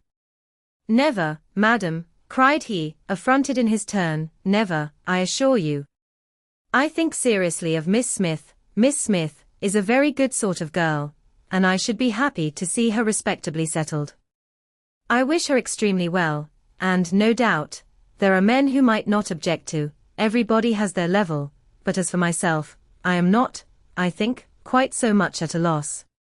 I need not so totally despair of an equal alliance, as to be addressing myself to Miss Smith. No, madam, my visits to Hartfield have been for yourself only, and the encouragement I received, encouragement. I give you encouragement, sir, you have been entirely mistaken in supposing it. I have seen you only as the admirer of my friend. In no other light, could you have been more to me than a common acquaintance.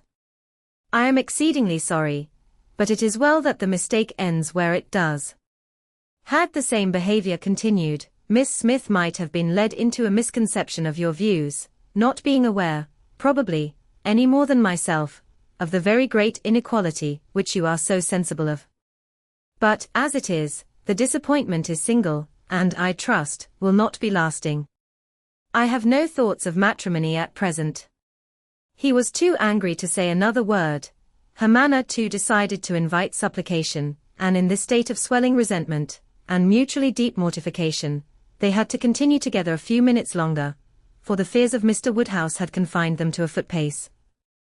If there had not been so much anger, there would have been desperate awkwardness, but their straightforward emotions left no room for the little zigzags of embarrassment. Without knowing when the carriage turned into Vicarage Lane, or when it stopped, they found themselves, all at once, at the door of his house, and he was out before another syllable passed. Emma then felt it indispensable to wish him a good night. The compliment was just returned, coldly and proudly, and under indescribable irritation of spirits, she was then conveyed to Hartfield. There she was welcomed, with the utmost delight, by her father, who had been trembling for the dangers of a solitary drive from Vicarage Lane, turning a corner which he could never bear to think of, and in strange hands, a mere common coachman, no James, and there it seemed as if a return only were wanted to make everything go well, for Mr. John Knightley, ashamed of his ill humour, was now all kindness and attention, and so particularly solicitous for the comfort of her father, as to seem, if not quite ready to join him in a basin of gruel, perfectly sensible of its being exceedingly wholesome, and the day was concluding in peace and comfort to all their little party, except herself. But her mind had never been in such perturbation, and it needed a very strong effort to appear attentive and cheerful till the usual hour of separating allowed her the relief of quiet reflection. Chapter 16. The hair was curled, and the maid sent away, and Emma sat down to think and be miserable. It was a wretched business indeed. Such an overthrow of everything she had been wishing for. Such a development of everything most unwelcome. Such a blow for Harriet. That was the worst of all. Every part of it brought pain and humiliation, of some sort or other, but, compared with the evil to Harriet, all was light, and she would gladly have submitted to feel yet more mistaken, more in error, more disgraced by misjudgment, than she actually was, could the effects of her blunders have been confined to herself. If I had not persuaded Harriet into liking the man, I could have borne anything. He might have doubled his presumption to me, but poor Harriet.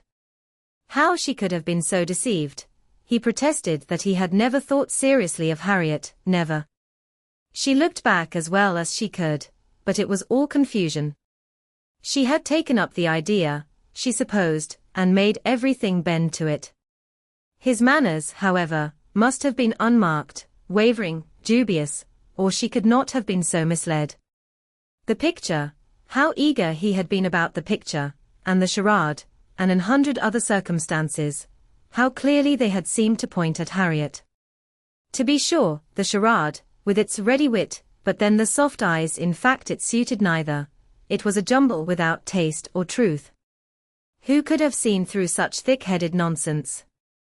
Certainly she had often, especially of late, thought his manners to herself unnecessarily gallant, but it had passed as his way, as a mere error of judgment, of knowledge, of taste, as one proof among others that he had not always lived in the best society, that with all the gentleness of his address, true elegance was sometimes wanting, but, till this very day, she had never, for an instant, suspected it to mean anything but grateful respect to her as Harriet's friend. To Mr. John Knightley was she indebted for her first idea on the subject, for the first start of its possibility. There was no denying that those brothers had penetration. She remembered what Mr. Knightley had once said to her about Mr. Elton, the caution he had given, the conviction he had professed that Mr. Elton would never marry indiscreetly, and blushed to think how much truer knowledge of his character had been there shown than any she had reached herself. It was dreadfully mortifying, but Mr. Elton was proving himself, in many respects, the very reverse of what she had meant and believed him, proud, assuming, conceited, very full of his own claims, and little concerned about the feelings of others. Contrary to the usual course of things, Mr. Elton's wanting to pay his addresses to her had sunk him in her opinion. His professions and his proposals did him no service. She thought nothing of his attachment, and was insulted by his hopes. He wanted to marry well, and having the arrogance to raise his eyes to her, pretended to be in love, but she was perfectly easy as to his not suffering any disappointment that need be cared for. There had been no real affection either in his language or manners. Sighs and fine words had been given in abundance, but she could hardly devise any set of expressions, or fancy any tone of voice, less allied with real love. She need not trouble herself to pity him.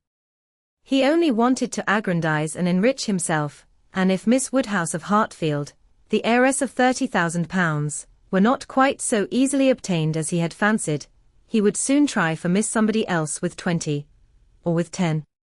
But, that he should talk of encouragement, should consider her as aware of his views, accepting his attentions, meaning, in short, to marry him, should suppose himself her equal in connection, or mind, look down upon her friend, so well understanding the gradations of rank below him, and be so blind to what rose above, as to fancy himself showing no presumption in addressing her, it was most provoking. Perhaps it was not fair to expect him to feel how very much he was her inferior in talent, and all the elegancies of mind.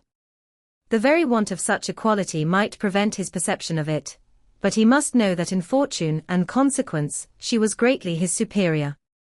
He must know that the Woodhouses had been settled for several generations at Hartfield, the younger branch of a very ancient family, and that the Eltons were nobody.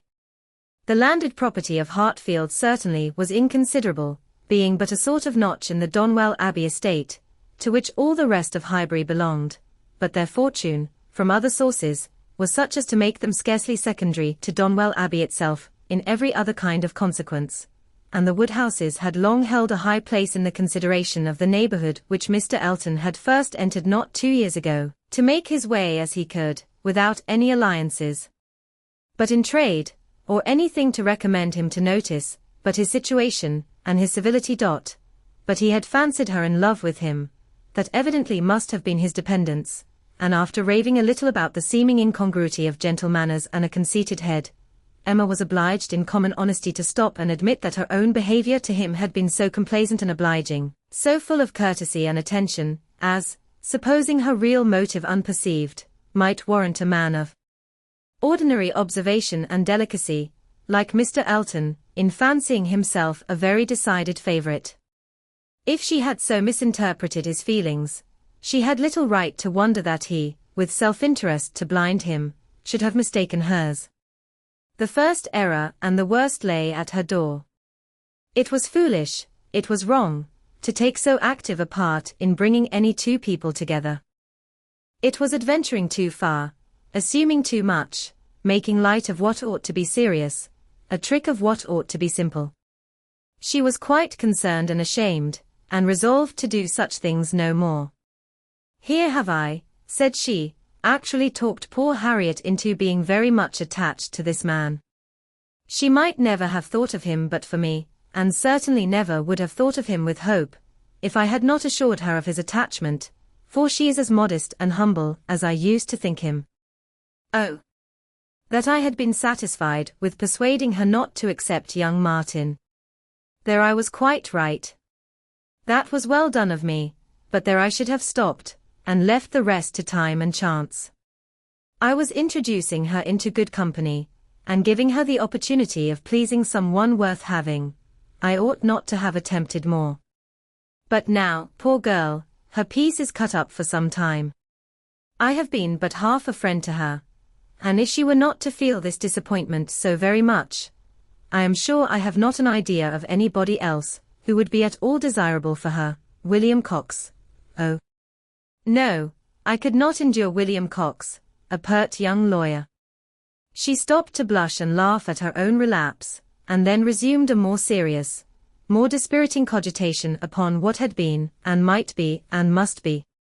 The distressing explanation she had to make to Harriet, and all that poor Harriet would be suffering, with the awkwardness of future meetings, the difficulties of continuing or discontinuing the acquaintance, of subduing feelings, concealing resentment, and avoiding éclat, were enough to occupy her in most unmirthful reflections some time longer, and she went to bed at last with nothing settled, but the conviction of her having blundered most dreadfully.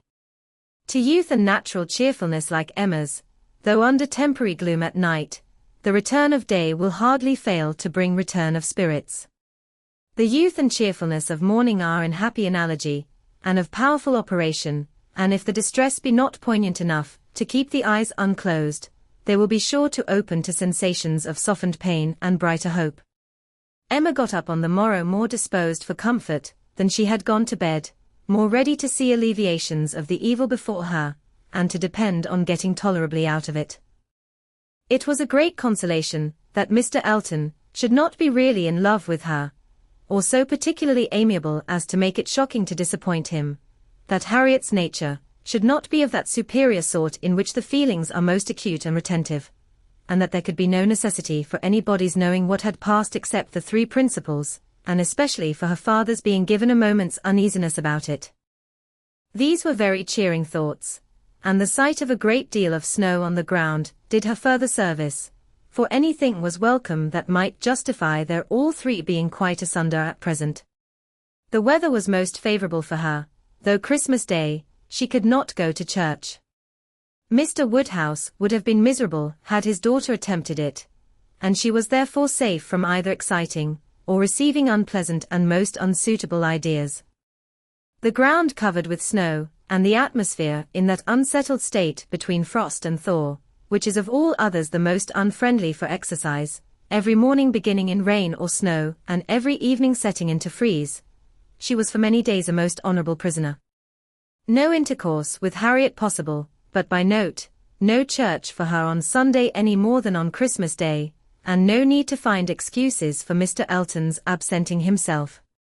It was weather which might fairly confine everybody at home, and though she hoped and believed him to be really taking comfort in some society or other, it was very pleasant to have her father so well satisfied with his being all alone in his own house, too wise to stir out, and to hear him say to Mr. Knightley, whom no weather could keep entirely from them, Mr. Knightley, why do not you stay at home like poor Mr. Elton?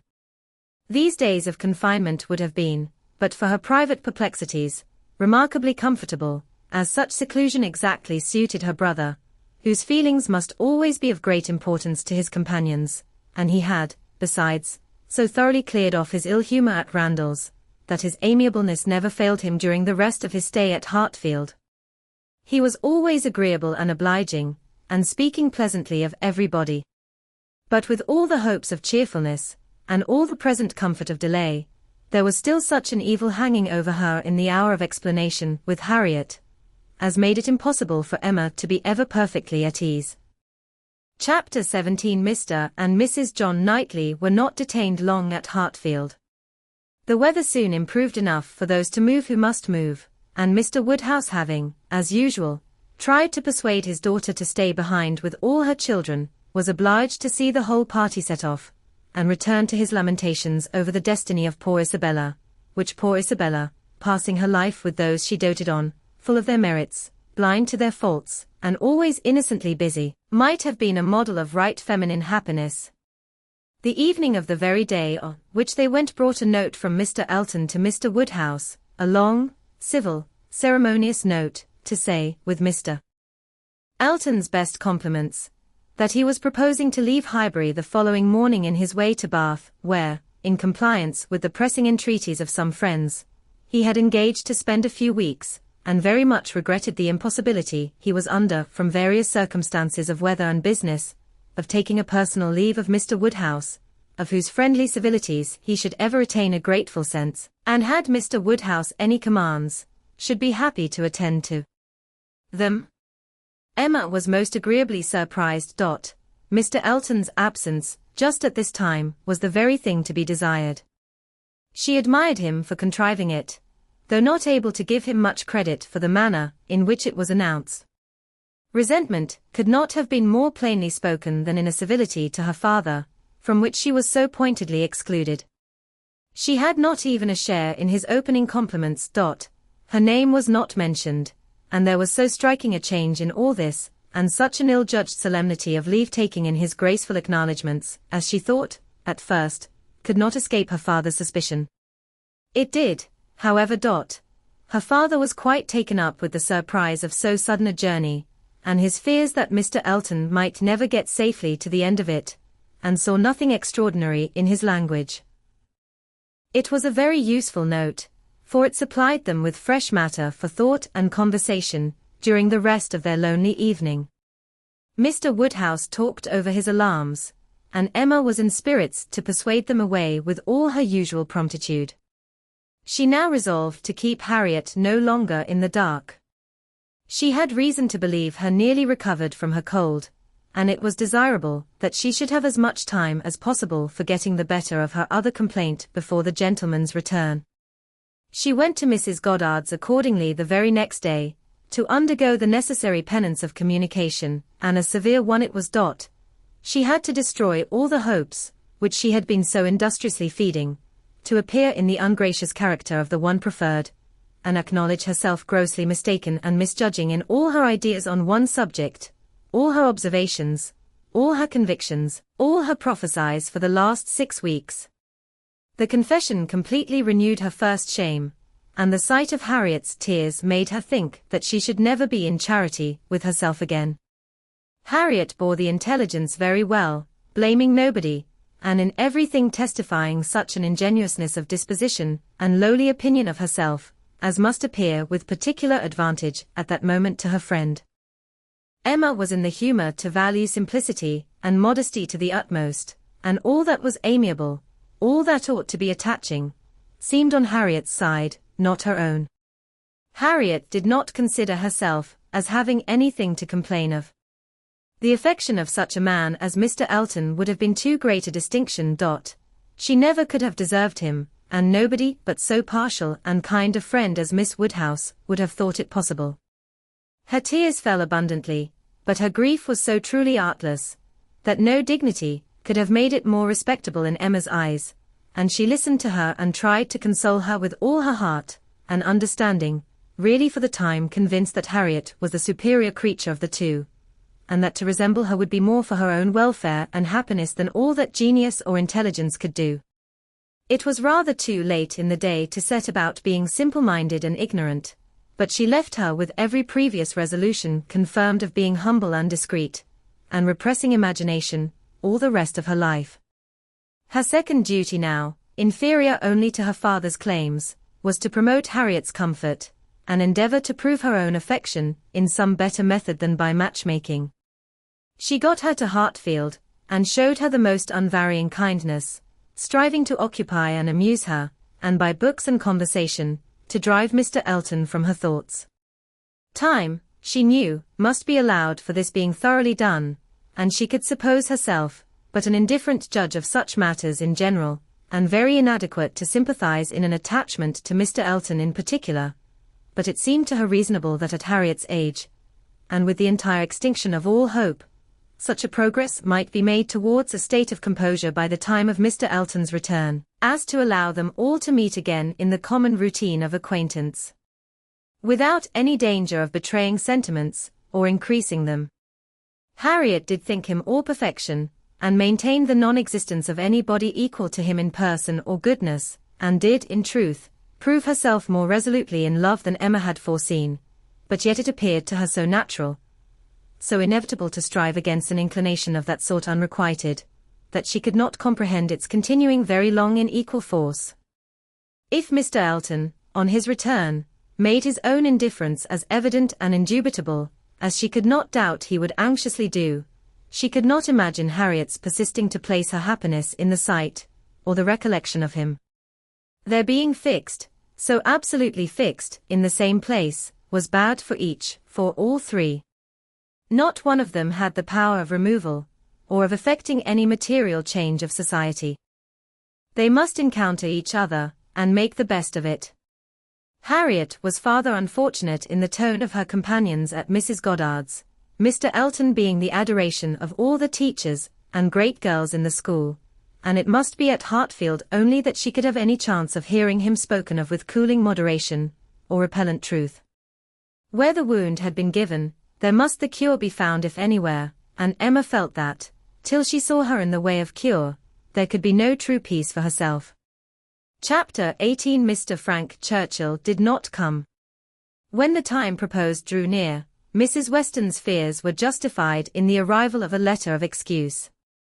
For the present, he could not be spared, to his very great mortification and regret, but still he looked forward with the hope of coming to Randalls at no distant period. Mrs. Weston was exceedingly disappointed, much more disappointed, in fact, than her husband, though her dependence on seeing the young man had been so much more sober, but a sanguine temper, though for ever expecting more good than occurs, does not always pay for its hopes by any proportionate depression. It soon flies over the present failure, and begins to hope again.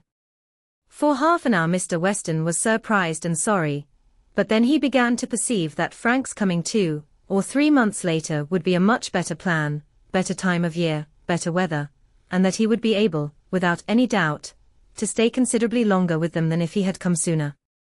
These feelings rapidly restored his comfort, while Mrs. Weston, of a more apprehensive disposition, foresaw nothing but a repetition of excuses and delays, and after all her concern for what her husband was to suffer, suffered a great deal more herself. Emma was not at this time in a state of spirits to care really about Mr. Frank Churchill's not coming, except as a disappointment at Randalls. The acquaintance at present had no charm for her.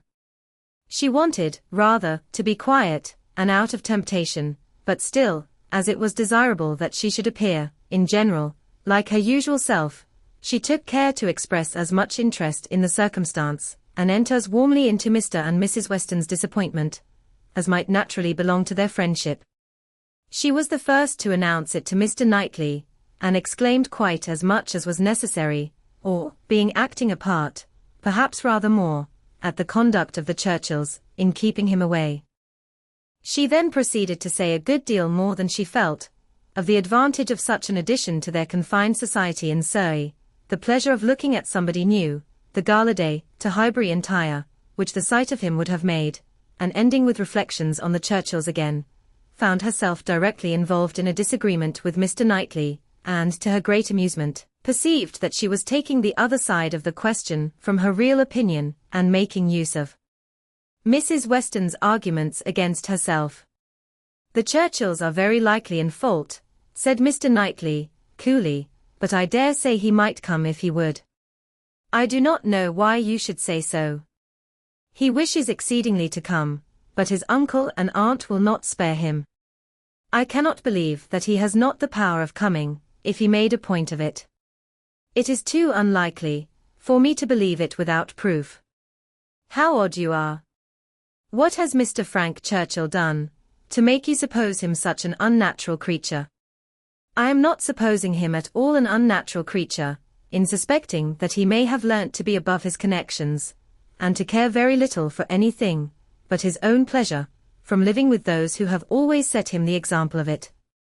It is a great deal more natural than one could wish, that a young man, brought up by those who are proud, luxurious, and selfish, should be proud, luxurious, and selfish too. If Frank Churchill had wanted to see his father, he would have contrived it between September and January. A man at his age, what is he, 3 or 24, cannot be without the means of doing as much as that. It is impossible. That's easily said, and easily felt by you, who have always been your own master. You are the worst judge in the world, Mr. Knightley, of the difficulties of dependence.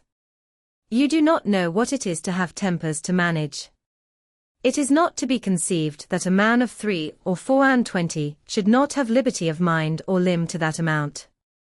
He cannot want money, he cannot want leisure.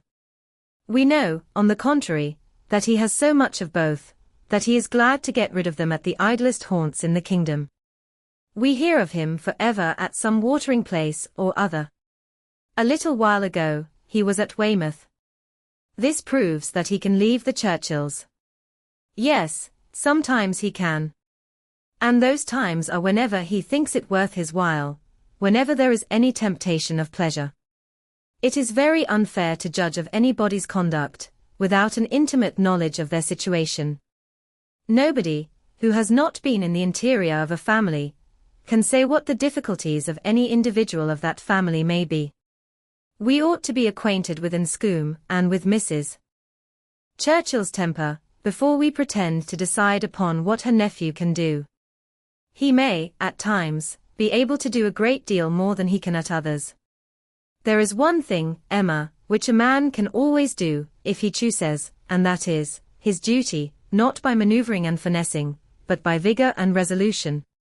It is Frank Churchill's duty to pay this attention to his father. He knows it to be so, by his promises and messages, but if he wished to do it, it might be done. A man who felt rightly would say at once, simply and resolutely, to Mrs. Churchill, every sacrifice of mere pleasure you will always find me ready to make to your convenience, but I must go and see my father immediately. I know he would be hurt by my failing in such a mark of respect to him on the present occasion. I shall, therefore, set off tomorrow. If he would say so to her at once, in the tone of decision becoming a man, there would be no opposition made to his going.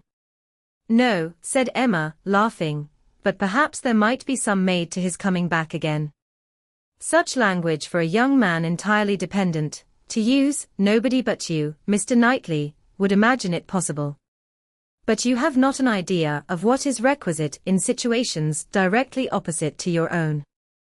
Mr. Frank Churchill to be making such a speech, as that to the uncle and aunt, who have brought him up, and are to provide for him, standing up in the middle of the room, I suppose, and speaking as loud as he could, how can you imagine such conduct practicable? Depend upon it, Emma, a sensible man would find no difficulty in it. He would feel himself in the right, and the declaration, made, of course, as a man of sense would make it, in a proper manner, would do him more good, raise him higher, fix his interest stronger with the people he depended on, than all that a line of shifts and expedients can ever do. Respect would be added to affection. They would feel that they could trust him, that the nephew who had done rightly by his father, would do rightly by them, for they know, as well as he does, as well as all the world must know, that he ought to pay this visit to his father, and while meanly exerting their power to delay it, are in their hearts not thinking the better of him for submitting to their whims. Respect for right conduct is felt by everybody. If he would act in this sort of manner, on principle, consistently, regularly, their little minds would bend to his. I rather doubt that. You are very fond of bending little minds, but where little minds belong to rich people in authority, I think they have a knack of swelling out, till they are quite as unmanageable as great ones.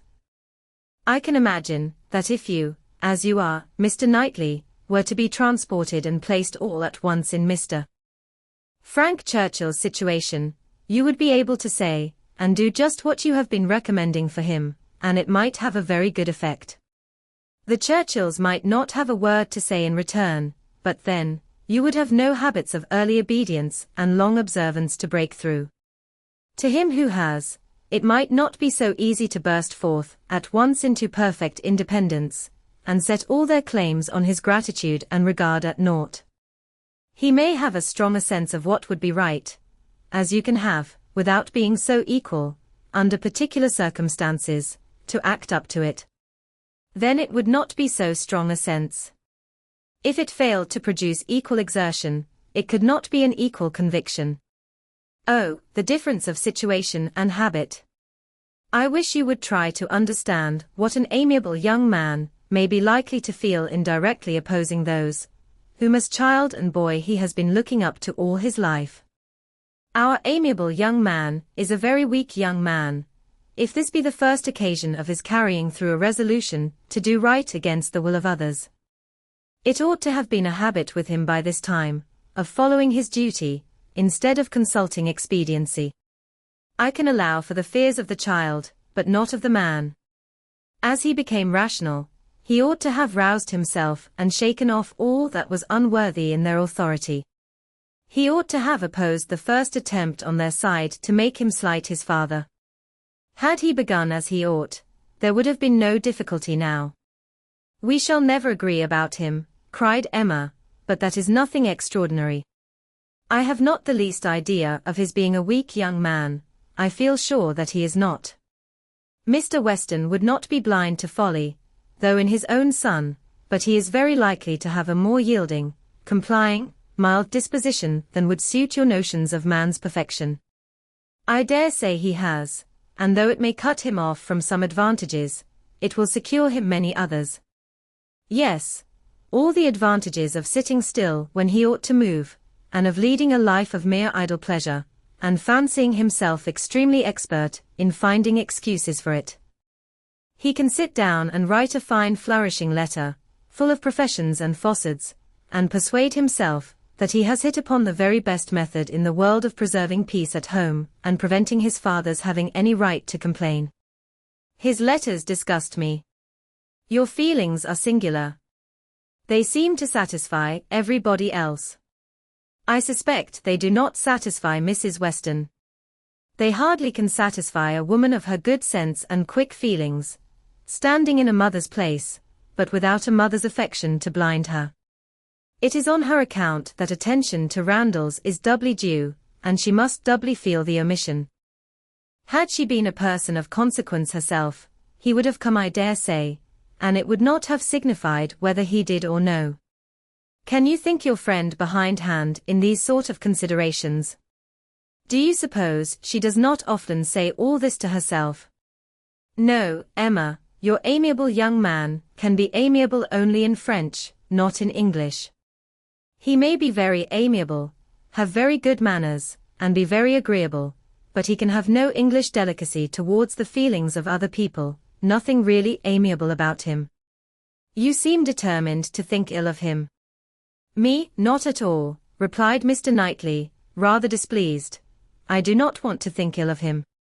I should be as ready to acknowledge his merits as any other man, but I hear of none, except what are merely personal, that he is well grown and good-looking, with smooth, plausible manners. Well, if he have nothing else to recommend him, he will be a treasure at Highbury. We do not often look upon fine young men, well-bred and agreeable. We must not be nice and ask for all the virtues into the bargain. Cannot you imagine, Mr. Knightley, what a sensation his coming will produce? There will be but one subject throughout the parishes of Donwell and Highbury, but one interest, one object of curiosity. It will be all Mr. Frank Churchill. We shall think and speak of nobody else. You will excuse my being so much overpowered. If I find him conversable, I shall be glad of his acquaintance, but if he is only a chattering coxcomb, he will not occupy much of my time or thoughts. My idea of him is, that he can adapt his conversation to the taste of everybody, and has the power as well as the wish of being universally agreeable.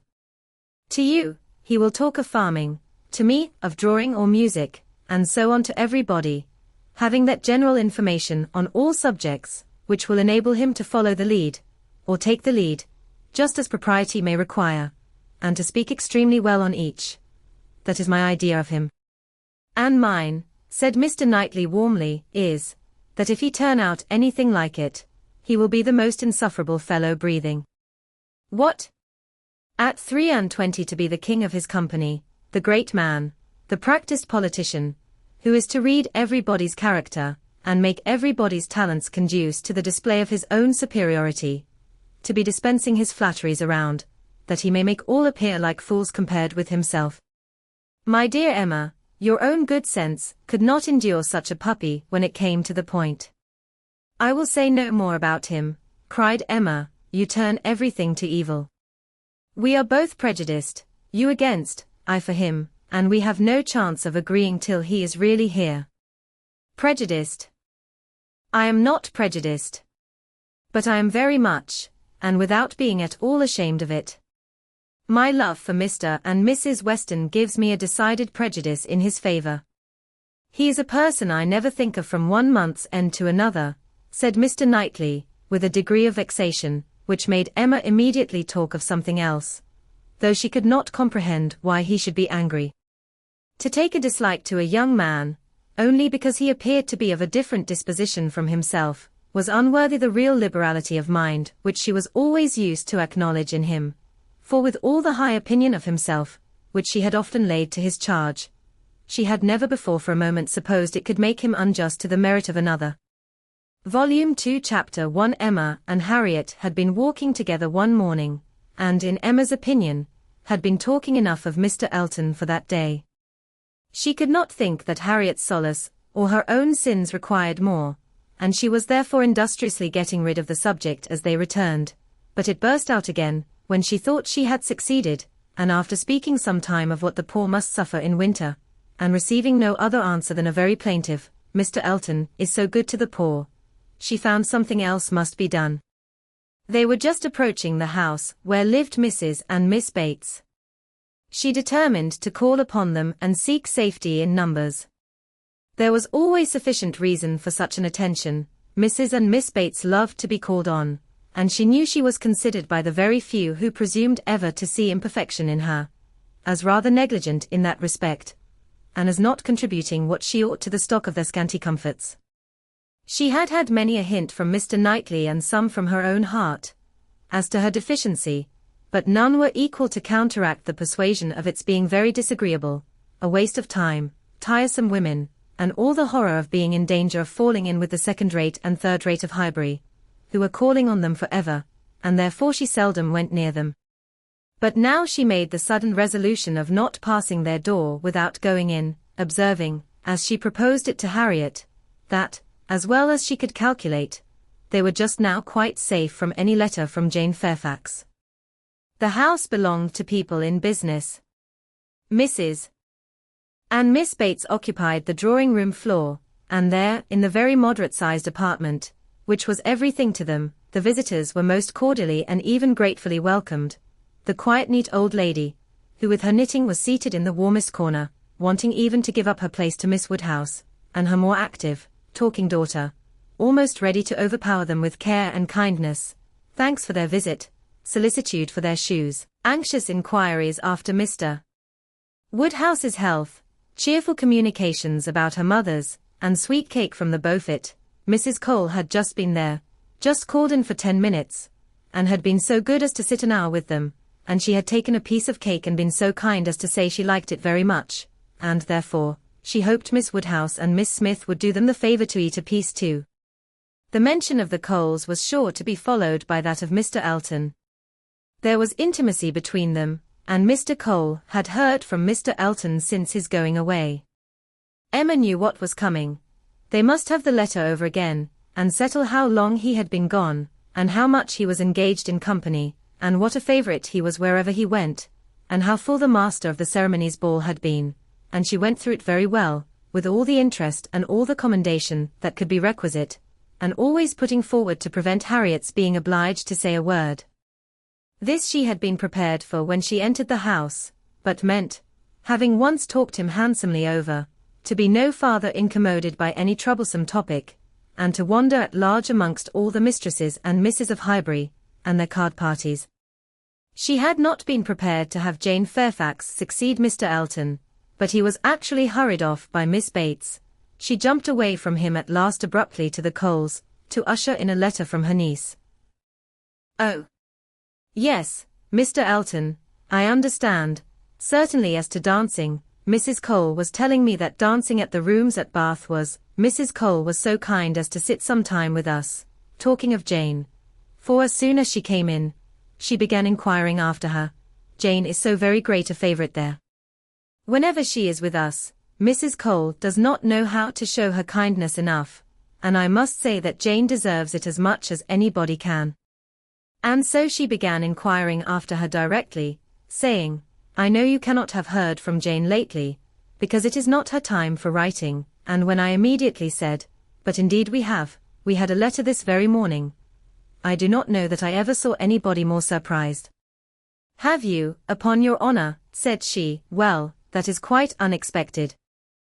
Do let me hear what she says. Emma's politeness was at hand directly, to say, with smiling interest, have you heard from Miss Fairfax so lately? I am extremely happy. I hope she is well. Thank you. You are so kind, replied the happily deceived aunt, while eagerly hunting for the letter. Oh.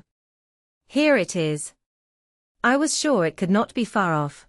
But I had put my housewife upon it, you see, without being aware, and so it was quite hid.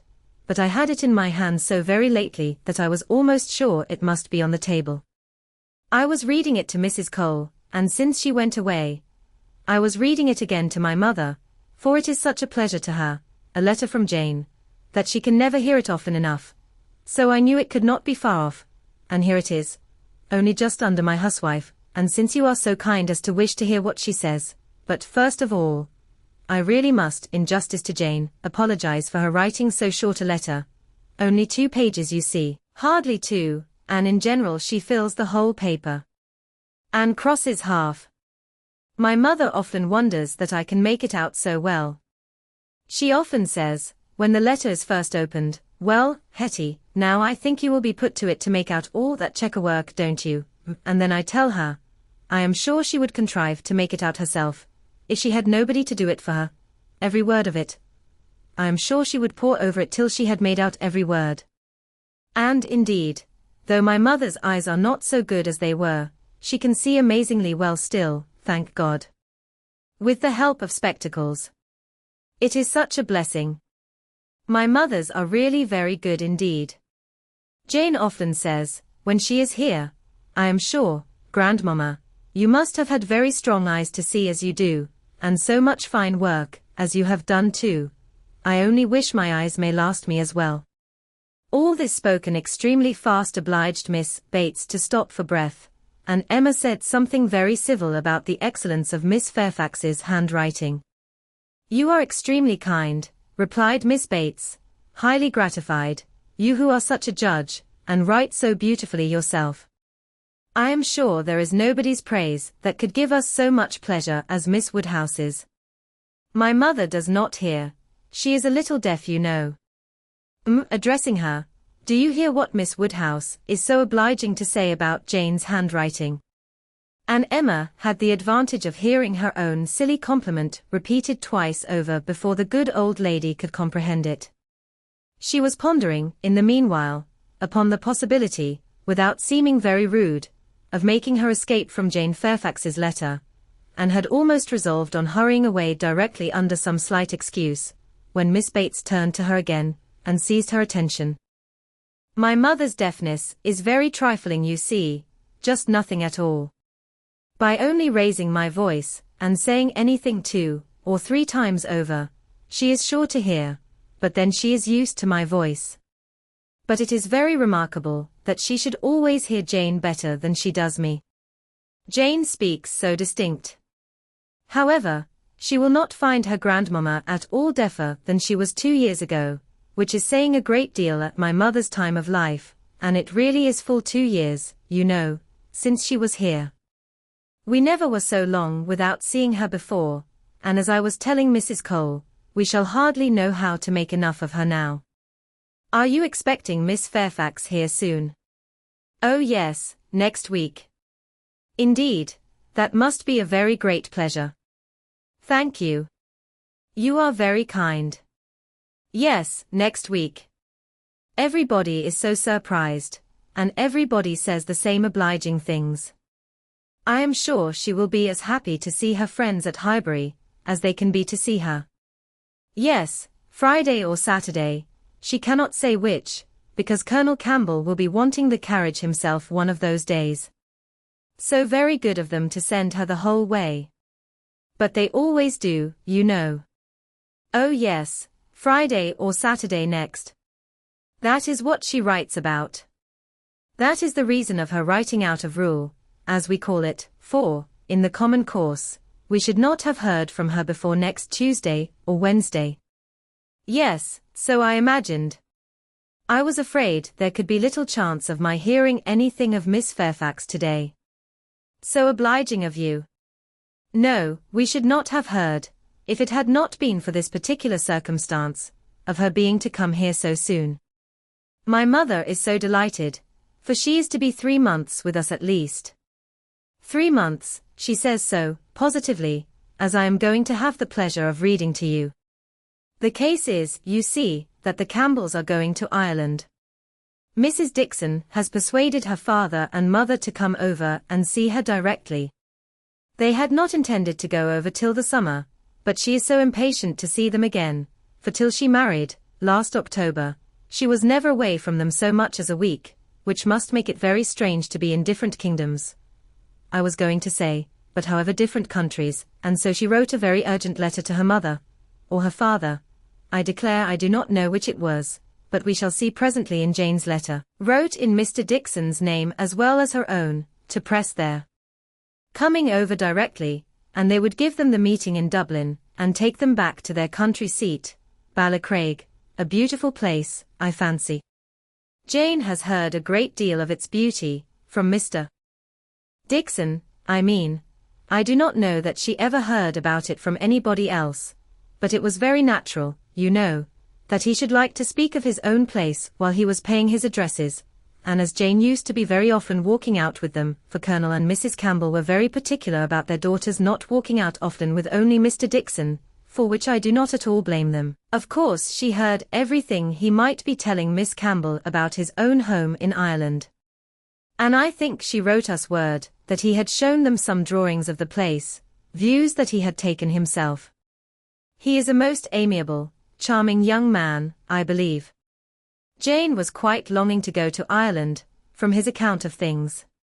At this moment, an ingenious and animating suspicion entering Emma's brain with regard to Jane Fairfax, this charming Mr. Dixon, and the not going to Ireland, she said, with the insidious design of farther discovery, you must feel it very fortunate that Miss Fairfax should be allowed to come to you at such a time. Considering the very particular friendship between her and Mrs. Dixon, you could hardly have expected her to be excused from accompanying Colonel and Mrs. Campbell. Very true, indeed. The very thing that we have always been rather afraid of, for we should not have liked to have her at such a distance from us, 4 months together, not able to come if anything was to happen. But you see, everything turns out for the best.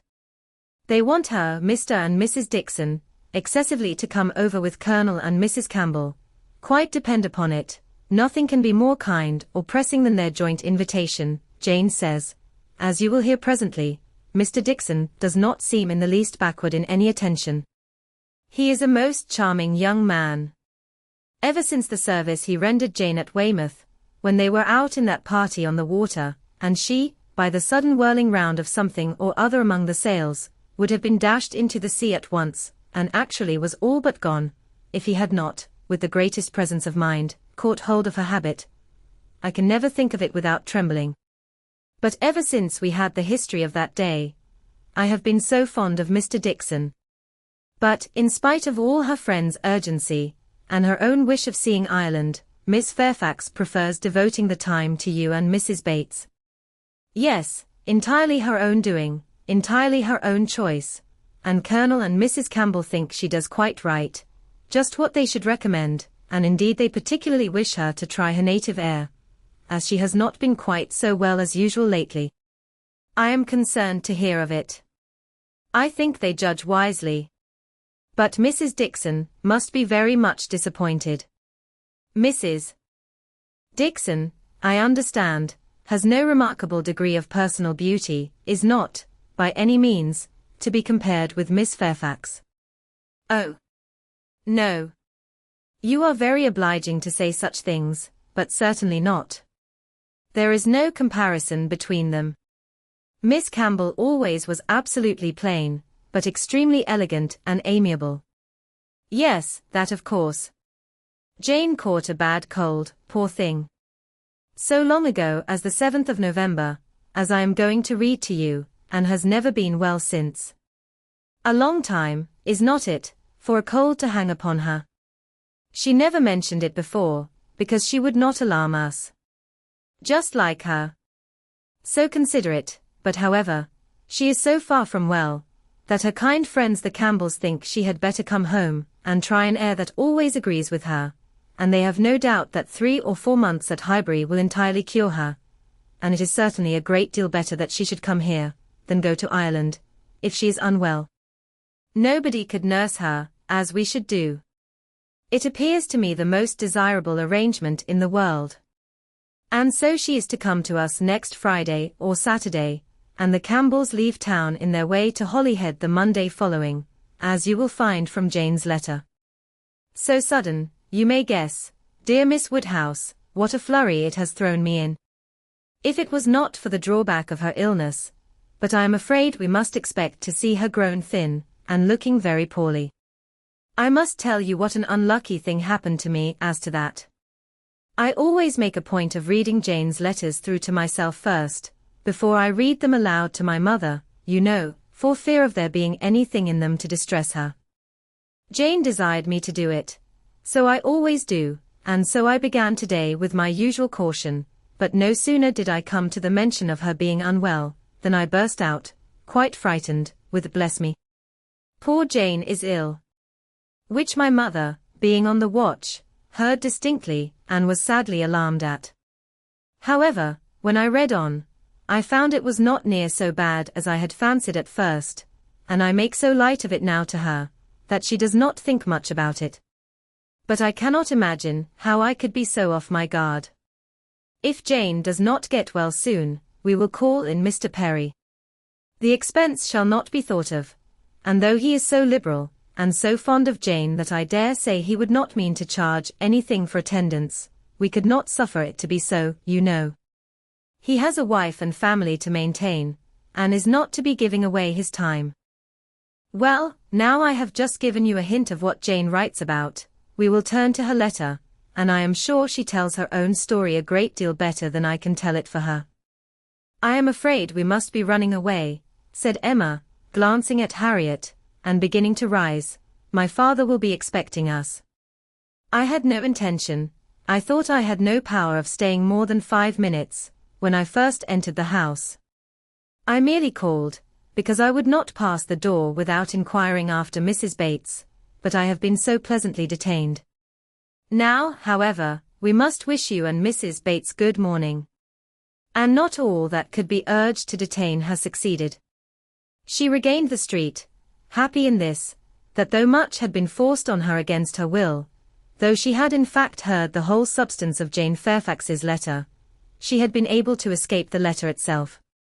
Chapter 2. Jane Fairfax was an orphan, the only child of Mrs. Bates's youngest daughter. The marriage of Lute Fairfax of the Regiment of Infantry, and Miss Jane Bates, had had its day of fame and pleasure, hope and interest, but nothing now remained of it, save the melancholy remembrance of him dying in action abroad, of his widow sinking under consumption and grief soon afterwards, and this girl. By birth she belonged to Highbury, and when at 3 years old, on losing her mother, she became the property, the charge, the consolation, the foundling of her grandmother and aunt. There had seemed every probability of her being permanently fixed there, of her being taught only what very limited means could command, and growing up with no advantages of connection, or improvement, to be engrafted on what nature had given her in a pleasing person, good understanding, and warm-hearted, well-meaning relations. But the compassionate feelings of a friend of her father gave a change to her destiny. This was Colonel Campbell, who had very highly regarded Fairfax, as an excellent officer and most deserving young man, and father, had been indebted to him for such attentions, during a severe camp fever, as he believed had saved his life. These were claims which he did not learn to overlook, though some years passed away from the death of poor Fairfax, before his own return to England put anything in his power. When he did return, he sought out the child and took notice of her. He was a married man, with only one living child, a girl, about Jane's age, and Jane became their guest, paying them long visits and growing a favorite with all, and before she was 9 years old, his daughter's great fondness for her, and his own wish of being a real friend, united to produce an offer from Colonel Campbell of undertaking the whole charge of her education. It was accepted, and from that period Jane had belonged to Colonel Campbell's family, and had lived with them entirely, only visiting her grandmother from time to time. The plan was that she should be brought up for educating others, the very few £100, which she inherited from her father making independence impossible. To provide for her otherwise was out of Colonel Campbell's power, for though his income, by pay and appointments, was handsome, his fortune was moderate and must be all his daughter's, but by giving her an education, he hoped to be supplying the means of respectable subsistence hereafter. Such was Jane Fairfax's history. She had fallen into good hands, known nothing but kindness from the Campbells, and been given an excellent education. Living constantly with right-minded and well-informed people, her heart and understanding had received every advantage of discipline and culture, and Colonel Campbell's residence being in London, every lighter talent had been done full justice to, by the attendance of first-rate masters. Her disposition and abilities were equally worthy of all that friendship could do, and at 18 or 19 she was, as far as such an early age can be qualified for the care of children, fully competent to the office of instruction herself, but she was too much beloved to be parted with. Neither father nor mother could promote, and the daughter could not endure it. The evil day was put off.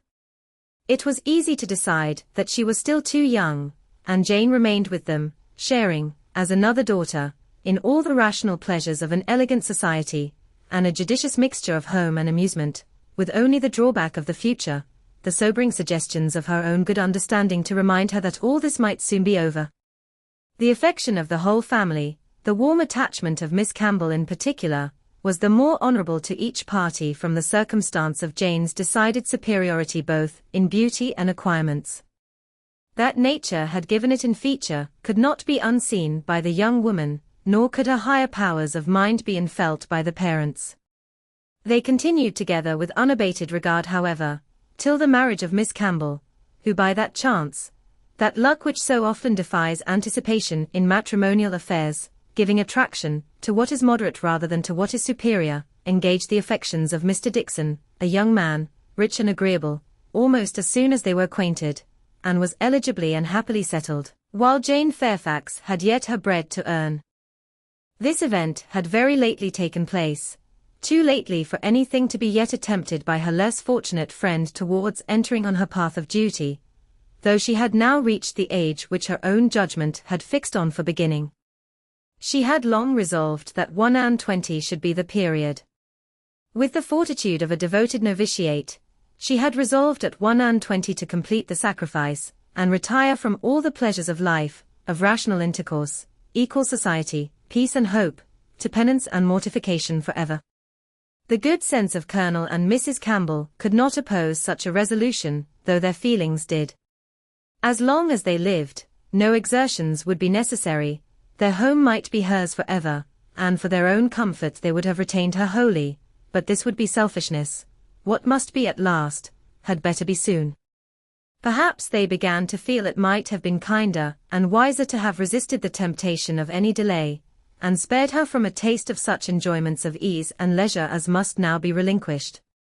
Still, however, affection was glad to catch at any reasonable excuse for not hurrying on the wretched moment.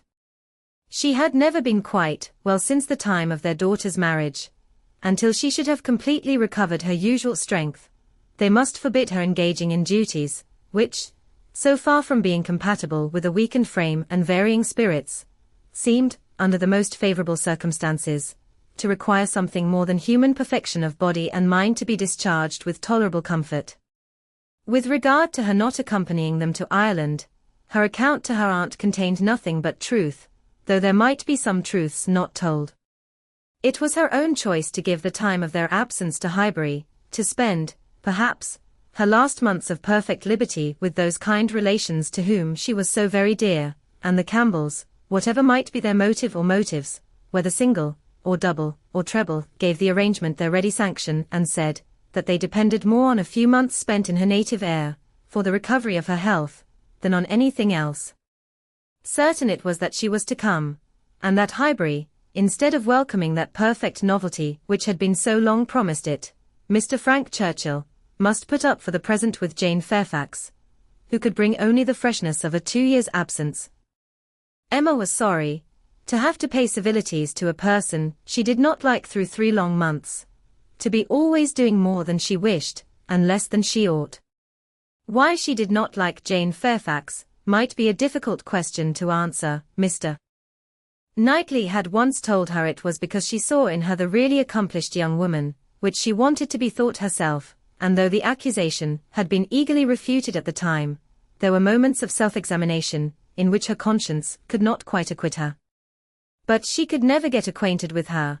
She did not know how it was, but there was such coldness and reserve, such apparent indifference whether she pleased or not, and then, her aunt was such an eternal talker, and she was made such a fuss with by everybody, and it had been always imagined that they were to be so intimate, because their ages were the same, everybody had supposed they must be so fond of each other. These were her reasons, she had no better. It was a dislike so little just, every imputed fault was so magnified by fancy, that she never saw Jane Fairfax the first time after any considerable absence, without feeling that she had injured her, and now, when the due visit was paid, on her arrival, after a 2 years' interval, she was particularly struck with the very appearance and manners, which for those 2 whole years she had been depreciating. Jane Fairfax was very elegant, remarkably elegant, and she had herself the highest value for elegance. Her height was pretty, just such as almost everybody would think tall, and nobody could think very tall. Her figure particularly graceful, her size a most becoming medium, between fat and thin, though a slight appearance of ill health seemed to point out the likeliest evil of the two. Emma could not but feel all this, and then, her face, her features, there was more beauty in them altogether than she had remembered. It was not regular, but it was very pleasing beauty. Her eyes, a deep grey, with dark eyelashes and eyebrows, had never been denied their praise, but the skin, which she had been used to cavil at, as wanting colour, had a clearness and delicacy which really needed no fuller bloom. It was a style of beauty, of which elegance was the reigning character, and as such, she must, in honour, by all her principles, admire it, elegance, which, whether of person or of mind, she saw so little in Highbury. There, not to be vulgar, was distinction and merit. In short, she sat, during the first visit, looking at Jane Fairfax with twofold complacency, the sense of pleasure and the sense of rendering justice, and was determining that she would dislike her no longer. When she took in her history, indeed, her situation, as well as her beauty, when she considered what all this elegance was destined to, what she was going to sink from, how she was going to live, it seemed impossible to feel anything but compassion and respect, especially, if to every well-known particular entitling her to interest, were added the highly probable circumstance of an attachment to Mr. Dickson, which she had so naturally started to herself. In that case, nothing could be more pitiable, or more honourable than the sacrifices she had resolved on. Emma was very willing now to acquit her of having seduced Mr. Dickson's affections from his wife, or of anything mischievous, which her imagination had suggested at first. If it were love, it might be simple, single, successless love on her side alone. She might have been unconsciously sucking in the sad poison, while a sharer of his conversation with her friend, and from the best, the purest of motives, might now be denying herself this visit to Ireland, and resolving to divide herself effectually from him and his connections, by soon beginning her career of laborious duty. Upon the whole, Emma left her with such softened, charitable feelings, as made her look around in walking home, and lament that Highbury afforded no young man worthy of giving her independence, nobody that she could wish to scheme about for her. These were charming feelings, but not lasting. Before she had committed herself, by any public profession of eternal friendship for Jane Fairfax, or done more towards a recantation of past prejudices and errors, than saying to Mr. Knightley, "She certainly is handsome, she is better than handsome." Jane had spent an evening at Hartfield with her grandmother and aunt, and everything was relapsing much into its usual state. Former provocations reappeared. The aunt was as tiresome as ever, more tiresome, because anxiety for her health was now added to admiration of her powers, and they had to listen to the description of exactly how little bread and butter she ate for breakfast, and how small a slice of mutton for dinner, as well as to see exhibitions of new caps and new work bags for her mother and herself, and Jane's offences rose again. They had music. Emma was obliged to play, and the thanks and praise which necessarily followed appeared to her an affectation of candour, an air of greatness, meaning only to show off in higher style her own very superior performance. She was, besides, which was the worst of all, so cold, so cautious. There was no getting at her real opinion. Wrapped up in a cloak of politeness, she seemed determined to hazard nothing. She was suspiciously reserved. If anything could be more, where all was most, she was more reserved on the subject of Weymouth and the Dixons than anything. She seemed bent on giving no real insight into Mr. Dixon's character, or her own value for his company, or opinion of the suitableness of the match. It was all general approbation and smoothness, nothing delineated or distinguished. It did her no service, however. Her caution was thrown away. Emma saw its artifice, and returned to her first surmises. There probably was something more to conceal than her own preference. Mr. Dixon, perhaps, had been very near changing one friend for the other, or been fixed only to Miss Campbell, for the sake of the future £12,000. The like reserve prevailed on other topics. She and Mr. Frank Churchill had been at Weymouth at the same time. It was known that they were a little acquainted, but not a syllable of real information could Emma procure as to what he truly was. Was he handsome? She believed he was reckoned a very fine young man. Was he agreeable? He was generally thought so. Did he appear a sensible young man, a young man of information? At a watering place, or in a common London acquaintance, it was difficult to decide on such points. Manners were all that could be safely judged of, under a much longer knowledge than they had yet had of Mr. Churchill. She believed everybody found his manners pleasing. Emma could not forgive her. Chapter 3. Emma could not forgive her, but as neither provocation nor resentment were discerned by Mr. Knightley, who had been of the party, and had seen only proper attention and pleasing behaviour on each side, he was expressing the next morning, being at Hartfield again on business with Mr. Woodhouse, his approbation of the whole, not so openly as he might have done had her father been out of the room, but speaking plain enough to be very intelligible to Emma. He had been used to think her unjust to Jane, and had now great pleasure in marking an improvement. A very pleasant evening, he began, as soon as Mr. Woodhouse had been talked into what was necessary, told that he understood, and the papers swept away, particularly pleasant. You and Miss Fairfax gave us some very good music. I do not know a more luxurious state, sir, than sitting at one's ease to be entertained a whole evening by two such young women, sometimes with music and sometimes with conversation. I am sure Miss Fairfax must have found the evening pleasant, Emma. You left nothing undone. I was glad you made her play so much, for having no instrument at her grandmother's, it must have been a real indulgence. I am happy you approved, said Emma, smiling, but I hope I am not often deficient in what is due to guests at Hartfield. No, my dear, said her father instantly, that I am sure you are not. There is nobody half so attentive and civil as you are. If anything, you are too attentive. The muffin last night, if it had been handed round once, I think it would have been enough. No, said Mr. Knightley, nearly at the same time, you are not often deficient either in manner or comprehension. I think you understand me, therefore. An arch look expressed, I understand you well enough, but she said only, Miss Fairfax is reserved.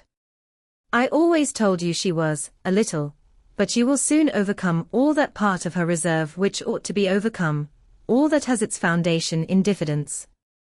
What arises from discretion must be honoured. You think her diffident. I do not see it.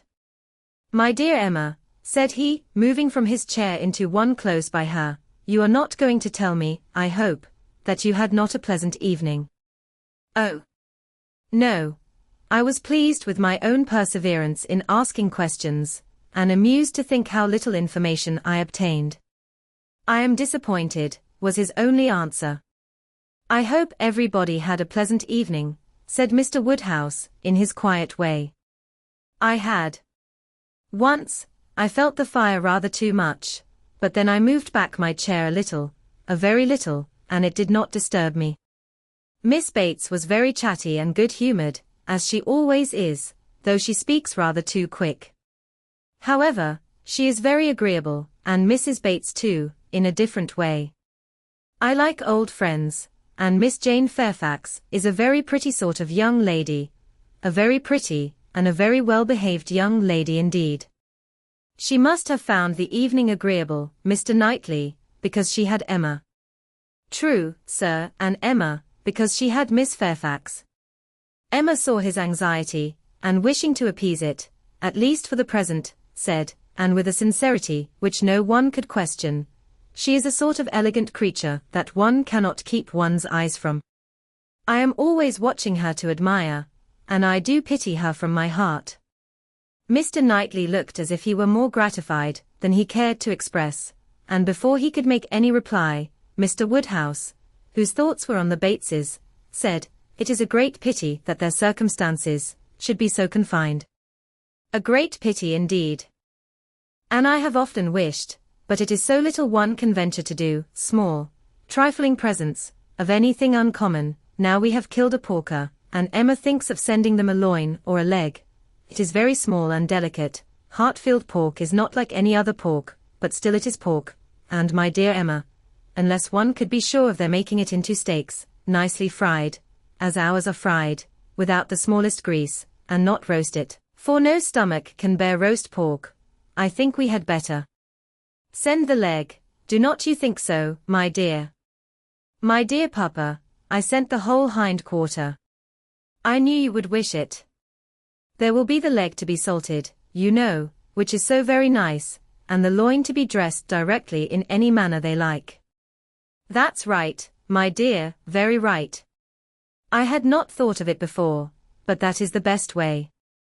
They must not oversalt the leg, and then, if it is not oversalted, and if it is very thoroughly boiled, just as Searle boils ours, and eaten very moderately of, with a boiled turnip, and a little carrot, or parsnip, I do not consider it unwholesome. Emma, said Mr. Knightley presently, I have a piece of news for you. You like news, and I heard an article in my way hither that I think will interest you. News? Oh. Yes, I always like news. What is it? Why do you smile so? Where did you hear it? At Randall's. He had time only to say, no, not at Randall's. I have not been near Randall's, when the door was thrown open, and Miss Bates and Miss Fairfax walked into the room. Full of thanks, and full of news, Miss Bates knew not which to give quickest. Mr. Knightley soon saw that he had lost his moment, and that not another syllable of communication could rest with him. Oh. My dear sir, how are you this morning? My dear Miss Woodhouse, I come quite overpowered. Such a beautiful hind quarter of pork. You are too bountiful. Have you heard the news? Mr. Elton is going to be married. Emma had not had time even to think of Mr. Elton, and she was so completely surprised that she could not avoid a little start, and a little blush, at the sound. There is my news. I thought it would interest you, said Mr. Knightley, with a smile which implied a conviction of some part of what had passed between them. But where could you hear it? Cried Miss Bates. Where could you possibly hear it, Mr. Knightley? For it is not 5 minutes since I received Mrs. Cole's note. No, it cannot be more than 5. Or at least 10, for I had got my bonnet and spencer on, just ready to come out. I was only gone down to speak to Patty again about the pork. Jane was standing in the passage. Were not you, Jane, for my mother was so afraid that we had not any salting pan large enough. So I said I would go down and see, and Jane said, shall I go down instead? For I think you have a little cold, and Patty has been washing the kitchen. Oh. My dear, said I. Well, and just then came the note. A Miss Hawkins, that's all I know. A Miss Hawkins of Bath. But, Mr. Knightley, how could you possibly have heard it? For the very moment Mr. Cole told Mrs. Cole of it, she sat down and wrote to me. A Miss Hawkins. I was with Mr. Cole on business an hour and a half ago. He had just read Elton's letter, as I was shown in, and handed it to me directly. Well, that is quite. I suppose there never was a piece of news more generally interesting. My dear sir, you really are too bountiful. My mother desires her very best compliments and regards, and 1,000 thanks, and says you really quite oppress her. We consider our Hartfield pork, replied Mr. Woodhouse, indeed it certainly is, so very superior to all other pork, that Emma and I cannot have a greater pleasure than, oh. My dear sir, as my mother says, our friends are only too good to us. If ever there were people who, without having great wealth themselves, had everything they could wish for, I am sure it is us.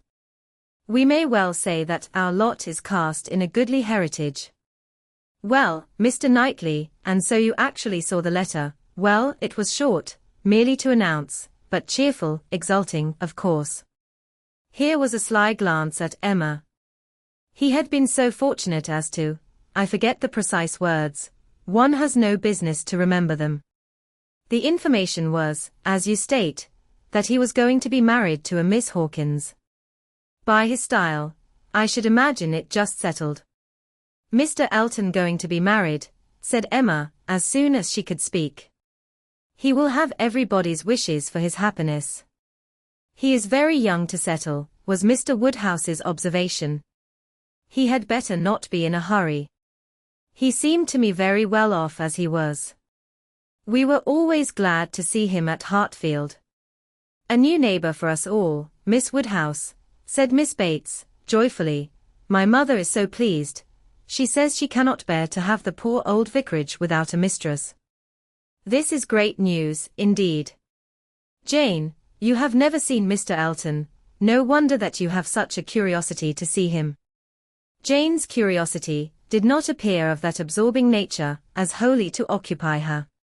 No, I have never seen Mr. Elton, she replied, starting on this appeal. Is he a tall man?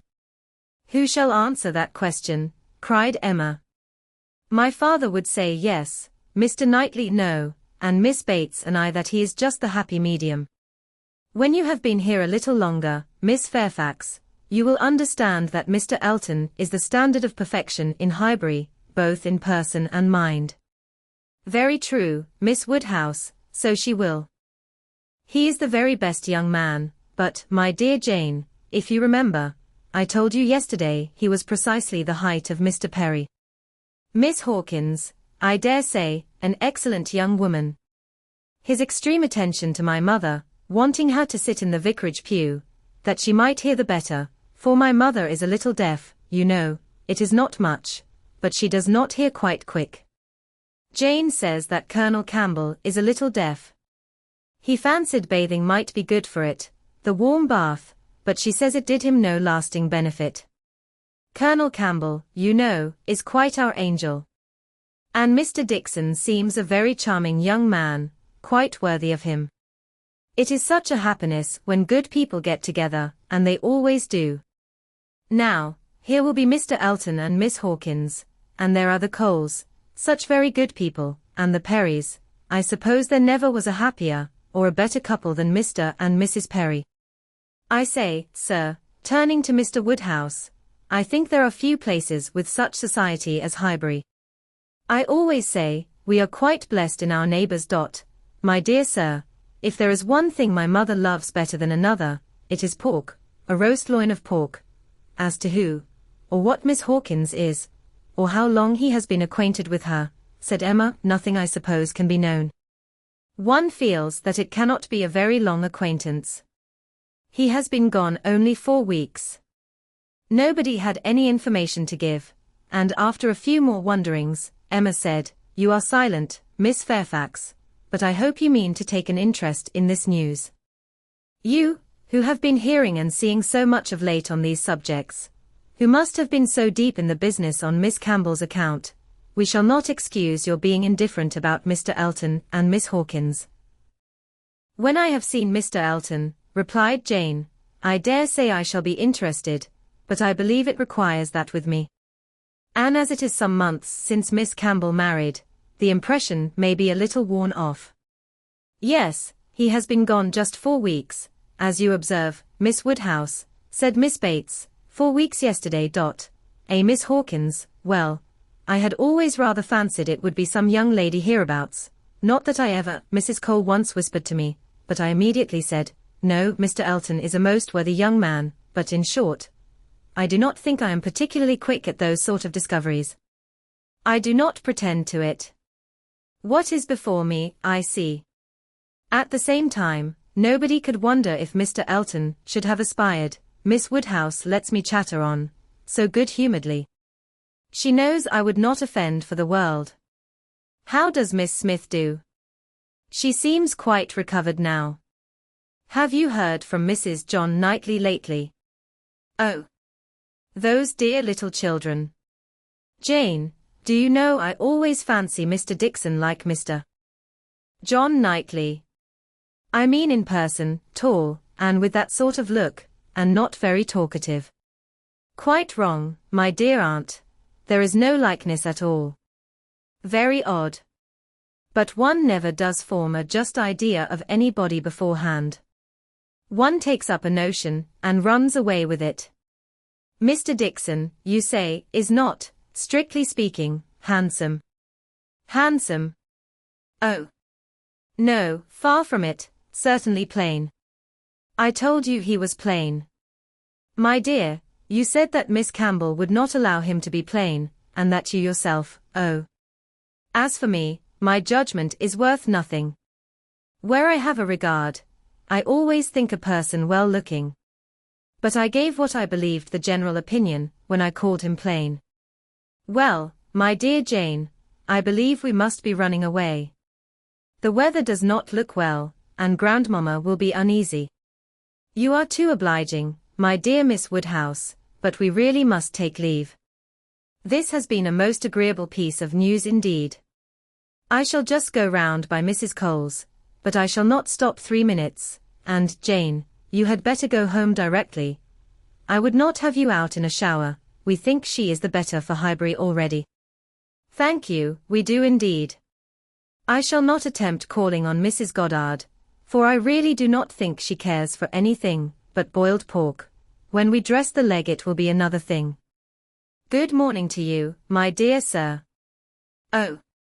Mr. Knightley is coming too. Well, that is so very. I am sure if Jane is tired, you will be so kind as to give her your arm. Mr. Elton and Miss Hawkins, good morning to you. Emma, alone with her father, had half her attention wanted by him while he lamented that young people would be in such a hurry to marry, and to marry strangers too, and the other half she could give to her own view of the subject. It was to herself an amusing and a very welcome piece of news, as proving that Mr. Elton could not have suffered long, but she was sorry for Harriet. Harriet must feel it, and all that she could hope was, by giving the first information herself, to save her from hearing it abruptly from others. It was now about the time that she was likely to call. If she were to meet Miss Bates in her way, and upon its beginning to rain, Emma was obliged to expect that the weather would be detaining her at Mrs. Goddard's, and that the intelligence would undoubtedly rush upon her without preparation. The shower was heavy, but short, and it had not been over 5 minutes, when in came Harriet, with just the heated, agitated look which hurrying thither with a full heart was likely to give, and the "Oh, Miss Woodhouse, what do you think has happened?" which instantly burst forth, had all the evidence of corresponding perturbation. As the blow was given, Emma felt that she could not now show greater kindness than in listening, and Harriet, unchecked, ran eagerly through what she had to tell. She had set out from Mrs. Goddard's half an hour ago. She had been afraid it would rain. She had been afraid it would pour down every moment, but she thought she might get to Hartfield first. She had hurried on as fast as possible, but then, as she was passing by the house where a young woman was making up a gown for her, she thought she would just step in and see how it went on, and though she did not seem to stay half a moment there, soon after she came out it began to rain, and she did not know what to do, so she ran on directly, as fast as she could, and took shelter at Ford's. Ford's was the principal woolen draper, linen draper, and haberdasher's shop united, the shop first in size and fashion in the place. And so, there she had sat, without an idea of anything in the world, full 10 minutes, perhaps, when, all of a sudden, who should come in? To be sure it was so very odd, but they always dealt at Ford's, who should come in, but Elizabeth Martin and her brother, dear Miss Woodhouse. Only think. I thought I should have fainted. I did not know what to do. I was sitting near the door. Elizabeth saw me directly, but he did not, he was busy with the umbrella. I am sure she saw me, but she looked away directly, and took no notice, and they both went to quite the farther end of the shop, and I kept sitting near the door. Oh dear, I was so miserable. I am sure I must have been as white as my gown. I could not go away, you know, because of the rain, but I did so wish myself anywhere in the world but there. Oh dear, Miss Woodhouse. Well, at last, I fancy, he looked round and saw me, for instead of going on with her buyings, they began whispering to one another. I am sure they were talking of me, and I could not help thinking that he was persuading her to speak to me. Do you think he was, Miss Woodhouse? For presently she came forward, came quite up to me, and asked me how I did, and seemed ready to shake hands, if I would. She did not do any of it in the same way that she used. I could see she was altered, but, however, she seemed to try to be very friendly, and we shook hands, and stood talking some time, but I know no more what I said. I was in such a tremble.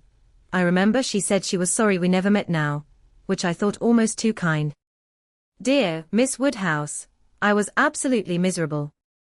By that time, it was beginning to hold up, and I was determined that nothing should stop me from getting away, and then, only think, I found he was coming up towards me too, slowly, you know, and as if he did not quite know what to do, and so he came and spoke, and I answered, and I stood for a minute, feeling dreadfully, you know, one can't tell how, and then I took courage, and said it did not rain, and I must go, and so off I set, and I had not got 3 yards from the door, when he came after me. Only to say, if I was going to Hartfield, he thought I had much better go round by Mr. Cole's stables, for I should find the near way quite floated by this rain. Oh dear, I thought it would have been the death of me.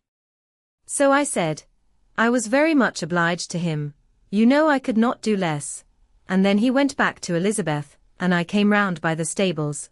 I believe I did, but I hardly knew where I was, or anything about it. Oh, Miss Woodhouse, I would rather done anything than have it happen, and yet, you know, there was a sort of satisfaction in seeing him behave so pleasantly and so kindly. And Elizabeth, too.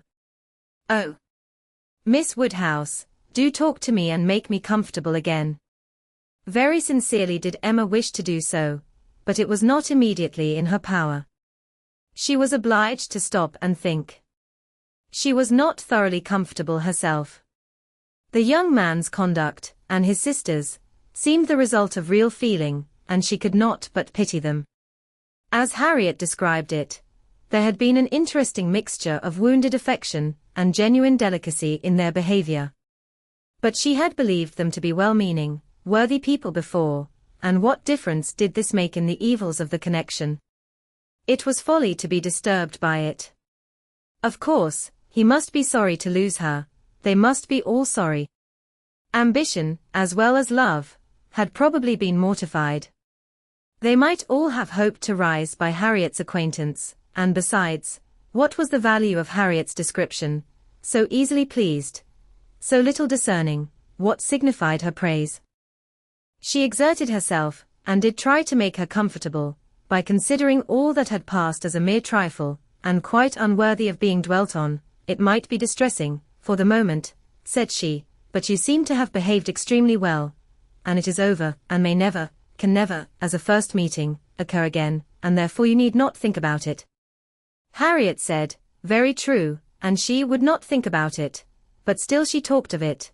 Still she could talk of nothing else, and Emma, at last, in order to put the Martins out of her head, was obliged to hurry on the news, which she had meant to give with so much tender caution, hardly knowing herself whether to rejoice or be angry, ashamed or only amused, at such a state of mind in poor Harriet, such a conclusion of Mr. Elton's importance with her.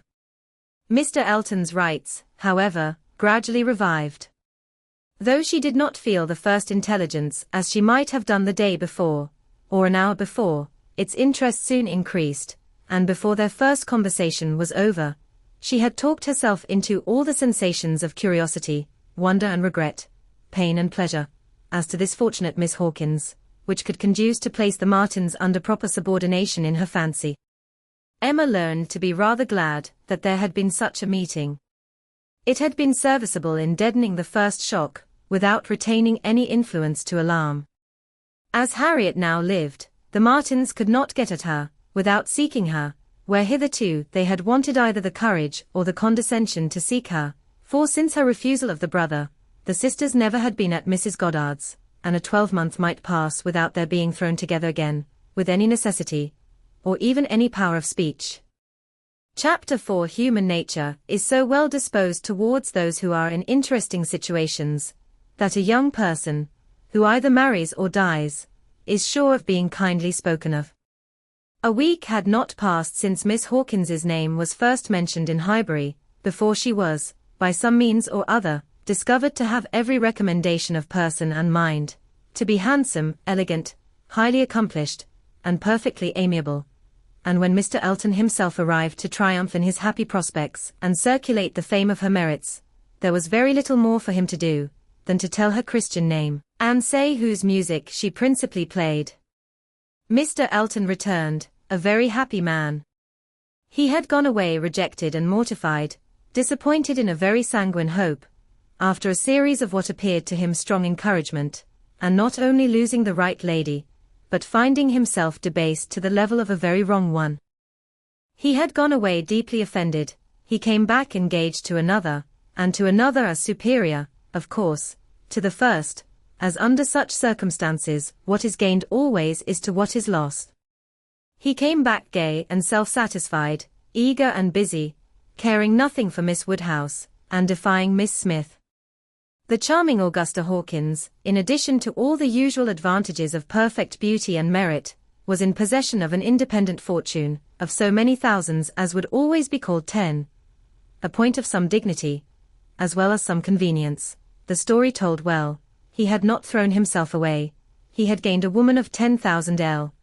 or thereabouts, and he had gained her with such delightful rapidity. The first hour of introduction had been so very soon followed by distinguishing notice. The history which he had to give Mrs. Cole of the rise and progress of the affair was so glorious, the steps so quick, from the accidental rencontre, to the dinner at Mr. Green's, and the party at Mrs. Brown's, smiles and blushes rising in importance, with consciousness and agitation richly scattered. The lady had been so easily impressed, so sweetly disposed, had in short, to use a most intelligible phrase, been so very ready to have him, that vanity and prudence were equally contented. He had caught both substance and shadow, both fortune and affection, and was just the happy man he ought to be, talking only of himself and his own concerns, expecting to be congratulated, ready to be laughed at, and with cordial, fearless smiles, now addressing all the young ladies of the place, to whom, a few weeks ago, he would have been more cautiously gallant. The wedding was no distant event, as the parties had only themselves to please, and nothing but the necessary preparations to wait for, and when he set out for Bath again, there was a general expectation, which a certain glance of Mrs. Cole's did not seem to contradict, that when he next entered Highbury he would bring his bride. During his present short stay, Emma had barely seen him, but just enough to feel that the first meeting was over, and to give her the impression of his not being improved by the mixture of pique and pretension, now spread over his air. She was, in fact, beginning very much to wonder that she had ever thought him pleasing at all, and his sight was so inseparably connected with some very disagreeable feelings, that, except in a moral light, as a penance, a lesson, a source of profitable humiliation to her own mind, she would have been thankful to be assured of never seeing him again. She wished him very well, but he gave her pain, and his welfare 20 miles off would administer most satisfaction. The pain of his continued residence in Highbury, however, must certainly be lessened by his marriage. Many vain solicitudes would be prevented, many awkwardnesses smoothed by it. A Mrs. Elton would be an excuse for any change of intercourse, former intimacy might sink without remark. It would be almost beginning their life of civility again. Of the lady, individually, Emma thought very little. She was good enough for Mr. Elton, no doubt, accomplished enough for Highbury, handsome enough to look plain, probably, by Harriet's side. As to connection, there Emma was perfectly easy, persuaded that after all his own vaunted claims and disdain of Harriet, he had done nothing. On that article, truth seemed attainable. What she was, must be uncertain, but who she was, might be found out, and setting aside the 10,000L, it did not appear that she was at all Harriet's superior. She brought no name, no blood, no alliance. Miss Hawkins was the youngest of the 2 daughters of a Bristol merchant, of course, he must be called, but as the whole of the profits of his mercantile life appeared so very moderate, it was not unfair to guess the dignity of his line of trade had been very moderate also. Part of every winter she had been used to spend in Bath, but Bristol was her home, the very heart of Bristol, for though the father and mother had died some years ago, an uncle remained in the law line, nothing more distinctly honourable was hazarded of him, than that he was in the law line, and with him the daughter had lived. Emma guessed him to be the drudge of some attorney, and too stupid to rise. And all the grandeur of the connection seemed dependent on the elder sister, who was very well married, to a gentleman in a great way, near Bristol, who kept 2 carriages. That was the wind-up of the history, that was the glory of Miss Hawkins. Could she but have given Harriet her feelings about it all? She had talked her into love, but, alas, she was not so easily to be talked out of it. The charm of an object to occupy the many vacancies of Harriet's mind was not to be talked away. He might be superseded by another, he certainly would indeed, nothing could be clearer, even a Robert Martin would have been sufficient, but nothing else, she feared, would cure her. Harriet was one of those who, having once begun, would be always in love. And now, poor girl, she was considerably worse from this reappearance of Mr. Elton. She was always having a glimpse of him somewhere or other. Emma saw him only once, but 2 or 3 times every day Harriet was sure just to meet with him, or just to miss him, just to hear his voice, or see his shoulder, just to have something occur to preserve him in her fancy, in all the favouring warmth of surprise and conjecture. She was, moreover, perpetually hearing about him, for, excepting when at Hartfield, she was always among those who saw no fault in Mr. Elton, and found nothing so interesting as the discussion of his concerns, and every report, therefore, every guess, all that had already occurred, all that might occur in the arrangement of his affairs, comprehending income, servants and furniture, was continually in agitation around her. Her regard was receiving strength by invariable praise of him, and her regrets kept alive, and feelings irritated by ceaseless repetitions of Miss Hawkins's happiness, and continual observation of how much he seemed attached, his air as he walked by the house, the very sitting of his hat, being all in proof of how much he was in love. Had it been allowable entertainment, had there been no pain to her friend, or reproach to herself, in the waverings of Harriet's mind, Emma would have been amused by its variations. Sometimes Mr. Elton predominated, sometimes the Martins, and each was occasionally useful as a check to the other. Mr. Elton's engagement had been the cure of the agitation of meeting Mr. Martin. The unhappiness produced by the knowledge of that engagement had been a little put aside by Elizabeth Martin's calling at Mrs. Goddard's a few days afterwards. Harriet had not been at home, but a note had been prepared and left for her, written in the very style to touch, a small mixture of reproach, with a great deal of kindness, until Mr. Elton himself appeared. She had been much occupied by it, continually pondering over what could be done in return, and wishing to do more than she dared to confess. But Mr. Elton, in person, had driven away all such cares. While he stayed, the The Martins were forgotten, and on the very morning of his setting off for Bath again, Emma, to dissipate some of the distress it occasioned, judged it best for her to return Elizabeth Martin's visit. How that visit was to be acknowledged, what would be necessary, and what might be safest, had been a point of some doubtful consideration. Absolute neglect of the mother and sisters, when invited to come, would be ingratitude. It must not be, and yet the danger of a renewal of the acquaintance. After much thinking, she could determine on nothing better than Harriet's returning the visit, but in a way that, if they had understanding, should convince them that it was to be only a formal acquaintance. She meant to take her in the carriage, leave her at the Abbey Mill, while she drove a little farther, and call for her again so soon as to allow no time for insidious applications or dangerous recurrences to the past, and give the most decided proof of what degree of intimacy was chosen for the future. She could think of nothing better, and though there was something in it which her own heart could not approve, something of ingratitude, merely glossed over, it must be done, or what would become of Harriet? Chapter 5. Small heart had Harriet for visiting. Only half an hour before her friend called for her at Mrs. Goddard's, her evil stars had led her to the very spot where, at that moment, the trunk, directed to the Reverend Philip Elton, White Hart, Bath, was to be seen under the operation of being lifted into the butcher's cart, which was to convey it to where the coaches passed, and everything in this world, excepting that trunk and the direction, was consequently a blank. She went, however, and when they reached the farm, and she was to be put down, at the end of the broad, neat gravel walk, which led between espalier apple trees to the front door, the sight of everything which had given her so much pleasure the autumn before, was beginning to revive a little local agitation, and when they parted, Emma observed her to be looking around with a sort of fearful curiosity, which determined her not to allow the visit to exceed the proposed quarter of an hour. She went on herself, to give that portion of time to an old servant who was married, and settled in Donwell. The quarter of an hour brought her punctually to the White Gate again, and Miss Smith, receiving her summons, was with her without delay, and unattended by any alarming young man. She came solitarily down the gravel walk, a Miss Martin just appearing at the door, and parting with her seemingly with ceremonious civility. Harriet could not very soon give an intelligible account. She was feeling too much, but at last Emma collected from her enough to understand the sort of meeting, and the sort of pain it was creating. She had seen only Mrs. Martin and the two girls.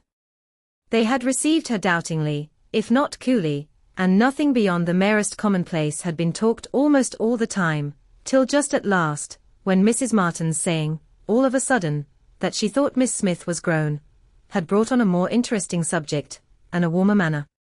In that very room, she had been measured last September, with her two friends. There were the penciled marks and memorandums on the wainscot by the window. He had done it.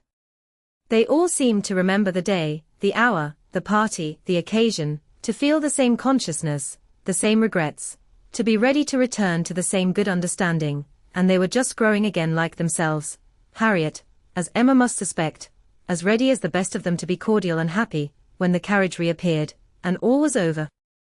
The style of the visit, and the shortness of it, were then felt to be decisive. 14 minutes to be given to those with whom she had thankfully passed 6 weeks, not 6 months ago. Emma could not but picture it all, and feel how justly they might resent, how naturally Harriet must suffer. It was a bad business. She would have given a great deal, or endured a great deal, to have had the Martins in a higher rank of life. They were so deserving, that a little higher should have been enough, but as it was, how could she have done otherwise? Impossible, she could not repent.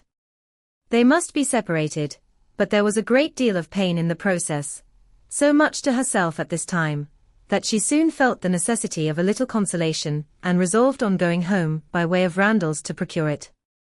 Her mind was quite sick of Mr. Elton and the Martins. The refreshment of Randalls was absolutely necessary. It was a good scheme, but on driving to the door they heard that neither master nor mistress was at home. They had both been out some time. The man believed they were gone to Hartfield. "This is too bad," cried Emma, as they turned away. "And now we shall just miss them. Too provoking. I do not know when I have been so disappointed. And she leaned back in the corner, to indulge her murmurs, or to reason them away, probably a little of both, such being the commonest process of a not ill-disposed mind. Presently the carriage stopped. She looked up. It was stopped by Mr. and Mrs. Weston, who were standing to speak to her. There was instant pleasure in the sight of them, and still greater pleasure was conveyed in sound, for Mr. Weston immediately accosted her with, "How do ye do? How do ye do? We have been sitting with your father, glad to see him so well. Frank comes tomorrow. I had a letter this morning. We see him tomorrow by dinner time to a certainty. He is at Oxford today, and he comes for a whole fortnight. I knew it would be so. If he had come at Christmas he could not have stayed 3 days. I was always glad he did not come at Christmas.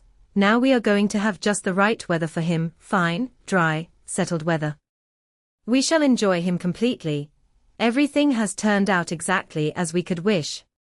There was no resisting such news, no possibility of avoiding the influence of such a happy face as Mr. Weston's, confirmed as it all was by the words and the countenance of his wife, fewer and quieter, but not less to the purpose. To know that she thought his coming certain was enough to make Emma consider it so, and sincerely did she rejoice in their joy. It was a most delightful reanimation of exhausted spirits. The worn-out past was sunk in the freshness of what was coming, and in the rapidity of half a moment's thought, she hoped Mr. Elton would now be talked of no more. Mr. Weston gave her the history of the engagements at Enscombe, which allowed his son to answer for having an entire fortnight at his command, as well as the route and the method of his journey, and she listened and smiled and congratulated. "I shall soon bring him over to Hartfield," said he at the conclusion. Emma could imagine she saw a touch of the arm at this speech, from his wife. "We had better move on, Mr. Weston," said she, "we are detaining the girls." "Well, well, I am ready," and turning again to Emma, "but you must not be expecting such a very fine young man. You have only had my account, you know. I dare say he is really nothing extraordinary," though his own sparkling eyes at the moment were speaking a very different conviction. Emma could look perfectly unconscious and innocent, and answer in a manner that appropriated nothing. "Think of me tomorrow, my dear Emma, about 4 o'clock, was Mrs. Weston's parting injunction, spoken with some anxiety, and meant only for her. 4 o'clock, depend upon it he will be here by 3, was Mr. Weston's quick amendment, and so ended a most satisfactory meeting. Emma's spirits were mounted quite up to happiness. Everything wore a different air. James and his horses seemed not half so sluggish as before. When she looked at the hedges, she thought the elder at least must soon be coming out, and when she turned round to Harriet, she saw something like a look of spring, a tender smile even there. "Will Mr. Frank Churchill pass through Bath as well as Oxford?" was a question, however, which did not augur much. But neither geography nor tranquillity could come all at once, and Emma was now in a humour to resolve that they should both come in time. The morning of the interesting day arrived, and Mrs. Weston's faithful pupil did not forget either at 10, or 11, or 12 o'clock, that she was to think of her at 4. "My dear, dear anxious friend," said she, in mental soliloquy, while walking downstairs from her own room, "always over-careful for everybody's comfort, but your own. I see you now in all your little fidgets, going again and again into his room, to be sure that all is right." The clock struck 12 as she passed through the hall. "'Tis 12. I shall not forget to think of you 4 hours hence, and by this time tomorrow, perhaps, or a little later, I may be thinking of the possibility of their all calling here. I am sure they will bring him soon." She opened the parlour door, and saw 2 gentlemen sitting with her father, Mr. Weston and his son. They had been arrived only a few minutes, and Mr. Weston had scarcely finished his explanation of Frank's being a day before his time, and her father was yet in the midst of his very civil welcome and congratulations, when she appeared, to have her share of surprise, introduction, and pleasure. The Frank Churchill so long talked of, so high in interest, was actually before her. He was presented to her, and she did not think too much had been said in his praise. He was a very good-looking young man. Height, air, address, all were unexceptionable, and his countenance had a great deal of the spirit and liveliness of his father's. He looked quick and sensible. She felt immediately that she should like him, and there was a well-bred ease of manner, and a readiness to talk, which convinced her that he came intending to be acquainted with her, and that acquainted they soon must be. He had reached Randalls the evening before. She was pleased with the eagerness to arrive which had made him alter his plan, and travel earlier, later, and quicker, that he might gain half a day. "I told you yesterday," cried Mr. Weston with exultation, "I told you all that he would be here before the time named.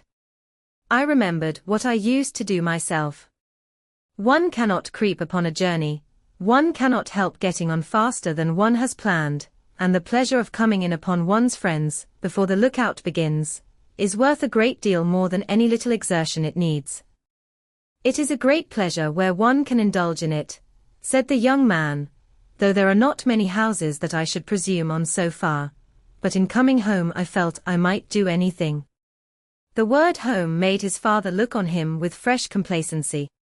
Emma was directly sure that he knew how to make himself agreeable. The conviction was strengthened by what followed. He was very much pleased with Randalls, thought it a most admirably arranged house, would hardly allow it even to be very small, admired the situation, the walk to Highbury itself, Hartfield still more, and professed himself to have always felt the sort of interest in the country which none but one's own country gives, and the greatest curiosity to visit it. That he should never have been able to indulge so amiable a feeling before, passed suspiciously through Emma's brain, but still, if it were a falsehood, it was a pleasant one, and pleasantly handled. His manner had no air of study or exaggeration. He did really look and speak as if in a state of no common enjoyment. Their subjects in general were such as belonged to an opening acquaintance.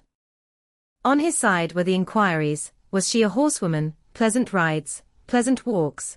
Had they a large neighborhood? Highbury, perhaps, afforded society enough. There were several very pretty houses in and about it.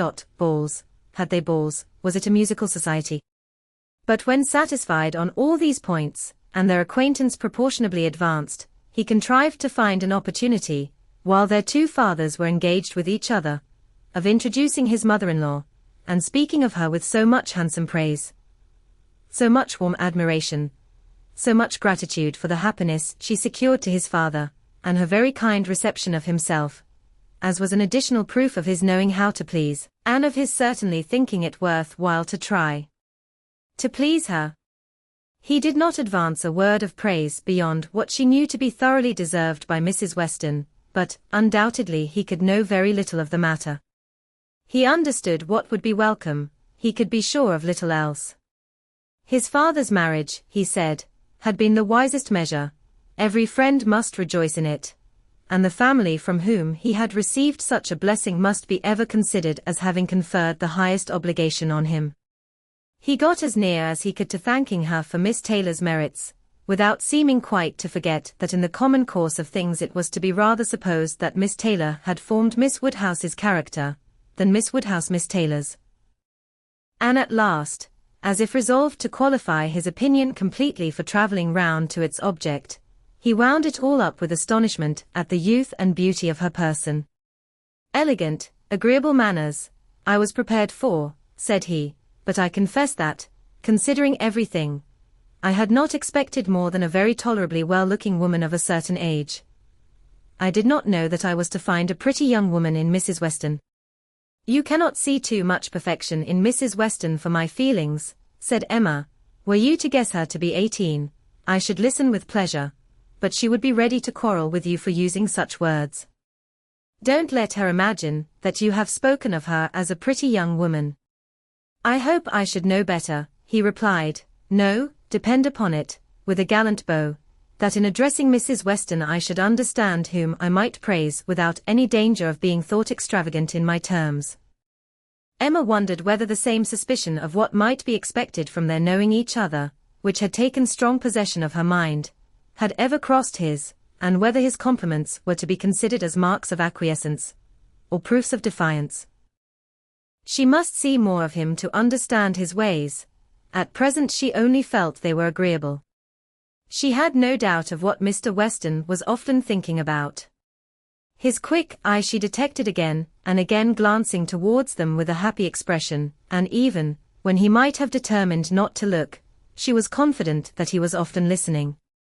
Her own father's perfect exemption from any thought of the kind, the entire deficiency in him of all such sort of penetration, or suspicion, was a most comfortable circumstance.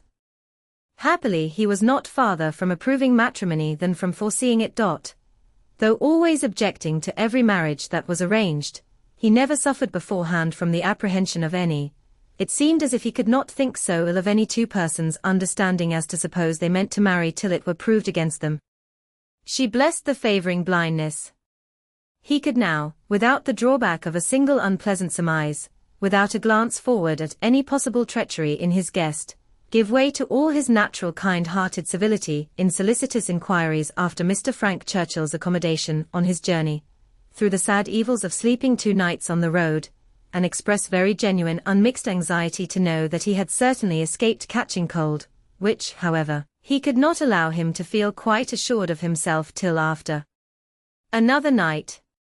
A reasonable visit paid, Mr. Weston began to move. He must be going. He had business at the Crown about his hay, and a great many errands for Mrs. Weston at Ford's, but he need not hurry anybody else. His son, too well bred to hear the hint, rose immediately also, saying, "As you are going farther on business, sir, I will take the opportunity of paying a visit, which must be paid some day or other, and therefore may as well be paid now. I have the honor of being acquainted with a neighbor of yours," turning to Emma, "a lady residing in or near Highbury, a family of the name of Fairfax. I shall have no difficulty, I suppose, in finding the house, though Fairfax, I believe, is not the proper name. I should rather say Barnes, or Bates. Do you know any family of that name?" "To be sure we do," cried his father, "Mrs. Bates. We passed her house. I saw Miss Bates at the window." "True, true, you are acquainted with Miss Fairfax. I remember you knew her at Weymouth, and a fine girl she is. Call upon her, by all means." "There is no necessity for my calling this morning," said the young man.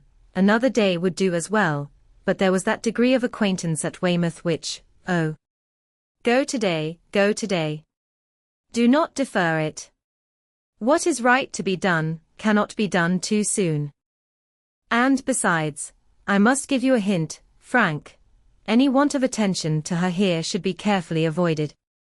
You saw her with the Campbells, when she was the equal of everybody she mixed with, but here she is with a poor old grandmother, who has barely enough to live on. If you do not call early it will be a slight." The son looked convinced. "I have heard her speak of the acquaintance," said Emma. "She is a very elegant young woman." He agreed to it, but with so quiet a yes, as inclined her almost to doubt his real concurrence, and yet there must be a very distinct sort of elegance for the fashionable world, if Jane Fairfax could be thought only ordinarily gifted with it. "If you were never particularly struck by her manners before," said she, "I think you will today. You will see her to advantage. See her and hear her. No, I am afraid you will not hear her at all, for she has an aunt who never holds her tongue." "You are acquainted with Miss Jane Fairfax, sir, are you?" said Mr. Woodhouse, always the last to make his way in conversation. "Then give me leave to assure you that you will find her a very agreeable young lady. She is staying here on a visit to her grandmamma and aunt, very worthy people. I have known them all my life. They will be extremely glad to see you, I am sure, and one of my servants shall go with you to show you the way." "My dear sir, upon no account in the world, my father can direct me." "But your father is not going so far. He is only going to the Crown, quite on the other side of the street, and there are a great many houses. You might be very much at a loss, and it is a very dirty walk, unless you keep on the footpath, but my coachman can tell you where you had best cross the street." Mr. Frank Churchill still declined it, looking as serious as he could, and his father gave his hearty support by calling out, "My good friend, this is quite unnecessary, Frank knows a puddle of water when he sees it, and as to Mrs. Bates's, he may get there from the Crown in a hop, step, and jump. They were permitted to go alone, and with a cordial nod from one, and a graceful bow from the other, the two gentlemen took leave. Emma remained very well pleased with this beginning of the acquaintance, and could now engage to think of them all at Randalls any hour of the day, with full confidence in their comfort. Chapter 6. The next morning brought Mr. Frank Churchill again. He came with Mrs. Weston, to whom and to Highbury he seemed to take very cordially. He had been sitting with her, it appeared, most companionably at home, till her usual hour of exercise, and on being desired to choose their walk, immediately fixed on Highbury. He did not doubt there being very pleasant walks in every direction, but if left to him, he should always choose the same. Highbury, that airy, cheerful, happy-looking Highbury, would be his constant attraction. Highbury, with Mrs. Weston, stood for Hartfield, and she trusted to its bearing the same construction with him. They walked thither directly. Emma had hardly expected them, for Mr. Weston, who had called in for half a minute, in order to hear that his son was very handsome, knew nothing of their plans, and it was an agreeable surprise to her, therefore, to perceive them walking up to the house together, arm in arm. She was wanting to see him again, and especially to see him in company with Mrs. Weston, upon his behavior to whom her opinion of him was to depend. If he were deficient there, nothing should make amends for it. But on seeing them together, she became perfectly satisfied. It was not merely in fine words or hyperbolical compliment that he paid his duty, nothing could be more proper or pleasing than his whole manner to her, nothing could more agreeably denote his wish of considering her as a friend and securing her affection. And there was time enough for Emma to form a reasonable judgment, as their visit included all the rest of the morning. They were all three walking about together for an hour or two, first round the shrubberies of Hartfield, and afterwards in Highbury. He was delighted with everything, admired Hartfield sufficiently for Mr. Woodhouse's ear, and when their going farther was resolved on, confessed his wish to be made acquainted with the whole village, and found matter of commendation and interest much oftener than Emma could have supposed. Some of the objects of his curiosity spoke very amiable feelings. He begged to be shown the house which his father had lived in so long, and which had been the home of his father's father, and on recollecting that an old woman, who had nursed him, was still living, walked in quest of her cottage from one end of the street to the other, and though in some points of pursuit or observation there was no positive merit, they showed, altogether, a goodwill towards Highbury in general, which must be very like a merit to those he was with. Emma watched and decided, that with such feelings as were now shown, it could not be fairly supposed that he had been ever voluntarily absenting himself, that he had not been acting a part, or making a parade of insincere professions, and that Mr. Knightley certainly had not done him justice. Their first pause was at the Crown Inn, an inconsiderable house, though the principal one of the sort, where a couple of pair of post horses were kept, more for the convenience of the neighborhood than from any run on the road, and his companions had not expected to be detained by any interest excited there, but in passing it they gave the history of the large room visibly added.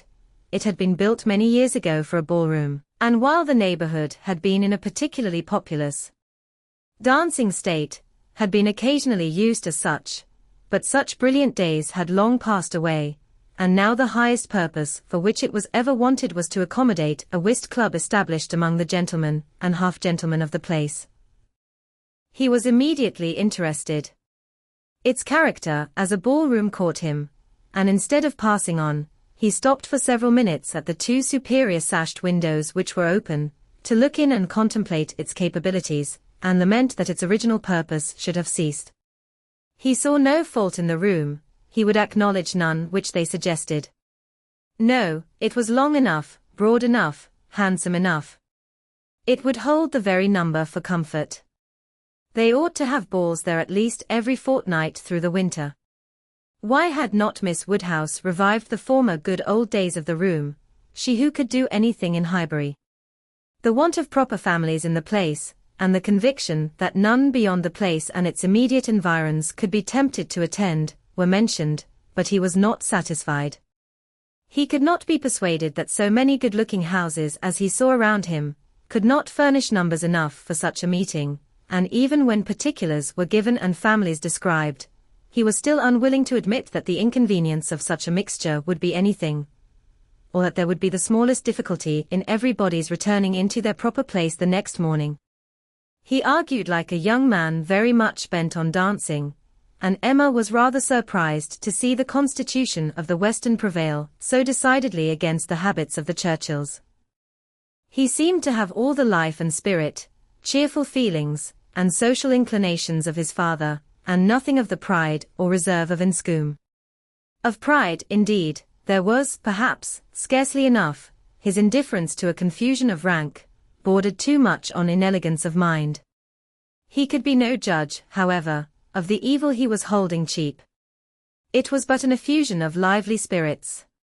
At last he was persuaded to move on from the front of the Crown, and being now almost facing the house where the Bateses lodged, Emma recollected his intended visit the day before, and asked him if he had paid it. Yes, oh. Yes, he replied.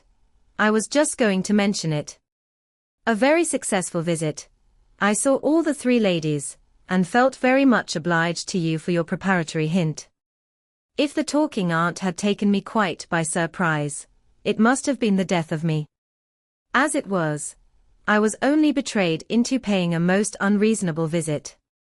10 minutes would have been all that was necessary, perhaps all that was proper, and I had told my father I should certainly be at home before him, but there was no getting away, no pause, and to my utter astonishment, I found, when he, finding me nowhere else, joined me there at last, that I had been actually sitting with them very nearly 3/4 of an hour.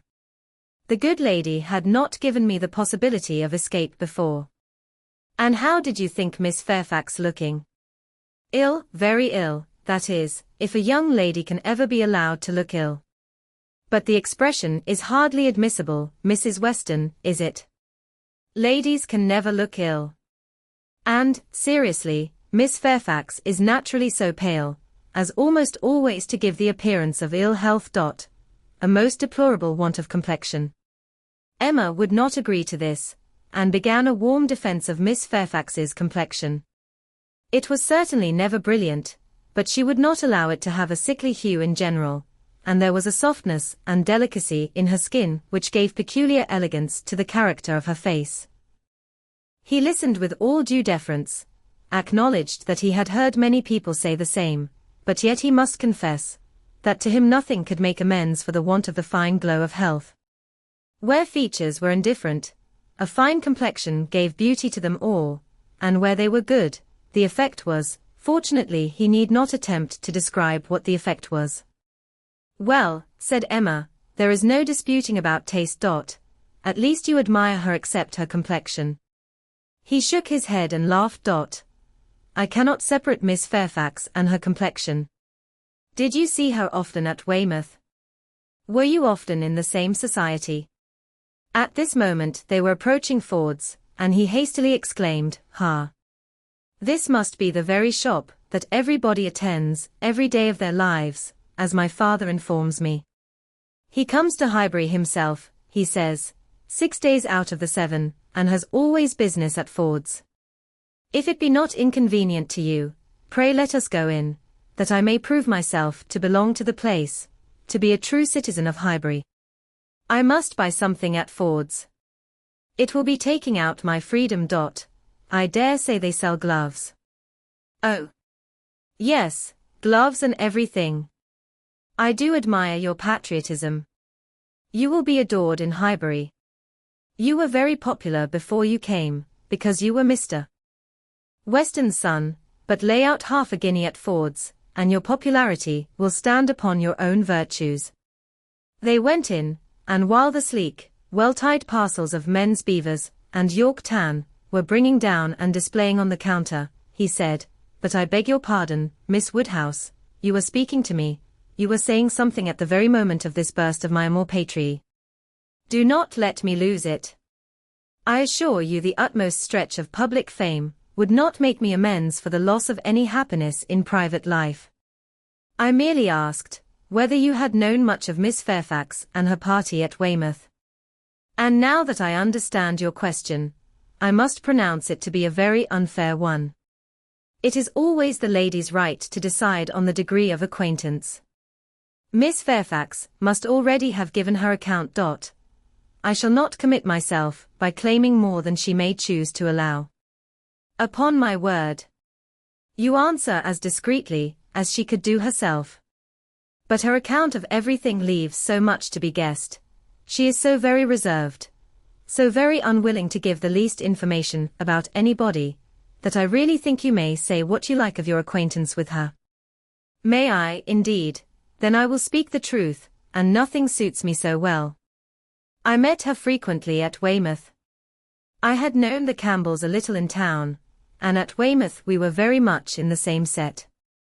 Colonel Campbell is a very agreeable man, and Mrs. Campbell a friendly, warm-hearted woman. I like them all. You know Miss Fairfax's situation in life, I conclude, what she is destined to be. Yes, rather hesitatingly, I believe I do. You get upon delicate subjects, Emma, said Mrs. Weston smiling. Remember that I am here. Mr. Frank Churchill hardly knows what to say when you speak of Miss Fairfax's situation in life. I will move a little farther off. I certainly do forget to think of her, said Emma, as having ever been anything but my friend and my dearest friend. He looked as if he fully understood and honored such a sentiment. When the gloves were bought, and they had quitted the shop again, did you ever hear the young lady we were speaking of play? Said Frank Churchill. Ever hear her? Repeated Emma. You forget how much she belongs to Highbury. I have heard her every year of our lives since we both began. She plays charmingly. You think so, do you? I wanted the opinion of someone who could really judge. She appeared to me to play well, that is, with considerable taste, but I know nothing of the matter myself. I am excessively fond of music, but without the smallest skill or right of judging of anybody's performance. I have been used to hear her admired, and I remember one proof of her being thought to play well, the man, a very musical man, and in love with another woman, engaged to her, on the point of marriage, would yet never ask that other woman to sit down to the instrument, if the lady in question could sit down instead, never seemed to like to hear one if he could hear the other. That, I thought, in a man of known musical talent, was some proof. Proof indeed, said Emma, highly amused. Mr. Dixon is very musical, is he? We shall know more about them all, in half an hour, from you, than Miss Fairfax would have vouchsafed in half a year. Yes, Mr. Dixon and Miss Campbell were the persons, and I thought it a very strong proof.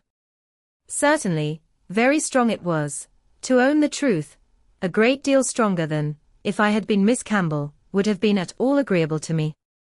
I could not excuse a man's having more music than love, more ear than eye, a more acute sensibility to fine sounds than to my feelings.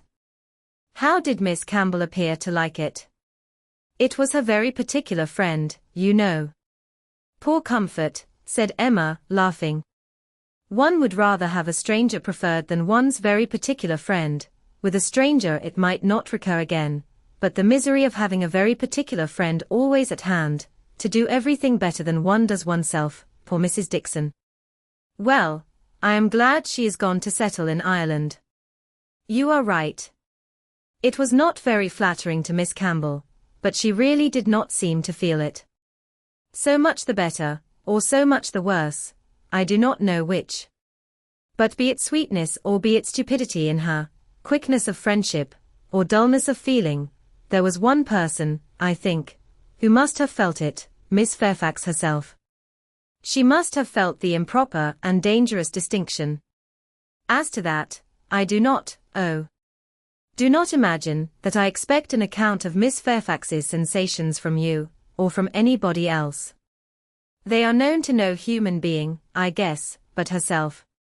But if she continued to play whenever she was asked by Mr. Dixon, one may guess what one chooses. There appeared such a perfectly good understanding among them all. He began rather quickly, but checking himself, added, however, it is impossible for me to say on what terms they really were.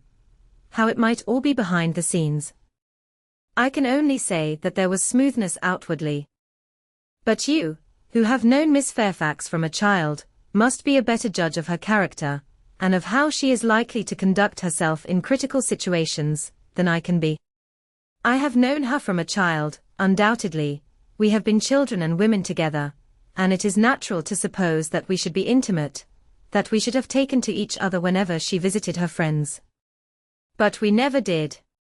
I hardly know how it has happened, a little, perhaps, from that wickedness on my side which was prone to take disgust towards a girl so idolized and so cried up as she always was, by her aunt and grandmother, and all their set.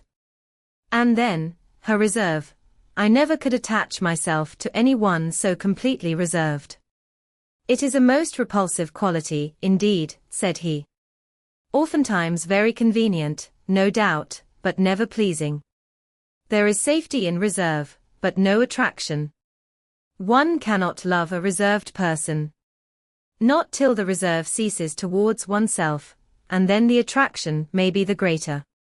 But I must be more in want of a friend, or an agreeable companion, than I have yet been, to take the trouble of conquering anybody's reserve to procure one. Intimacy between Miss Fairfax and me is quite out of the question. I have no reason to think ill of her, not the least, except that such extreme and perpetual cautiousness of word and manner, such a dread of giving a distinct idea about anybody, is apt to suggest suspicions of there being something to conceal. He perfectly agreed with her, and after walking together so long, and thinking so much alike, Emma felt herself so well acquainted with him, that she could hardly believe it to be only their second meeting. He was not exactly what she had expected, less of the man of the world and some of his notions, less of the spoiled child of fortune, therefore better than she had expected. His ideas seemed more moderate, his feelings warmer. She was particularly struck by his manner of considering Mr. Elton's house, which, as well as the church, he would go and look at, and would not join them in finding much fault with. No, he could not believe it a bad house, not such a house as a man was to be pitied for having. If it were to be shared with the woman he loved, he could not think any man to be pitied for having that house. There must be ample room in it for every real comfort. The man must be a blockhead who wanted more. Mrs. Weston laughed, and said he did not know what he was talking about. Used only to a large house himself, and without ever thinking how many advantages and accommodations were attached to its size, he could be no judge of the privations inevitably belonging to a small one. But Emma, in her own mind, determined that he did know what he was talking about, and that he showed a very amiable inclination to settle early in life, and to marry, from worthy motives. He might not be aware of the inroads on domestic peace to be occasioned by no housekeeper's room, or a bad butler's pantry, but no doubt he did perfectly feel that Enscombe could not make him happy, and that whenever he were attached, he would willingly give up much of wealth to be allowed an early establishment. Chapter 7. Emma's very good opinion of Frank Churchill was a little shaken the following day, by hearing that he was gone off to London, merely to have his hair cut. A sudden freak seemed to have seized him at breakfast, and he had sent for a chaise and set off, intending to return to dinner, but with no more important view that appeared than having his hair cut. There was certainly no harm in his travelling 16 miles twice over on such an errand, but there was an air of foppery and nonsense in it which she could not approve. It did not accord with the rationality of plan, the moderation in expense, or even the unselfish warmth of heart, which she had believed herself to discern in him yesterday. Vanity, extravagance, love of change, restlessness of temper, which must be doing something, good or bad, heedlessness as to the pleasure of his father and Mrs. Weston, indifferent as to how his conduct might appear in general, he became liable to all these charges. His father only called him a coxcomb, and thought it a very good story, but that Mrs. Weston did not like it, was clear enough, by her passing it over as quickly as possible, and making no other comment than that all young people would have their little whims. With the exception of this little blot, Emma found that his visit hitherto had given her friend only good ideas of him. Mrs. Weston was very ready to say how attentive and pleasant a companion he made himself, how much she saw to like in his disposition altogether. He appeared to have a very open temper, certainly a very cheerful and lively one. She could observe nothing wrong in his notions, a great deal decidedly right. He spoke of his uncle with warm regard, was fond of talking of him, said he would be the best man in the world if he were left to himself, and though there was no being attached to the aunt, he acknowledged her kindness with gratitude, and seemed to mean always to speak of her with respect. This was all very promising, and but for such an unfortunate fancy for having his hair cut, there was nothing to denote him unworthy of the distinguished honor which her imagination had given him, the honor, if not of being really in love with her, of being at least very near it, and saved only by her own indifference, for still her resolution held of never marrying, the honor, in short, of being marked out for her by all their joint acquaintance. Mr. Weston, on his side, added a virtue to the account which must have some weight. He gave her to understand that Frank admired her extremely, thought her very beautiful and very charming, and with so much to be said for him altogether, she found she must not judge him harshly. As Mrs. Weston observed, all young people would have their little whims. There was one person among his new acquaintance in Surrey, not so leniently disposed. In general he was judged, throughout the parishes of Donwell and Highbury, with great candour. Liberal allowances were made for the little excesses of such a handsome young man, one who smiled so often and bowed so well, but there was one spirit among them not to be softened, from its power of censure, by bows or smiles, Mr. Knightley. The circumstance was told him at Hartfield. For the moment, he was silent, but Emma heard him almost immediately afterwards say to himself, over a newspaper he held in his hand, "Just the trifling, silly fellow I took him for." She had half a mind to resent, but an instant's observation convinced her that it was really said only to relieve his own feelings, and not meant to provoke, and therefore she let it pass. Although in one instance the bearers of not good tidings, Mr. and Mrs. Weston's visit this morning was in another respect particularly opportune. Something occurred while they were at Hartfield, to make Emma want their advice, and which was still more lucky, she wanted exactly the advice they gave. This was the occurrence. The Coles had been settled some years in Highbury, and were very good sort of people, friendly, liberal, and unpretending, but, on the other hand, they were of low origin, in trade, and only moderately genteel. On their first coming into the country, they had lived in proportion to their income, quietly, keeping little company, and that little unexpensively, but the last year or two had brought them a considerable increase of means. The house in town had yielded greater profits, and fortune in general had smiled on them. With their wealth, their views increased, their want of a larger house, their inclination for more company.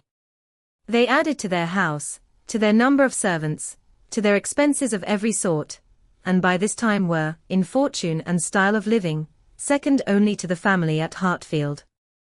Their love of society, and their new dining room, prepared everybody for their keeping dinner company, and a few parties, chiefly among the single men, had already taken place. The regular and best families Emma could hardly suppose they would presume to invite, neither Donwell, nor Hartfield, nor Randalls. Nothing should tempt her to go, if they did, and she regretted that her father's known habits would be giving her refusal less meaning than she could wish. The Coles were very respectable in their way, but they ought to be taught that it was not for them to arrange the terms on which the superior families would visit them. This lesson, she very much feared, they would receive only from herself. She had little hope of Mr. Knightley, none of Mr. Weston. But she had made up her mind how to meet this presumption so many weeks before it appeared, that when the insult came at last, it found her very differently affected. Donwell and Randalls had received their invitation, and none had come for her father and herself, and Mrs. Weston's accounting for it with "I suppose they will not take the liberty with you. They know you do not dine out," was not quite sufficient. She felt that she should like to have had the power of refusal, and afterwards, as the idea of the party to be assembled there, consisting precisely of those whose society was dearest to her, occurred again and again, she did not know that she might not have been tempted to accept. Harriet was to be there in the evening, and the Bateses. They had been speaking of it as they walked about Highbury the day before, and Frank Churchill had most earnestly lamented her absence. Might not the evening end in a dance? Had been a question of his. The bare possibility of it acted as a farther irritation on her spirits, and her being left in solitary grandeur, even supposing the omission to be intended as a compliment, was but poor comfort. It was the arrival of this very invitation, while the Westons were at Hartfield, which made their presence so acceptable, for though her first remark, on reading it, was that of course it must be declined, she so very soon proceeded to ask them what they advised her to do, that their advice for her going was most prompt and successful. She owned that, considering everything, she was not absolutely without inclination for the party. The Coles expressed themselves so properly, there was so much real attention in the manner of it, so much consideration for her father. They would have solicited the honour earlier, but had been waiting the arrival of a folding screen from London, which they hoped might keep Mr. Woodhouse from any draught of air, and therefore induce him the more readily to give them the honour of his company.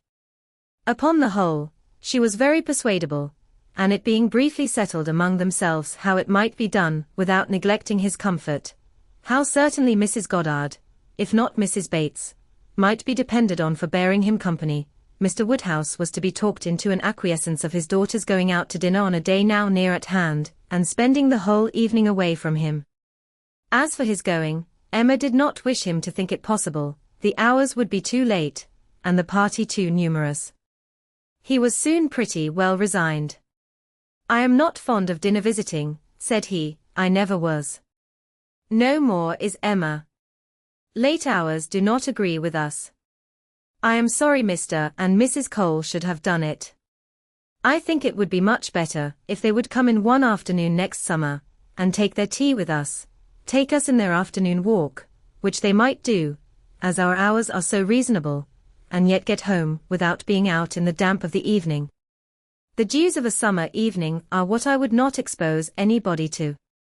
However, as they are so very desirous to have dear Emma dine with them, and as you will both be there, and Mr. Knightley too, to take care of her, I cannot wish to prevent it, provided the weather be what it ought, neither damp, nor cold, nor windy." Then turning to Mrs. Weston, with a look of gentle reproach, Miss Taylor, if you had not married, you would have stayed at home with me."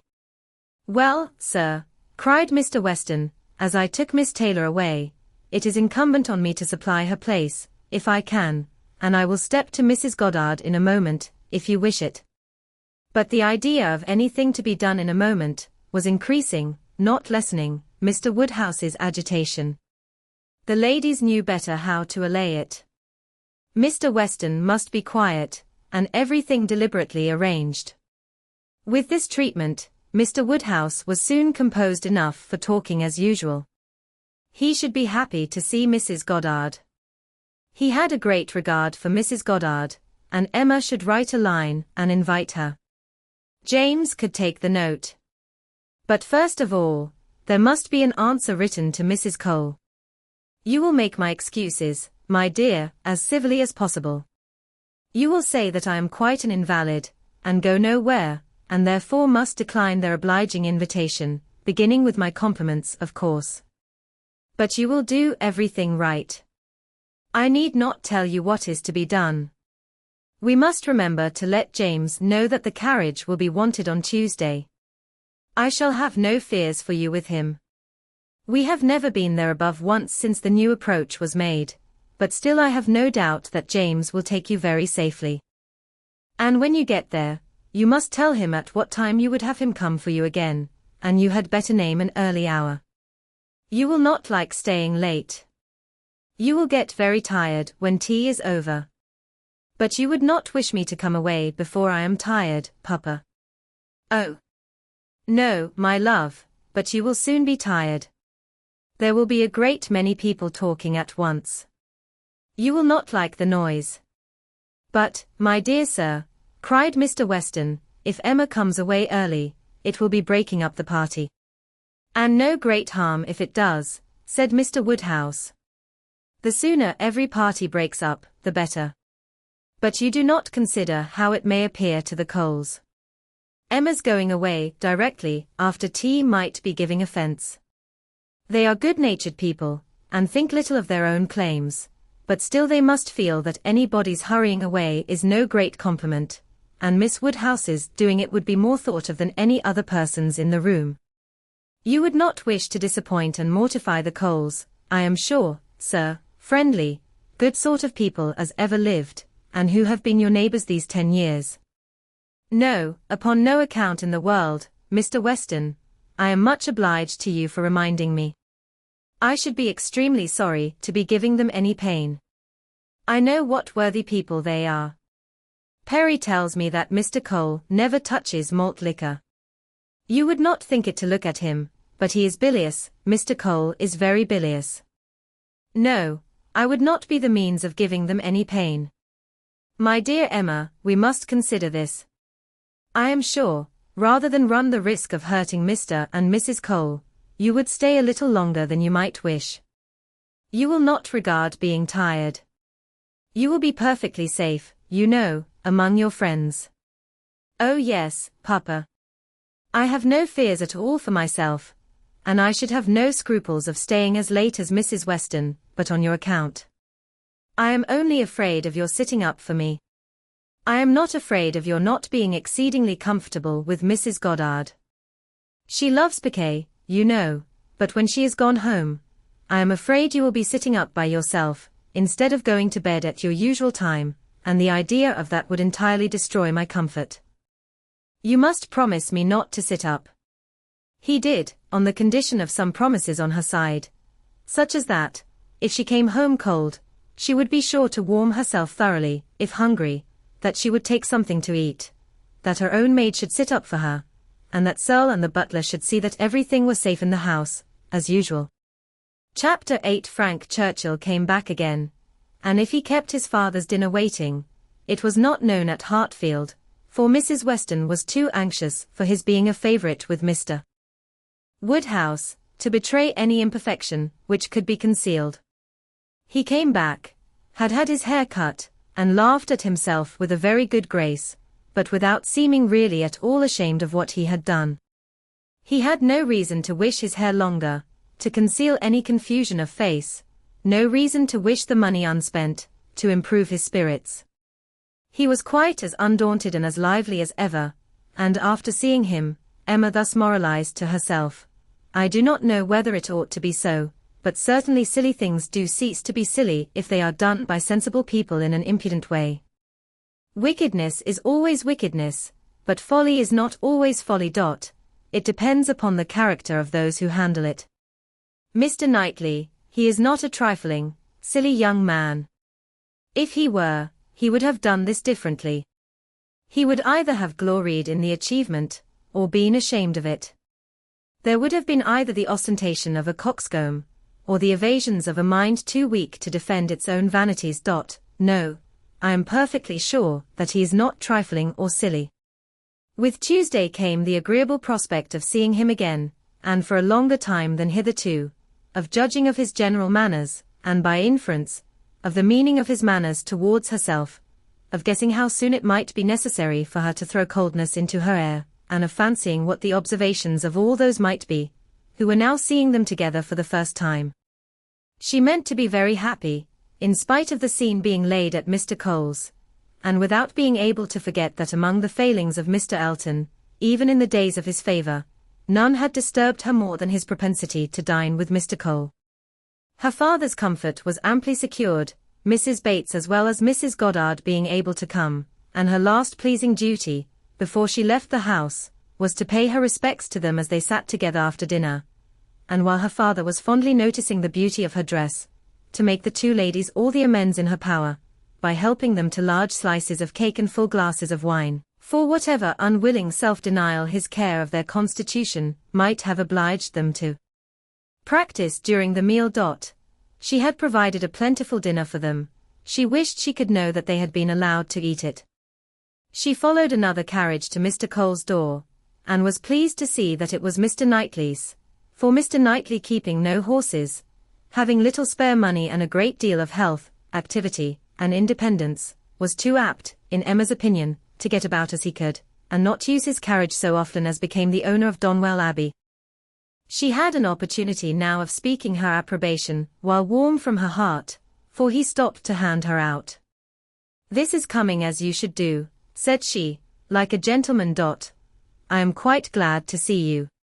He thanked her, observing, "How lucky that we should arrive at the same moment.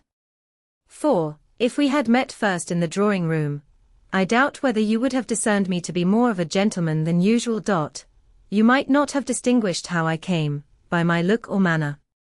"Yes, I should, I am sure I should. There is always a look of consciousness, or bustle, when people come in a way which they know to be beneath them.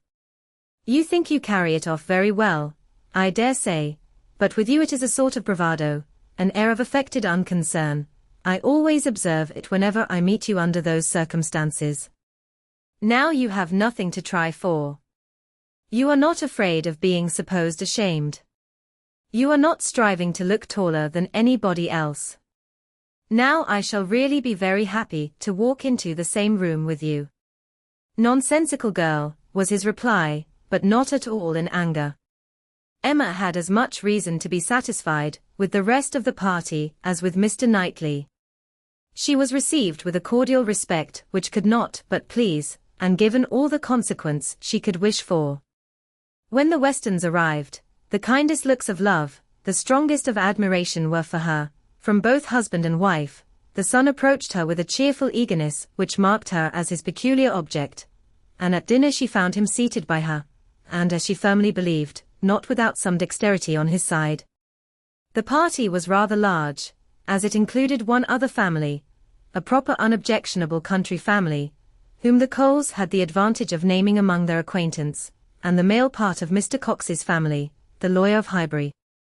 The less worthy females were to come in the evening, with Miss Bates, Miss Fairfax, and Miss Smith, but already, at dinner, they were too numerous for any subject of conversation to be general, and while politics and Mr. Elton were talked over, Emma could fairly surrender all her attention to the pleasantness of her neighbour. The first remote sound to which she felt herself obliged to attend, was the name of Jane Fairfax. Mrs. Cole seemed to be relating something of her that was expected to be very interesting.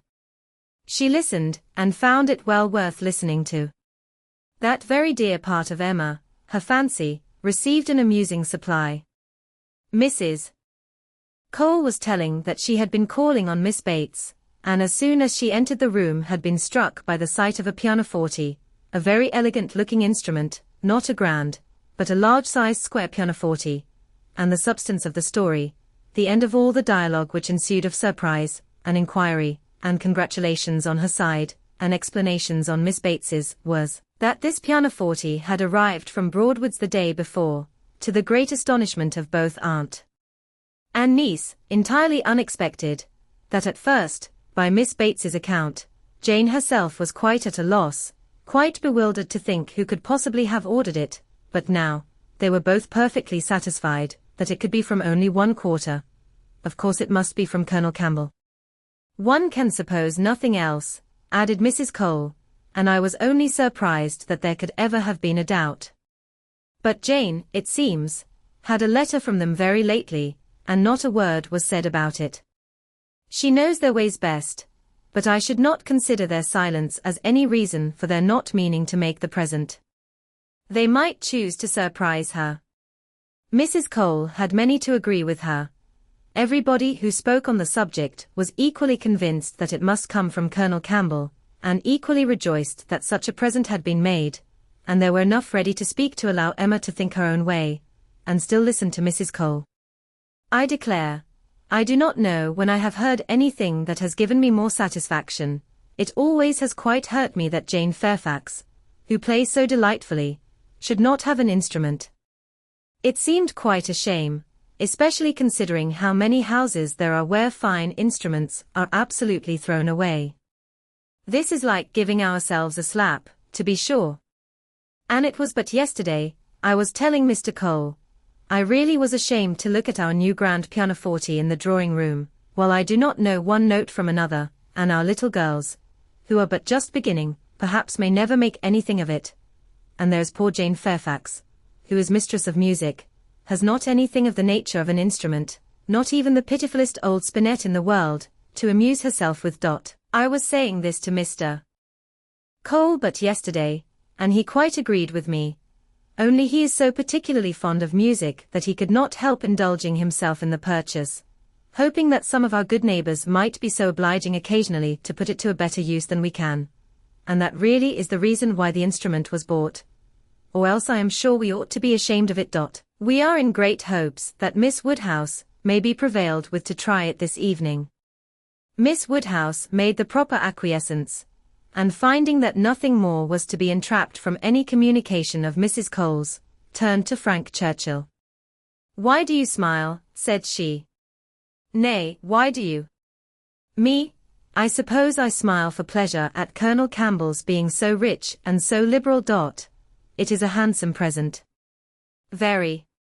I rather wonder that it was never made before. Perhaps Miss Fairfax has never been staying here so long before.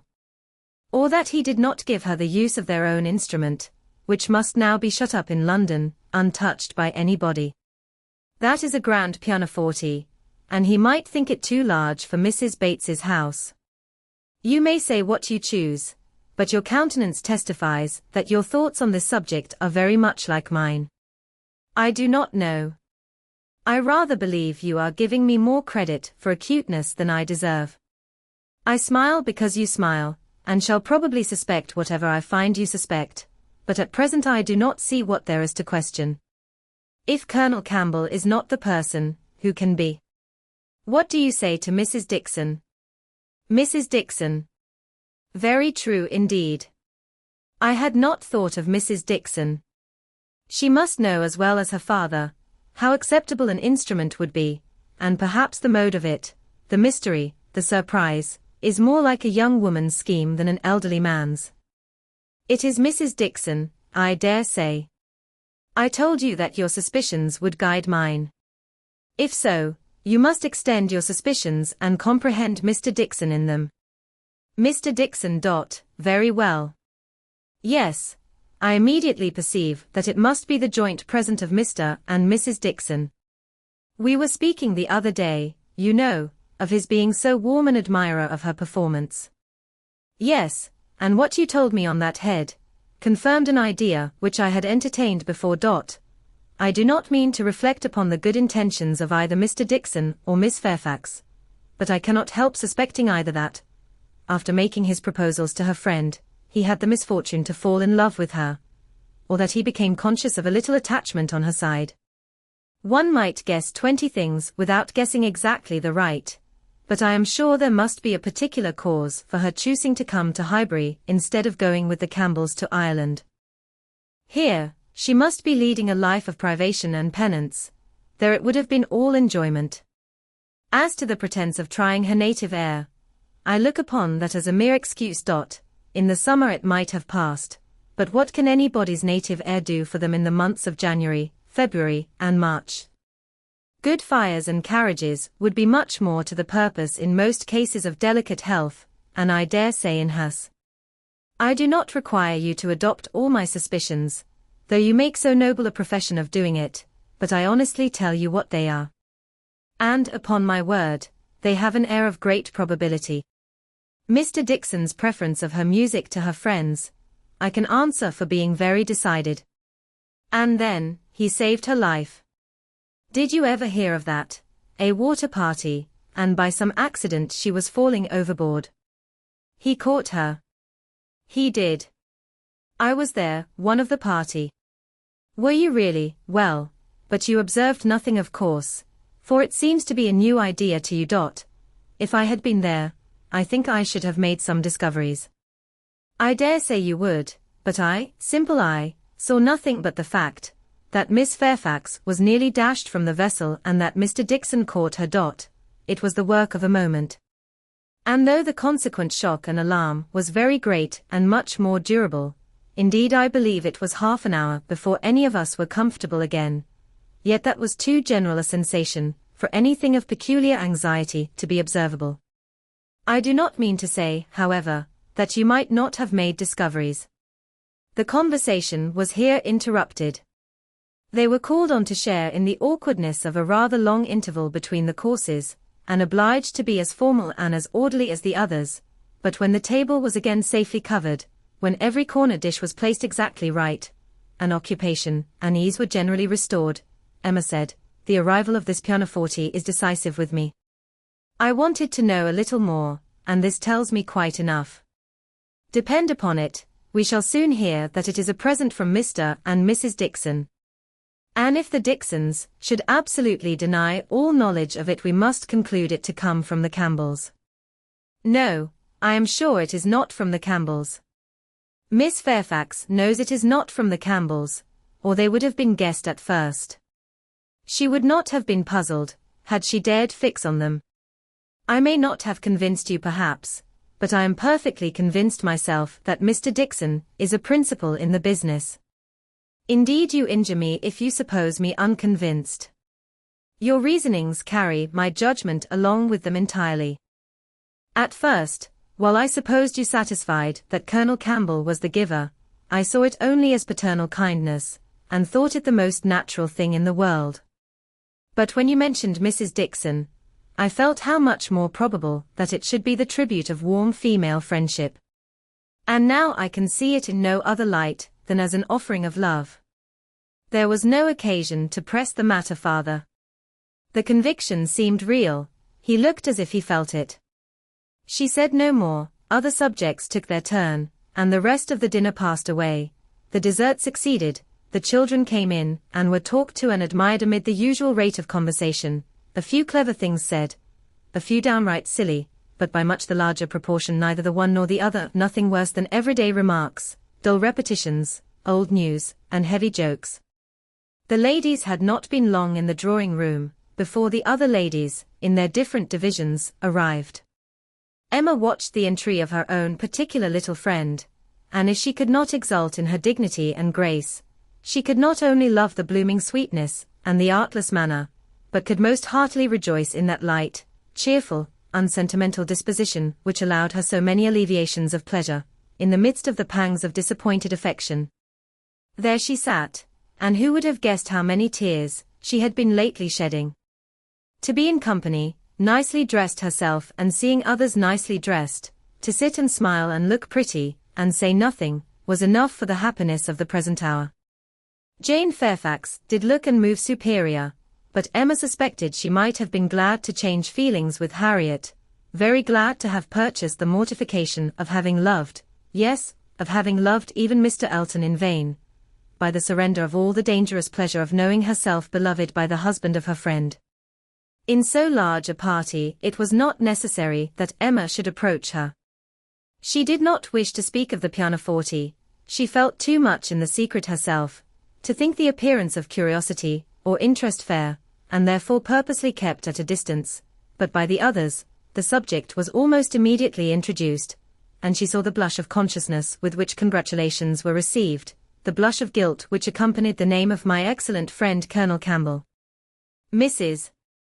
Weston, kind-hearted and musical, was particularly interested by the circumstance, and Emma could not help being amused at her perseverance in dwelling on the subject, and having so much to ask and to say as to tone, touch, and pedal, totally unsuspicious of that wish of saying as little about it as possible, which she plainly read in the fair heroine's countenance.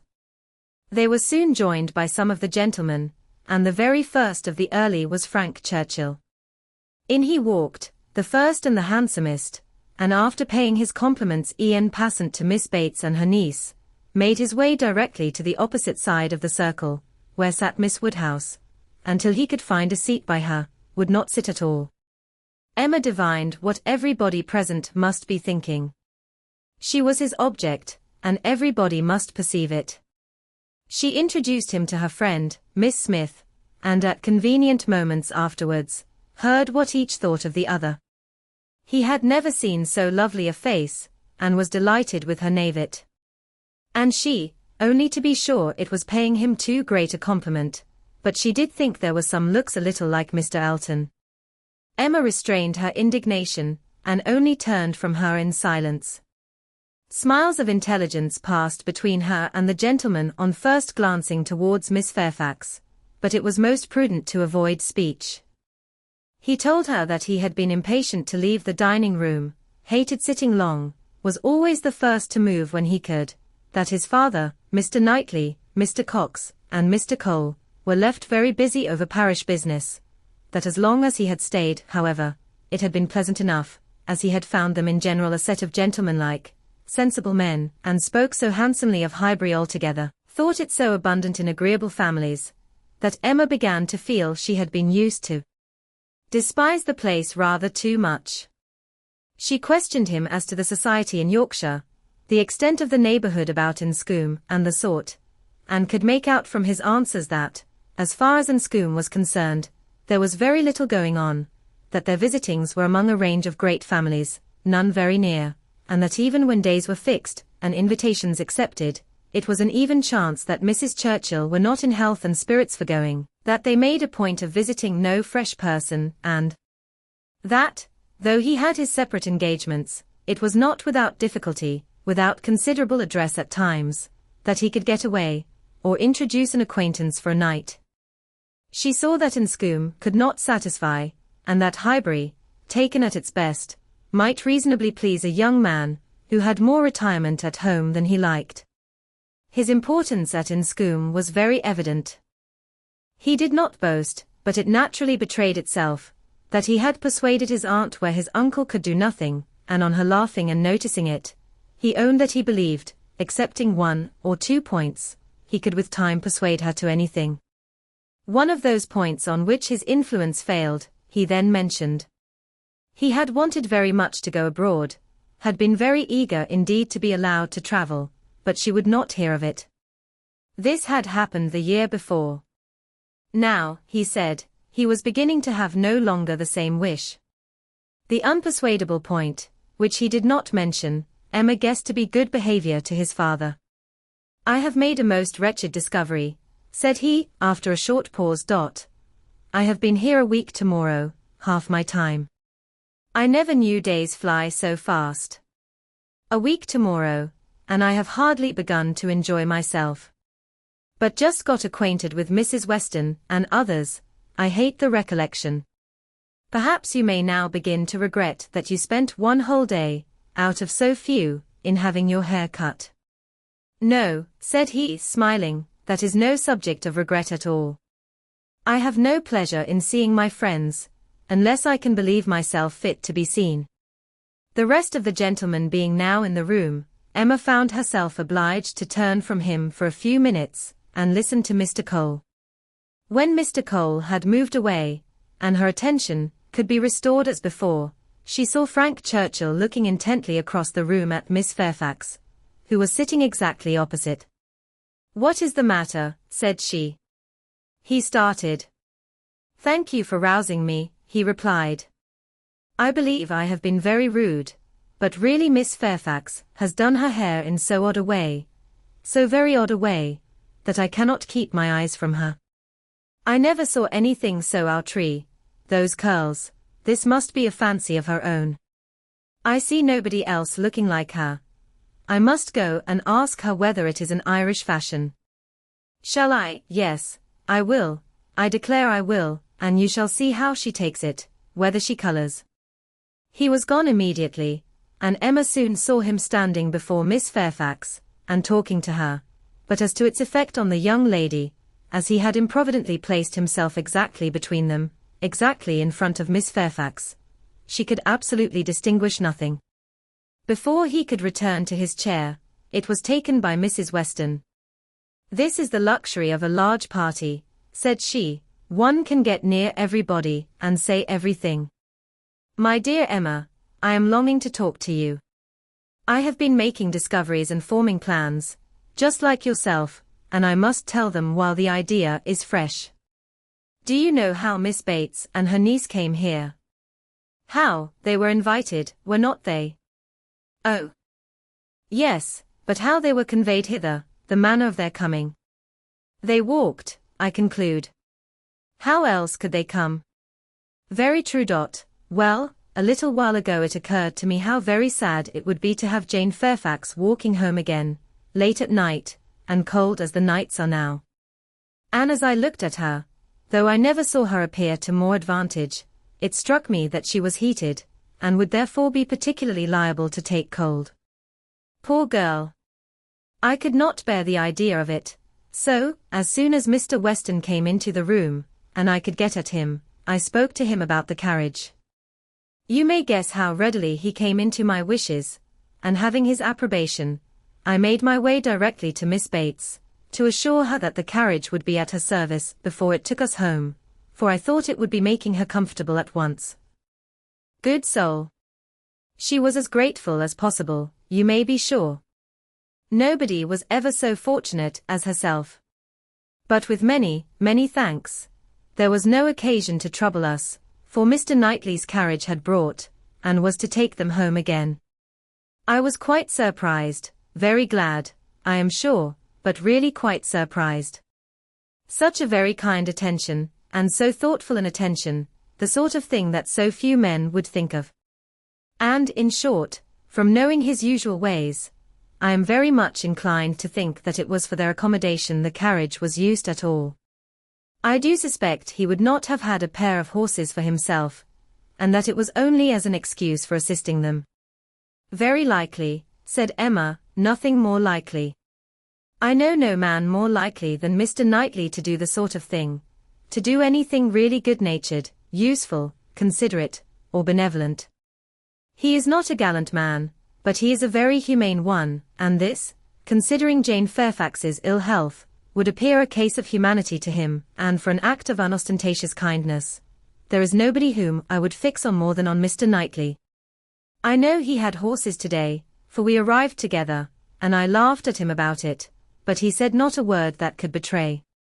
Well, said Mrs. Weston, smiling, you give him credit for more simple, disinterested benevolence in this instance than I do, for while Miss Bates was speaking, a suspicion darted into my head, and I have never been able to get it out again. The more I think of it, the more probable it appears. In short, I have made a match between Mr. Knightley and Jane Fairfax. See the consequence of keeping you company, what do you say to it? Mr. Knightley and Jane Fairfax, exclaimed Emma. Dear Mrs. Weston, how could you think of such a thing, Mr. Knightley must not marry. You would not have little Henry cut out from Donwell, oh. No, no, Henry must have Donwell. I cannot at all consent to Mr. Knightley's marrying, and I am sure it is not at all likely. I am amazed that you should think of such a thing. My dear Emma, I have told you what led me to think of it. I do not want the match. I do not want to injure dear little Henry, but the idea has been given me by circumstances, and if Mr. Knightley really wished to marry, you would not have him refrain on Henry's account. The boy of 6 years old, who knows nothing of the matter. Yes, I would. I could not bear to have Henry supplanted. Mr. Knightley marry, no. I have never had such an idea, and I cannot adopt it now. And Jane Fairfax, too, of all women. Nay, she has always been a first favourite with him, as you very well know. But the imprudence of such a match. I am not speaking of its prudence, merely its probability. I see no probability in it, unless you have any better foundation than what you mention. His good nature, his humanity, as I tell you, would be quite enough to account for the horses. He has a great regard for the Bateses, you know, independent of Jane Fairfax, and is always glad to show them attention. My dear Mrs. Weston, do not take to matchmaking. You do it very ill. Jane Fairfax, mistress of the Abbey, oh. No, no, every feeling revolts. For his own sake, I would not have him do so mad a thing. Imprudent, if you please, but not mad. Excepting inequality of fortune, and perhaps a little disparity of age, I can see nothing unsuitable. But Mr. Knightley does not want to marry. I am sure he has not the least idea of it. Do not put it into his head. Why should he marry? He is as happy as possible by himself, with his farm, and his sheep, and his library, and all the parish to manage, and he is extremely fond of his brother's children. He has no occasion to marry, either to fill up his time or his heart. My dear Emma, as long as he thinks so, it is so, but if he really loves Jane Fairfax, nonsense. He does not care about Jane Fairfax. In the way of love, I am sure he does not. He would do any good to her, or her family, but, well, said Mrs. Weston, laughing, perhaps the greatest good he could do them, would be to give Jane such a respectable home. If it would be good to her, I am sure it would be evil to himself, a very shameful and degrading connection. How would he bear to have Miss Bates belonging to him, to have her haunting the Abbey, and thanking him all day long for his great kindness in marrying Jane? So very kind and obliging, but he always had been such a very kind neighbor. And then fly off, through half a sentence, to her mother's old petticoat. Not that it was such a very old petticoat either, for still it would last a great while, and indeed, she must thankfully say that their petticoats were all very strong. For shame, Emma. Do not mimic her. You divert me against my conscience. And, upon my word, I do not think Mr. Knightley would be much disturbed by Miss Bates. Little things do not irritate him. She might talk on, and if he wanted to say anything himself, he would only talk louder and drown her voice. But the question is not whether it would be a bad connection for him, but whether he wishes it, and I think he does. I have heard him speak, and so must you, so very highly of Jane Fairfax. The interest he takes in her, his anxiety about her health, his concern that she should have no happier prospect. I have heard him express himself so warmly on those points. Such an admirer of her performance on the pianoforte and of her voice. I have heard him say that he could listen to her forever. Oh! And I had almost forgotten one idea that occurred to me, this pianoforte that has been sent here by somebody, though we have all been so well satisfied to consider it a present from the Campbells. May it not be from Mr. Knightley? I cannot help suspecting him. I think he is just the person to do it, even without being in love. Then it can be no argument to prove that he is in love. But I do not think it is at all a likely thing for him to do. Mr. Knightley does nothing mysteriously. I have heard him lamenting her having no instrument repeatedly, oftener than I should suppose such a circumstance would, in the common course of things, occur to him. Very well, and if he had intended to give her one, he would have told her so. There might be scruples of delicacy, my dear Emma. I have a very strong notion that it comes from him. I am sure he was particularly silent when Mrs. Cole told us of it at dinner. You take up an idea, Mrs. Weston, and run away with it, as you have many a time reproached me with doing. I see no sign of attachment. I believe nothing of the pianoforte, and proof only shall convince me that Mr. Knightley has any thought of marrying Jane Fairfax. They combated the point some time longer in the same way, Emma rather gaining ground over the mind of her friend, for Mrs. Weston was the most used of the two to yield, till a little bustle in the room showed them that tea was over, and the instrument in preparation, and at the same moment Mr. Cole approaching to entreat Miss Woodhouse would do them the honour of trying it. Frank Churchill, of whom, in the eagerness of her conversation with Mrs. Weston, she had been seeing nothing, except that he had found a seat by Miss Fairfax, followed Mr. Cole, to add his very pressing entreaties, and as, in every respect, it suited Emma best to lead, she gave a very proper compliance. She knew the limitations of her own powers too well to attempt more than she could perform with credit. She wanted neither taste nor spirit in the little things, which are generally acceptable, and could accompany her own voice well. One accompaniment to her song took her agreeably by surprise, a second, slightly but correctly taken by Frank Churchill. Her pardon was duly begged at the close of the song, and everything usual followed. He was accused of having a delightful voice, and a perfect knowledge of music, which was properly denied, and that he knew nothing of the matter, and had no voice at all, roundly asserted. They sang together once more, and Emma would then resign her place to Miss Fairfax, whose performance, both vocal and instrumental, she never could attempt to conceal from herself, was infinitely superior to her own. With mixed feelings, she seated herself at a little distance from the numbers round the instrument, to listen. Frank Churchill sang again. They had sung together once or twice, it appeared, at Weymouth. But the sight of Mr. Knightley among the most attentive soon drew away half Emma's mind, and she fell into a train of thinking on the subject of Mrs. Weston's suspicions, to which the sweet sounds of the united voices gave only momentary interruptions. Her objections to Mr. Knightley's marrying did not in the least subside. She could see nothing but evil in it. It would be a great disappointment to Mr. John Knightley, consequently to Isabella. A real injury to the children, a most mortifying change, and material loss to them all. A very great deduction from her father's daily comfort, and as to herself, she could not at all endure the idea of Jane Fairfax at Donwell Abbey. A Mrs. Knightley for them all to give way to. No, Mr. Knightley must never marry. Little Henry must remain the heir of Donwell. Presently Mr. Knightley looked back, and came and sat down by her. They talked at first only of the performance. His admiration was certainly very warm, yet she thought, but for Mrs. Weston, it would not have struck her.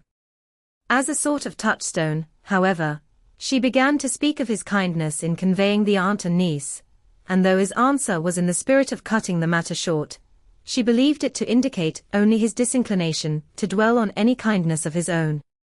"I often feel concern," said she, "that I dare not make our carriage more useful on such occasions. It is not that I am without the wish, but you know how impossible my father would deem it that James should put to for such a purpose." "Quite out of the question, quite out of the question," he replied, "but you must often wish it, I am sure." And he smiled with such seeming pleasure at the conviction, that she must proceed another step. "This present from the Campbells," said she, "this pianoforte is very kindly given." "Yes," he replied, and without the smallest apparent embarrassment. "But they would have done better had they given her notice of it. Surprises are foolish things. The pleasure is not enhanced, and the inconvenience is often considerable. I should have expected better judgment in Colonel Campbell." From that moment, Emma could have taken her oath that Mr. Knightley had had no concern in giving the instrument. But whether he were entirely free from peculiar attachment, whether there were no actual preference, remained a little longer doubtful. Towards the end of Jane's second song, her voice grew thick. "That will do," said he, when it was finished, thinking aloud, "You have sung quite enough for one evening, now be quiet." Another song, however, was soon begged for. One more. They would not fatigue Miss Fairfax on any account, and would only ask for one more. And Frank Churchill was heard to say, "I think you could manage this without effort. The first part is so very trifling. The strength of the song falls on the second." Mr. Knightley grew angry. "That fellow," said he indignantly, "thinks of nothing but showing off his own voice. This must not be." And touching Miss Bates, who at that moment passed near, "Miss Bates, are you mad, to let your niece sing herself hoarse in this manner? Go and interfere. They have no mercy on her."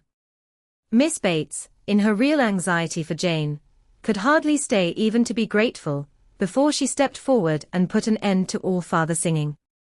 Here ceased the concert part of the evening, for Miss Woodhouse and Miss Fairfax were the only young lady performers, but soon, within 5 minutes, the proposal of dancing, originating nobody exactly knew where, was so effectually promoted by Mr. and Mrs. Cole, that everything was rapidly clearing away, to give proper space. Mrs. Weston, capital in her country dances, was seated, and beginning an irresistible waltz, and Frank Churchill, coming up with most becoming gallantry to Emma, had secured her hand and led her up to the top.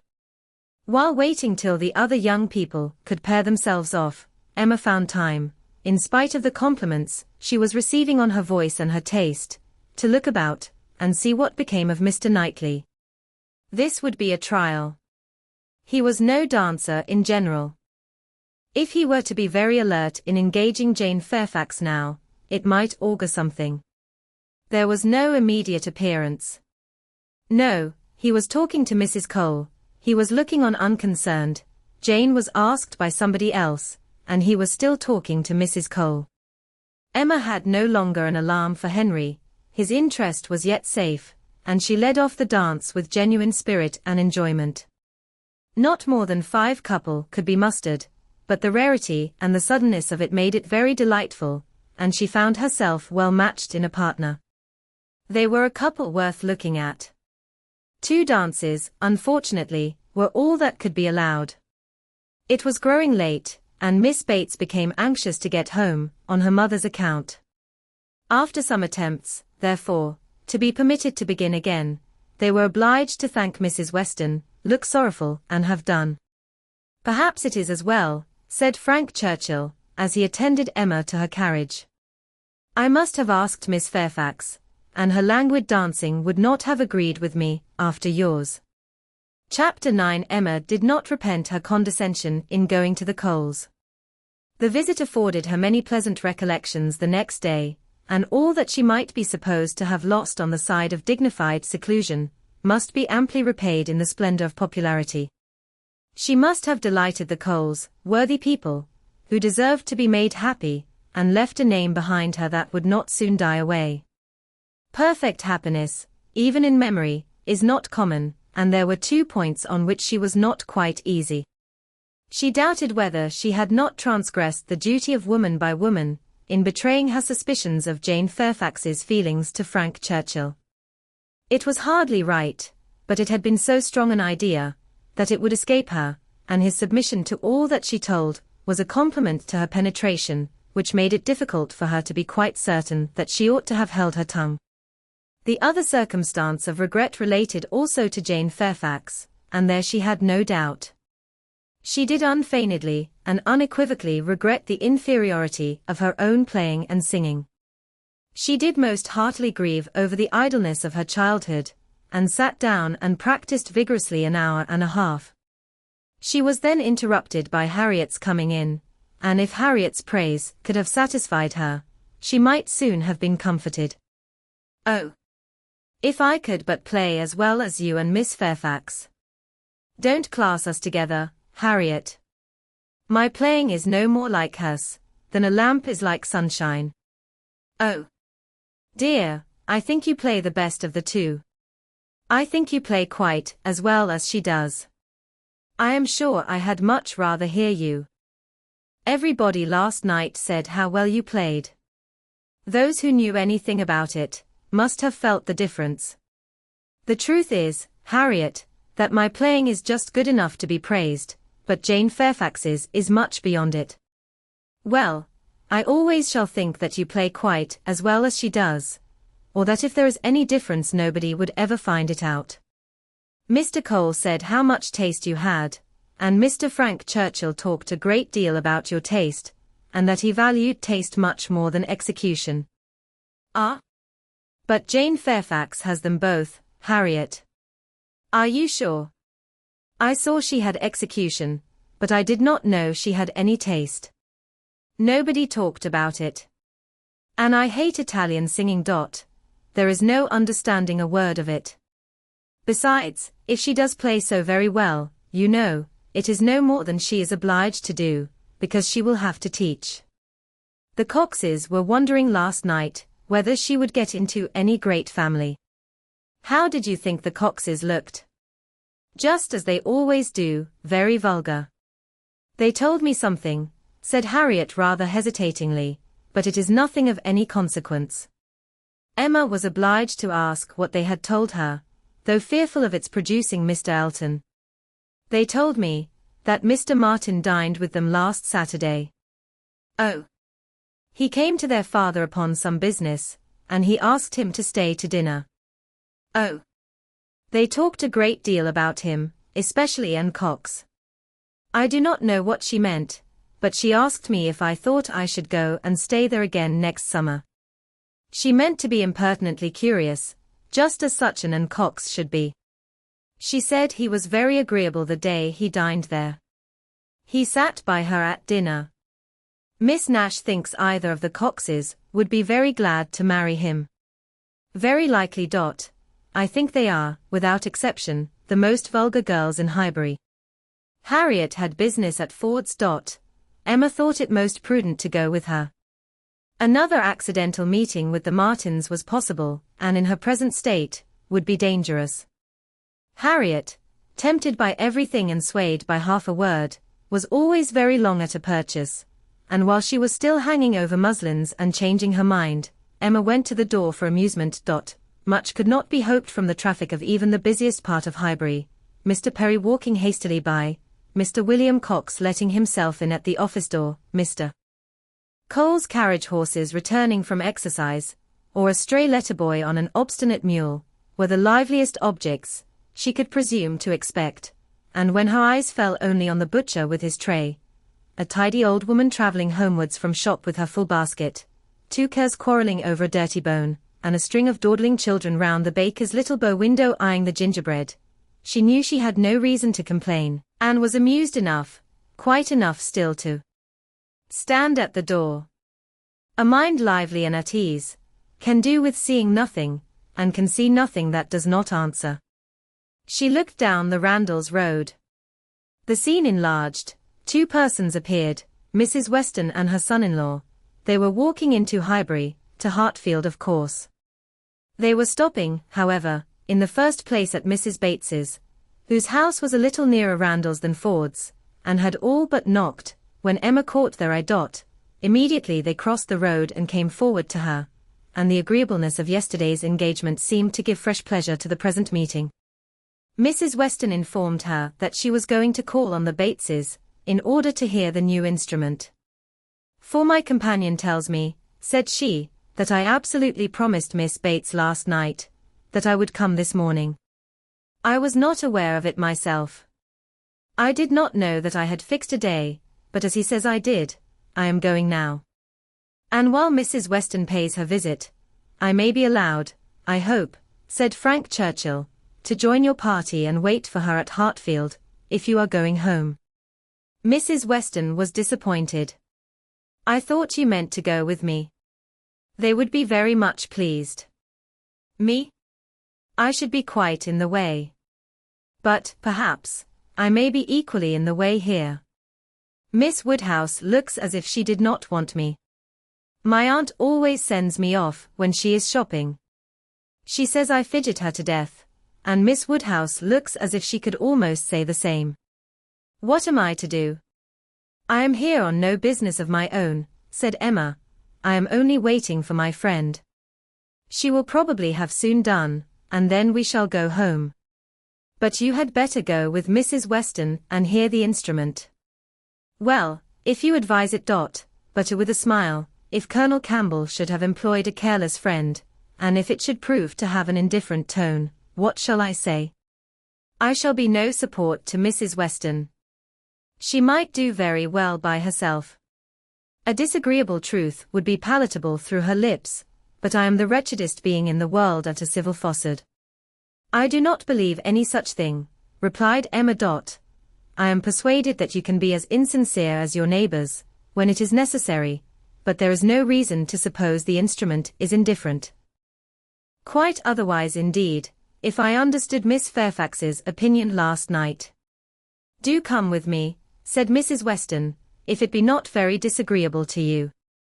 It need not detain us long. We will go to Hartfield afterwards. We will follow them to Hartfield. I really wish you to call with me. It will be felt so great an attention.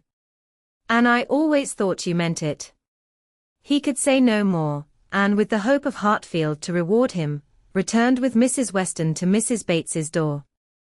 Emma watched them in, and then joined Harriet at the interesting counter, trying, with all the force of her own mind, to convince her that if she wanted plain muslin it was of no use to look at figured, and that a blue ribbon, be it ever so beautiful, would still never match her yellow pattern.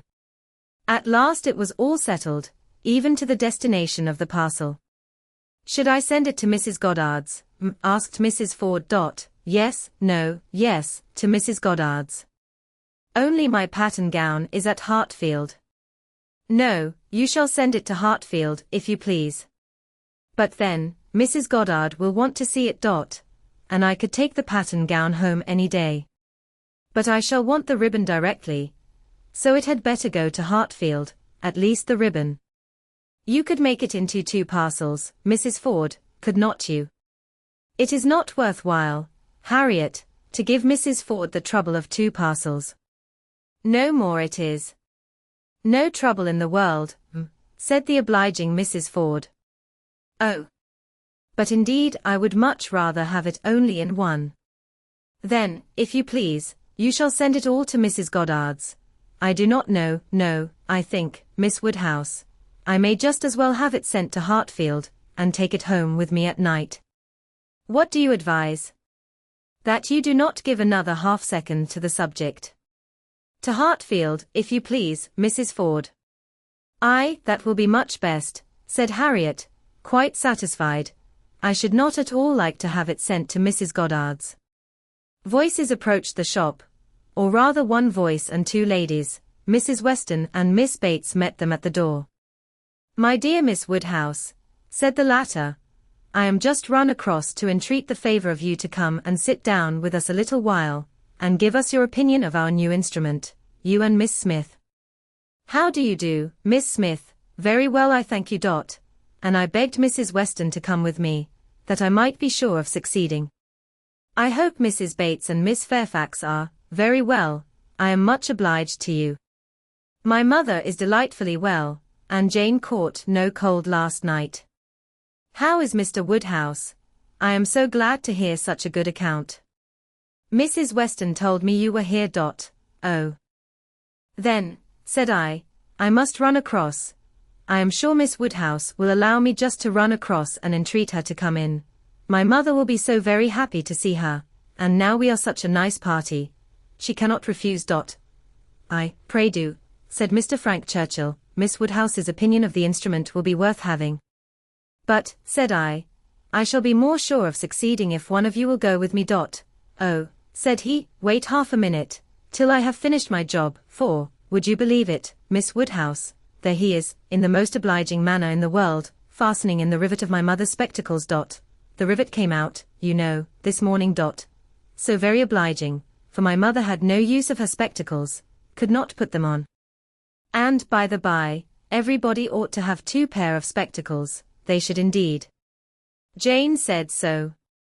I meant to take them over to John Saunders the first thing I did, but something or other hindered me all the morning, first one thing, then another, there is no saying what, you know.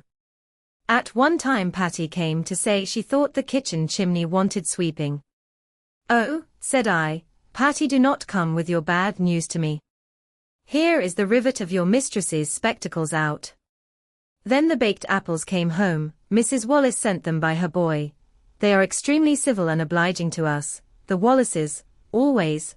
I have heard some people say that Mrs. Wallace can be uncivil and give a very rude answer, but we have never known anything but the greatest attention from them. And it cannot be for the value of our custom now, for what is our consumption of bread, you know?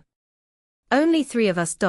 Besides dear Jane at present, and she really eats nothing, makes such a shocking breakfast, you would be quite frightened if you saw it. I dare not let my mother know how little she eats, so I say one thing and then I say another, and it passes off. But about the middle of the day she gets hungry, and there is nothing she likes so well as these baked apples, and they are extremely wholesome, for I took the opportunity the other day of asking Mr. Perry. I happened to meet him in the street. Not that I had any doubt before. I have so often heard Mr. Woodhouse recommend a baked apple. I believe it is the only way that Mr. Woodhouse thinks the fruit thoroughly wholesome. We have apple dumplings, however, very often. Patty makes an excellent apple dumpling. Well, Mrs. Weston, you have prevailed, I hope, and these ladies will oblige us. Emma would be very happy to wait on Mrs. Bates, and see, and they did at last move out of the shop, with no farther delay from Miss Bates than, how do you do, Mrs. Ford? I beg your pardon. I did not see you before. I hear you have a charming collection of new ribbons from town. Jane came back delighted yesterday. Thank ye, the gloves do very well, only a little too large about the wrist, but Jane is taking them in. What was I talking of, said she, beginning again when they were all in the street. Emma wondered on what, of all the medley, she would fix. I declare I cannot recollect what I was talking of. Oh. My mother's spectacles. So very obliging of Mr. Frank Churchill. Oh, said he, I do think I can fasten the rivet. I like a job of this kind excessively. Which showed him to be so very. Indeed I must say that, much as I had heard of him before and much as I had expected, he very far exceeds anything. I do congratulate you, Mrs. Weston, most warmly. He seems everything the fondest parent could. Oh, said he, I can fasten the rivet. I like a job of that sort excessively. I never shall forget his manner. And when I brought out the baked apples from the closet, and hoped our friends would be so very obliging as to take some, oh, said he directly, there is nothing in the way of fruit half so good, and these are the finest looking home-baked apples I ever saw in my life. That, was so very. And I am sure, by his manner, it was no compliment. Indeed they are very delightful apples, and Mrs. Wallace does them full justice. Only we do not have them baked more than twice, and Mr. Woodhouse made us promise to have them done 3 times, but Miss Woodhouse will be so good as not to mention it. The apples themselves are the very finest sort for baking, beyond a doubt, all from Donwell, some of Mr. Knightley's most liberal supply. He sends us a sack every year, and certainly there never was such a keeping apple anywhere as one of his trees. I believe there is 2 of them. My mother says the orchard was always famous in her younger days. But I was really quite shocked the other day, for Mr. Knightley called one morning, and Jane was eating these apples, and we talked about them and said how much she enjoyed them, and he asked whether we were not got to the end of our stock. I am sure you must be, said he, and I will send you another supply, for I have a great many more than I can ever use. William Larkins let me keep a larger quantity than usual this year. I will send you some more, before they get good for nothing. So I begged he would not, for really as to ours being gone, I could not absolutely say that we had a great many left, it was but half a dozen indeed, but they should be all kept for Jane, and I could not at all bear that he should be sending us more. So liberal as he had been already, and Jane said the same. And when he was gone, she almost quarrelled with me. No, I should not say quarrelled, for we never had a quarrel in our lives, but she was quite distressed that I had owned the apples were so nearly gone. She wished I had made him believe we had a great many left. Oh, said I, my dear, I did say as much as I could. However, the very same evening William Larkins came over with a large basket of apples, the same sort of apples, a bushel at least, and I was very much obliged, and went down and spoke to William Larkins, and said everything, as you may suppose. William Larkins is such an old acquaintance. I am always glad to see him. But, however, I found afterwards from Patty, that William said it was all the apples of that sort his master had. He had brought them all, and now his master had not one left to bake or boil. William did not seem to mind it himself, he was so pleased to think his master had sold so many, for William, thinks more of his master's profit than anything, but Mrs. Hodges, he said, was quite displeased at their being all sent away. She could not bear that her master should not be able to have another apple tart this spring. He told Patty this, but bid her not mind it, and be sure not to say anything to us about it, for Mrs. Hodges would be cross sometimes, and as long as so many sacks were sold, it did not signify who ate the remainder. And so Patty told me, and I was excessively shocked indeed. I would not have Mr. Knightley know anything about it for the world. He would be so very. I wanted to keep it from Jane's knowledge, but, unluckily, I had mentioned it before I was aware. Miss Bates had just done as Patty opened the door, and her visitors walked upstairs without having any regular narration to attend to, pursued only by the sounds of her desultory goodwill. Pray take care, Mrs. Weston, there is a step at the turning. Pray take care, Miss Woodhouse, ours is rather a dark staircase, rather darker and narrower than one could wish. Miss Smith, pray take care. Miss Woodhouse, I am quite concerned, I am sure you hit your foot. Miss Smith, the step at the turning. Chapter 10. The appearance of the little sitting room as they entered, was tranquillity itself, Mrs. Bates, deprived of her usual employment, slumbering on one side of the fire, Frank Churchill, at a table near her, most deedily occupied about her spectacles, and Jane Fairfax, standing with her back to them, intent on her pianoforte. Busy as he was, however, the young man was yet able to show a most happy countenance on seeing Emma again. "This is a pleasure," said he, in rather a low voice, coming at least 10 minutes earlier than I had calculated. "You find me trying to be useful. Tell me if you think I shall succeed." "What?" said Mrs. Weston, "have not you finished it yet? You would not earn a very good livelihood as a working silversmith at this rate." "I have not been working uninterruptedly," he replied. "I have been assisting Miss Fairfax in trying to make her instrument stand steadily. It was not quite firm, an unevenness in the floor, I believe. You see, we have been wedging one leg with paper. This was very kind of you to be persuaded to come. I was almost afraid you would be hurrying home." He contrived that she should be seated by him, and was sufficiently employed in looking out the best baked apple for her, and trying to make her help, or advise him in his work, till Jane Fairfax was quite ready to sit down to the pianoforte again. That she was not immediately ready, Emma did suspect to arise from the state of her nerves. She had not yet possessed the instrument long enough to touch it without emotion. She must reason herself into the power of performance, and Emma could not but pity such feelings, whatever their origin, and could not but resolve never to expose them to her neighbor again. At last Jane began, and though the first bars were feebly given, the powers of the instrument were gradually done full justice to. Mrs. Weston had been delighted before, and was delighted again. Emma joined her in all her praise, and the pianoforte, with every proper discrimination, was pronounced to be altogether of the highest promise. "Whoever Colonel Campbell might employ," said Frank Churchill, with a smile at Emma, "the person has not chosen ill. I heard a good deal of Colonel Campbell's taste at Weymouth, and the softness of the upper notes, I am sure, is exactly what he and all that party would particularly prize. I dare say, Miss Fairfax, that he either gave his friend very minute directions, or wrote to Broadwood himself. Do not you think so?" Jane did not look round. She was not obliged to hear. Mrs. Weston had been speaking to her at the same moment. "It is not fair," said Emma, in a whisper, "mine was a random guess. Do not distress her." He shook his head with a smile, and looked as if he had very little doubt and very little mercy. Soon afterwards he began again. "How much your friends in Ireland must be enjoying your pleasure on this occasion, Miss Fairfax. I dare say they often think of you, and wonder which will be the day, the precise day of the instrument's coming to hand.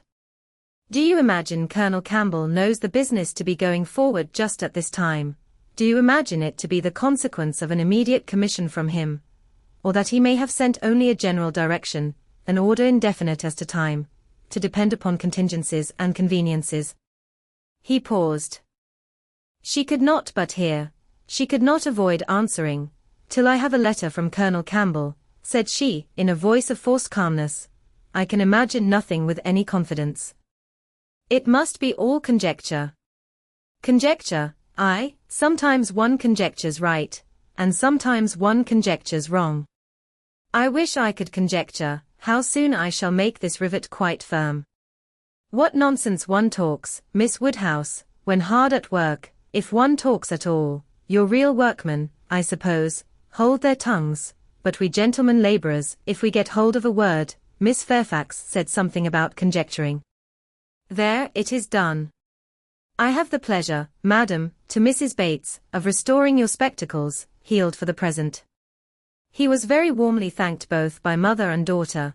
To escape a little from the latter, he went to the pianoforte, and begged Miss Fairfax, who was still sitting at it, to play something more. "If you are very kind," said he, "it will be one of the waltzes we danced last night. Let me live them over again. You did not enjoy them as I did. You appeared tired the whole time. I believe you were glad we danced no longer, but I would have given worlds, all the worlds one ever has to give, for another half-hour." She played. What felicity it is to hear a tune again, which has made one happy. If I mistake not, that was danced at Weymouth. She looked up at him for a moment, colored deeply, and played something else. He took some music from a chair near the pianoforte, and turning to Emma, said, "Here is something quite new to me. Do you know it, Kramer? And here are a new set of Irish melodies. That, from such a quarter, one might expect." This was all sent with the instrument. Very thoughtful of Colonel Campbell, was not it? He knew Miss Fairfax could have no music here. I honor that part of the attention particularly. It shows it to have been so thoroughly from the heart. Nothing hastily done, nothing incomplete. True affection only could have prompted it. Emma wished he would be less pointed, yet could not help being amused, and when on glancing her eye towards Jane Fairfax, she caught the remains of a smile, when she saw that with all the deep blush of consciousness, there had been a smile of secret delight.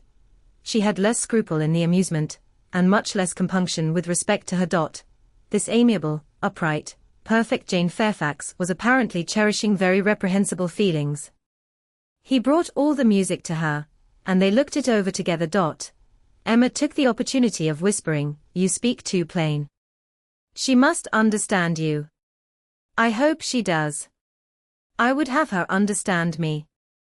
I am not in the least ashamed of my meaning.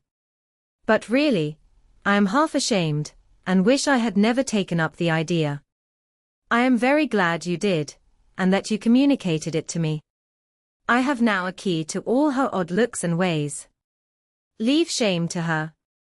If she does wrong, she ought to feel it.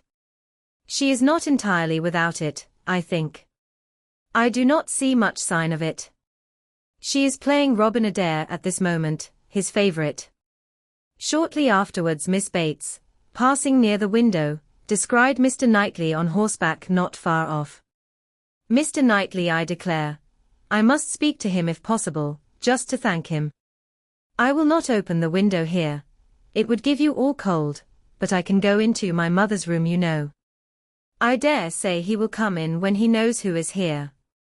Quite delightful to have you all meet so, our little room so honored."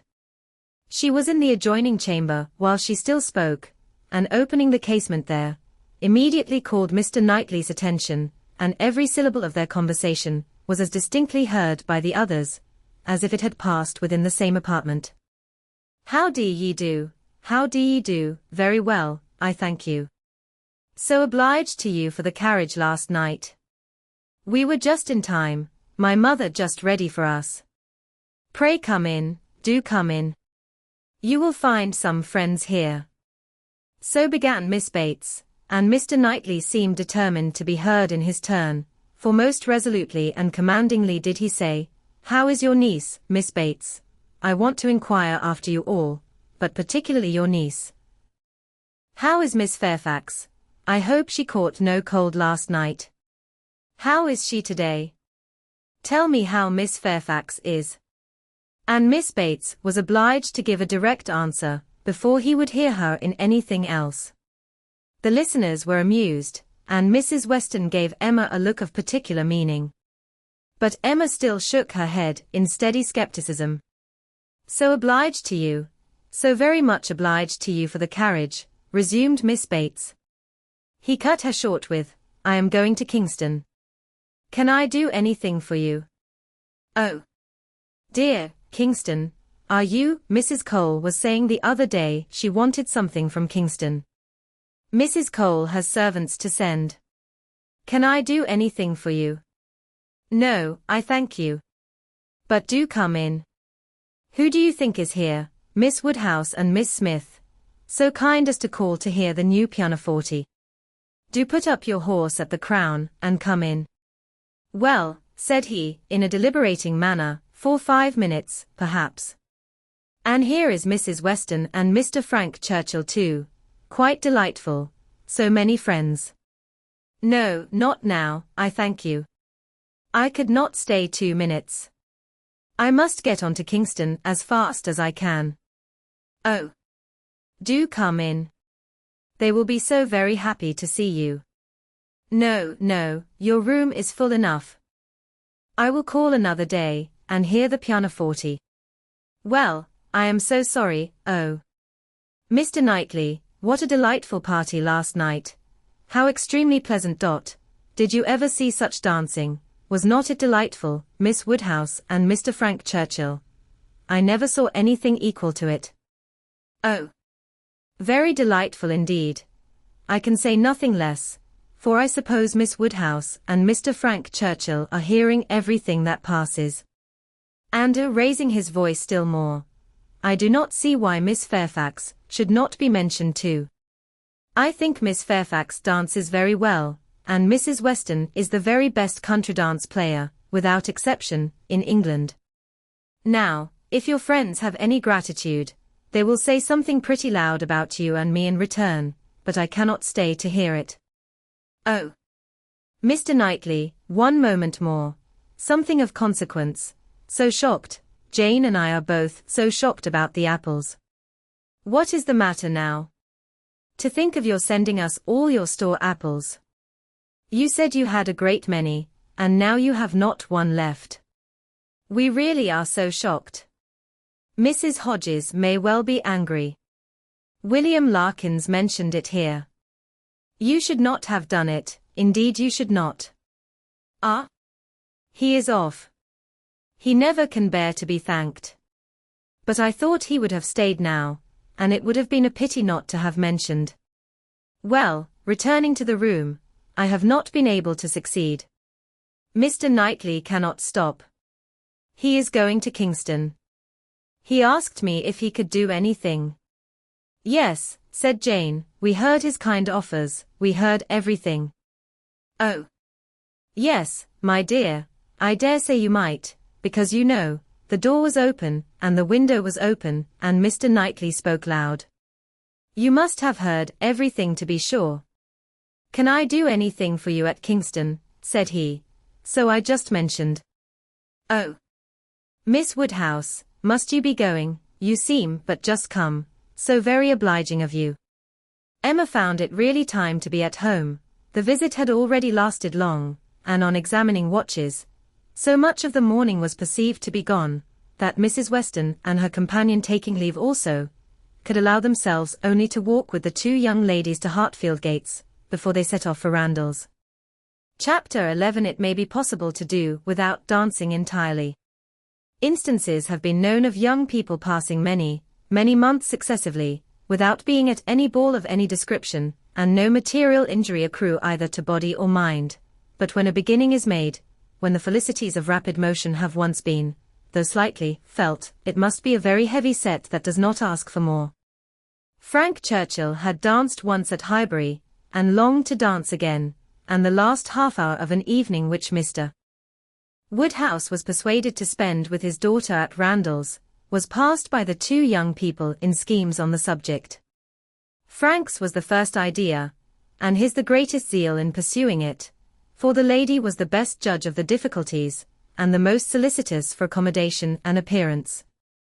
But still she had inclination enough for showing people again how delightfully Mr. Frank Churchill and Miss Woodhouse danced, for doing that in which she need not blush to compare herself with Jane Fairfax, and even for simple dancing itself, without any of the wicked aids of vanity, to assist him first in pacing out the room they were in to see what it could be made to hold, and then in taking the dimensions of the other parlour, in the hope of discovering, in spite of all that Mr. Weston could say of their exactly equal size, that it was a little the largest.